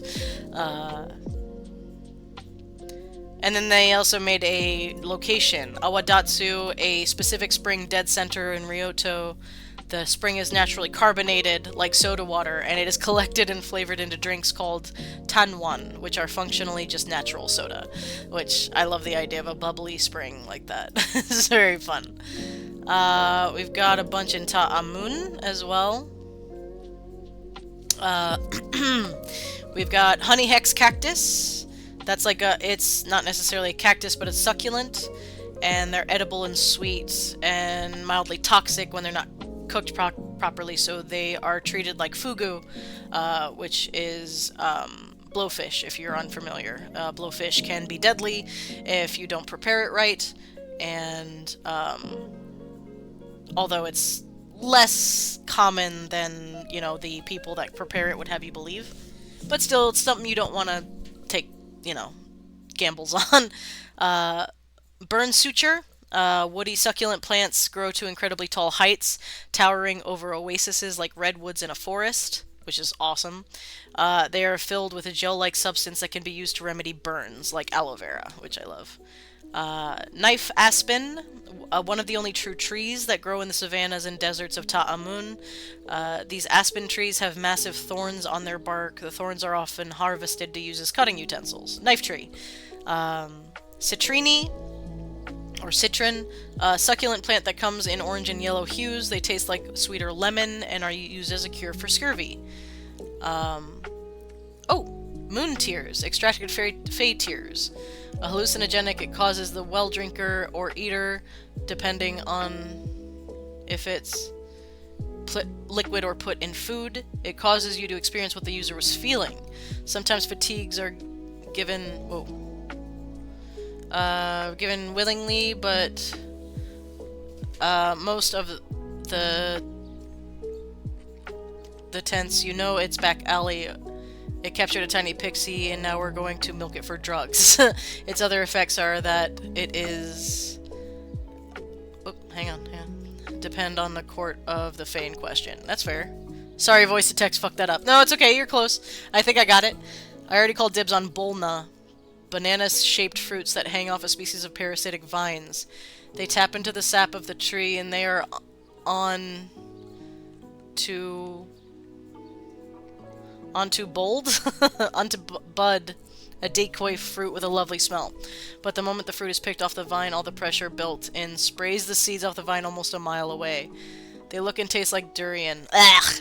But the decoy smell of banana is very strong. They are safe to eat, but it is advised to cut the fruit from high up rather than the bottom. Build. Okay, to avoid spreading more seeds and shooting seeds into your eyes. Jesus. Just exploding banana. Bloodwort, red cacti that have a jelly interior that resembles coagulated blood, metal. Well, it contains no actual hemoglobin, it's high in iron and used to treat anemia, which is great. A grass that grows in the savanna areas of Ta'amun, used to make both ink and papyrus. Wandroot, it's hardy and woody, used as wands by wizards. Lash reed, this one's cool. Form of savanna grass, reedy grasses secrete urushiol, I don't know if I'm saying that right, the chemical and poison ivy, and are very sharp, like tiny blades. They grow in big clusters and are easy to avoid but dangerous to the clueless and foolish. I'm stealing some of that plant shit, yoink. Yeah, of course. That's what we're here for. We're here to like, just commonly steal from each other for cool ideas, because that's how we do. I won't use them for arson, I promise. Well, your players might. Pilot flowers, a grim but necessary plant. These relatives of dandelions hijack and reanimate dead bodies to drain the sustenance from them and pollinate themselves, which is, again, metal. They're edible and taste like mustard creams. I love that. Warlock pear, a relative of the prickly pear. Pitch black succulents, taste salty and briny and squid ink. They are eaten by warlocks of the desert wind as a part of the initial pact ritual, which is cool. Fey tears also cause the users to float and makes you perceive colors as 20 times as saturated. That's awesome. And magus potato, or magus root, a subspecies of potato that live in the savanna, so called because of their use as rations for the magi. They contain pretty much every nutrient someone would need and are easy to grow, but very bitter in flavor, which is cool. And then we've got some animals. We got sand raptors, which are tiny raptor dudes. They're related to cockatrices. Cockatrices. They petrify their prey before eating them. Harmless to humanoids unless provoked. They can be tamed and used to petrify wood to enhance durability, which is fun. Winter Court Fae also gives you, like, ice cream cantrips and make you more generous and friendly because that's what they're associated with in my settings. Oh, that's cool. I like that. Ice cream cantrips also is hilarious. I'm imagining an ice cream wizard. It's very good.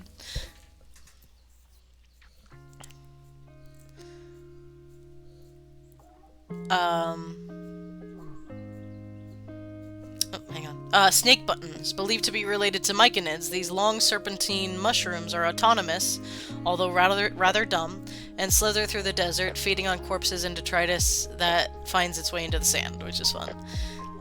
Wind claws, common familiars of warlocks of the desert wind. These large seagull-like birds fly above the desert, snatching small snakes, lizards, and sand swimmers. Unlike most seagulls, these beasts hold no malevolence, which I love, and are incredibly loyal to their flock. They have the intelligence and problem-solving capability of an average raven, which I love because they're my favorite. Summer Feyfire Conference. Also, you are way more prone to violence on this kind of Fey tiers. Fire cantrip. I don't like summer, can you tell? Yeah, no, I get you. And sand swimmers, distant cousins of trout. These small fish have adapted to breathe air and burrow through the sand. They eat crickets, bugs, and small lizards. While the meat is edible, they have small thorns on their dorsal fin, which are dangerous. That's cool. I dreamt of a whole setting in my sleep once, where the god of the sun was the big bad evil guy. Well, you know, what are you gonna do? There are days where I think the sun is a deadly laser. The setting came about and then dream at my head while it was over 100 degrees outside. Yep, that'll do it. I was having heat stroke in my sleep. Yeah, well.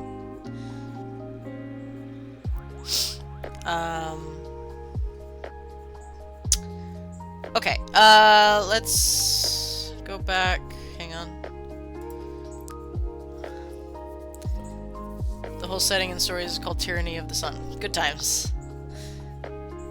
So, let's see, we need another ruler for somewhere. Oh my god, I have the same thing open over and over again. Have it written down somewhere, at least most of the details. I mean, we spent a lot of time making a desert, or talking about the desert city in my, earlier in the stream, so it worked out well. Okay. What was I doing? Oh, right, rulers. So... The cool thing about the setting, still like the gods were still actively making the world. The world was less than 2,000 years old, and the gods are still making shit for like random races. That's fun. Alright, so we've got our Stenskred ruler in Monarch Cobalt, and now we have Ganja, so this will be fun. So, let's see. Now, I know I made oh, find the Google Doc. Yeah, post it over on the Discord. Hang on, let me get, there we go. So, the main race over in Ganja is Fearbolgs. I need to make a couple other races kind of out there as well. But, again, it's just kind of a little bit of everything. My favorite I've created, the Kaitachi and the Sand Raptors are a favorite. I love skunks. I do too. I love skunks so much. I would love one as a pet one day.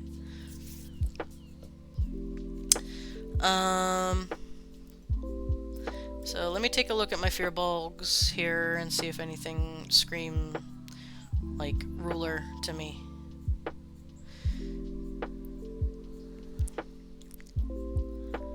Let's see.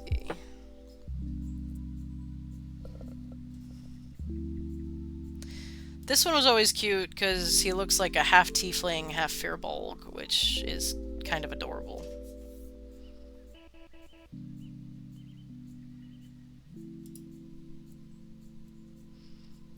I don't know what that noise was. I don't know if that was outside or in here. I think that's outside. I think my neighbors are yelling for some reason. I don't know if you guys can hear that, but my neighbors are making weird noises. I don't know if they're playing with their dog or something. I mean, this guy looks definitely like a guy that would rule a place called Ganja. Hey guys! Just always stoned off his ass.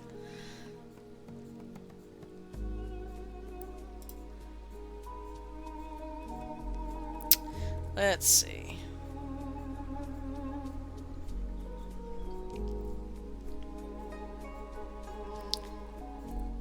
Not so fun fact. While it is possible to surgically remove a skunk's stink gland, it can cause them immense pain. Does it really? I thought that was the main reason people kept them as pets, is because you could remove that. That's sad to know.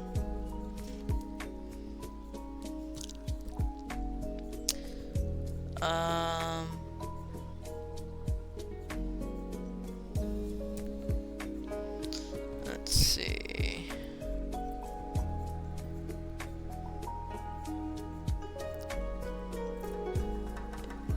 Is this unlike declawing a cat? Yeah, it might be. I mean, we keep finding out terrible things about things that we do to animals, which you should not do, and declawing a cat is basically removing their first knuckle, and it's fucking awful. It's like people— oh my god, there are people that trim their cat's whiskers, which is fucked up.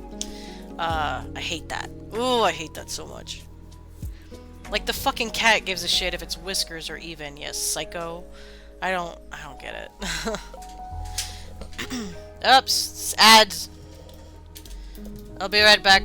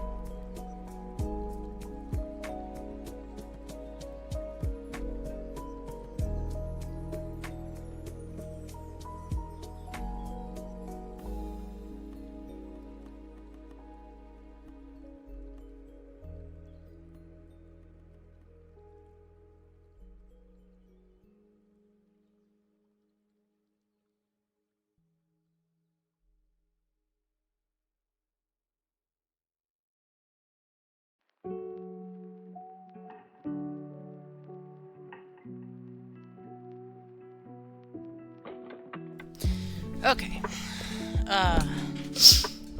Visually, the dream was a cross between Nightmare Before Christmas and Van Gogh. Whoa. Insanely beautiful. The weird proportions of Tim Burton and the use of color in Van Gogh's paintings. It was beautiful. I'll never be able to make something that beautiful, and I hate it. I'm an artist, and I hate that the prettiest thing I ever imagined is so far beyond what I'm capable of doing. I mean, that's what got many painters to do their art, so all that matters is you're trying, you're making things. That's, I mean, I'm sure what you make is awesome. So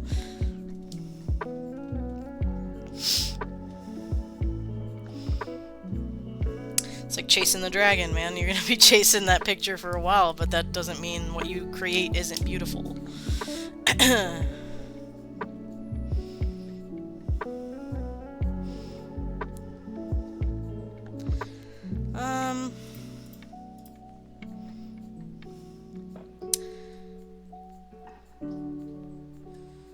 Oh, he's cute too.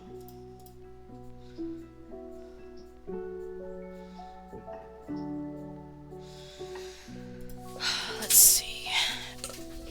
Hang on. I keep putting an extra N in there.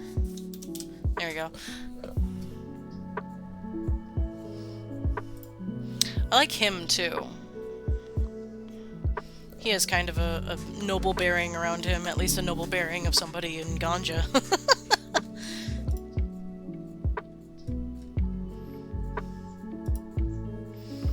What if they're brothers?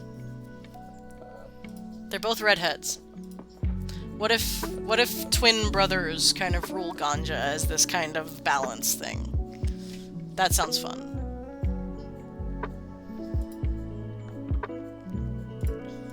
Like, they're, you know, they came into power however they would at the same time, and they're twins, so neither of them has, like, more claim than the other. I kind of like that. Okay. Okay. I like that. Ramanichi. Incredibly long weasels, native to Ryuto. Averaging around 10 feet in length. Whoa! Massive muscelids are completely herbivorous. Herbivorous. Gnawing on the paper stalk like pandas. Oh, that's really cute. I love that. Texture work looked Van Gogh painting. The swirls both weird. Ferret, yes. Snake weasel. Like the weird buildings in Nightmare, the god of night, also called tonight. I will have to rename them. The god of night. I will have. The goddess sun looks like Alexander from Pokemon. Sure.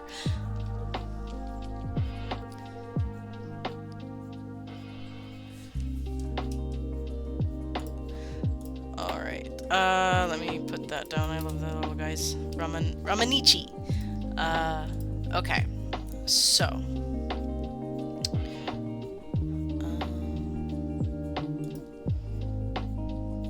Page. So, ruling brothers for ganja, because that sounds funny.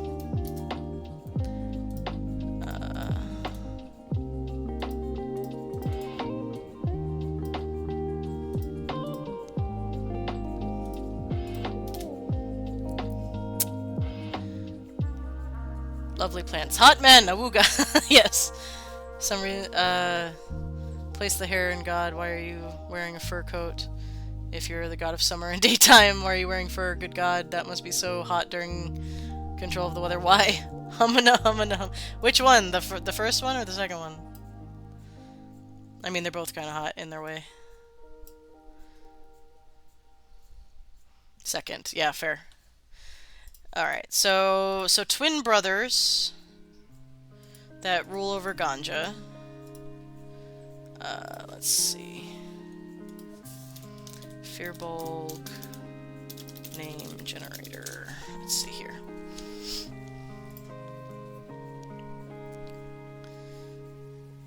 Fearbolgs are another one of those races that get really weird with the names. Hang on a sec.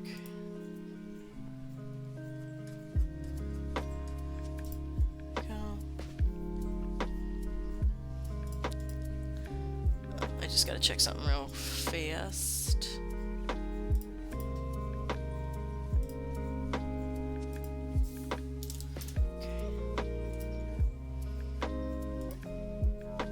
Alright, sorry, I gotta close some stuff here.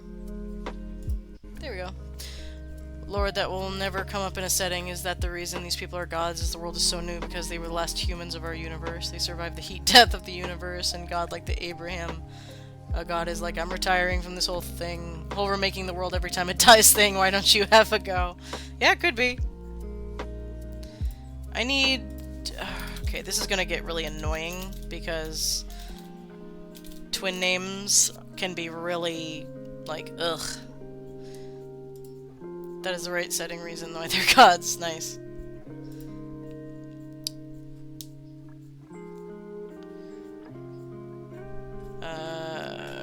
It's twin boys. Literally, the Abraham, a god, the Christian god, was like, I'm tired of this, here you do it. Let's see if we can find something that kind of fits.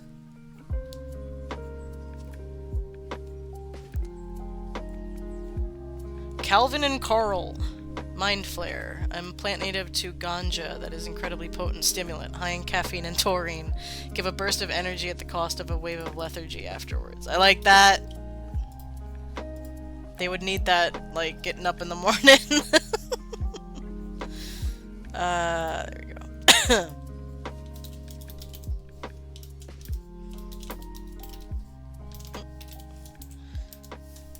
There we go. I'm probably going to call it here soon. I just feel myself getting real tired. And... wow, those are all awful. Actually, I'm probably gonna call it here very soon. Just because don't talk to me until I've flared my mind. I like it. Let's see. Who are we gonna raid today? I think we will figure that out now. If anybody has any suggestions.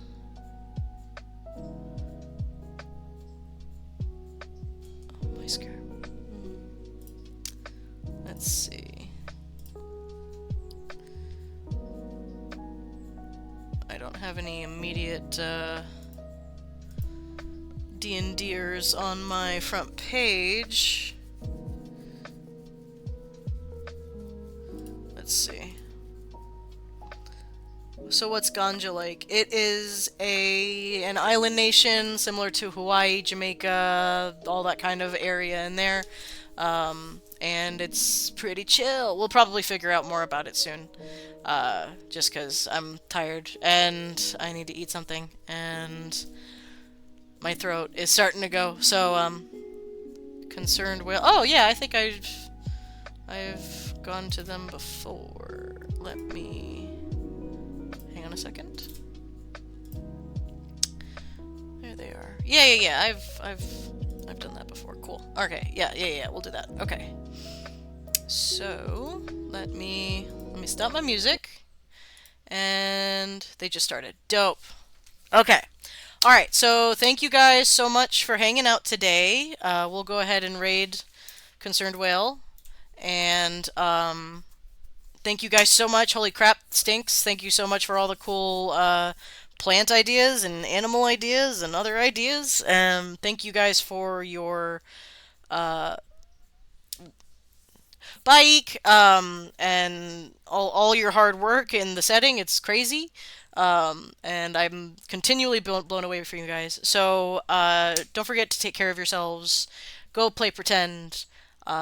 And rest up. And I will see you guys on Friday. And we'll go over my game notes and that kind of thing and figure out the session. Maybe some spoilers, maybe just some more world building. I'll figure it out. I'll let you guys know. Don't forget to join the Discord. And I will see you guys on Friday. Have a good day. Love you guys. Bye.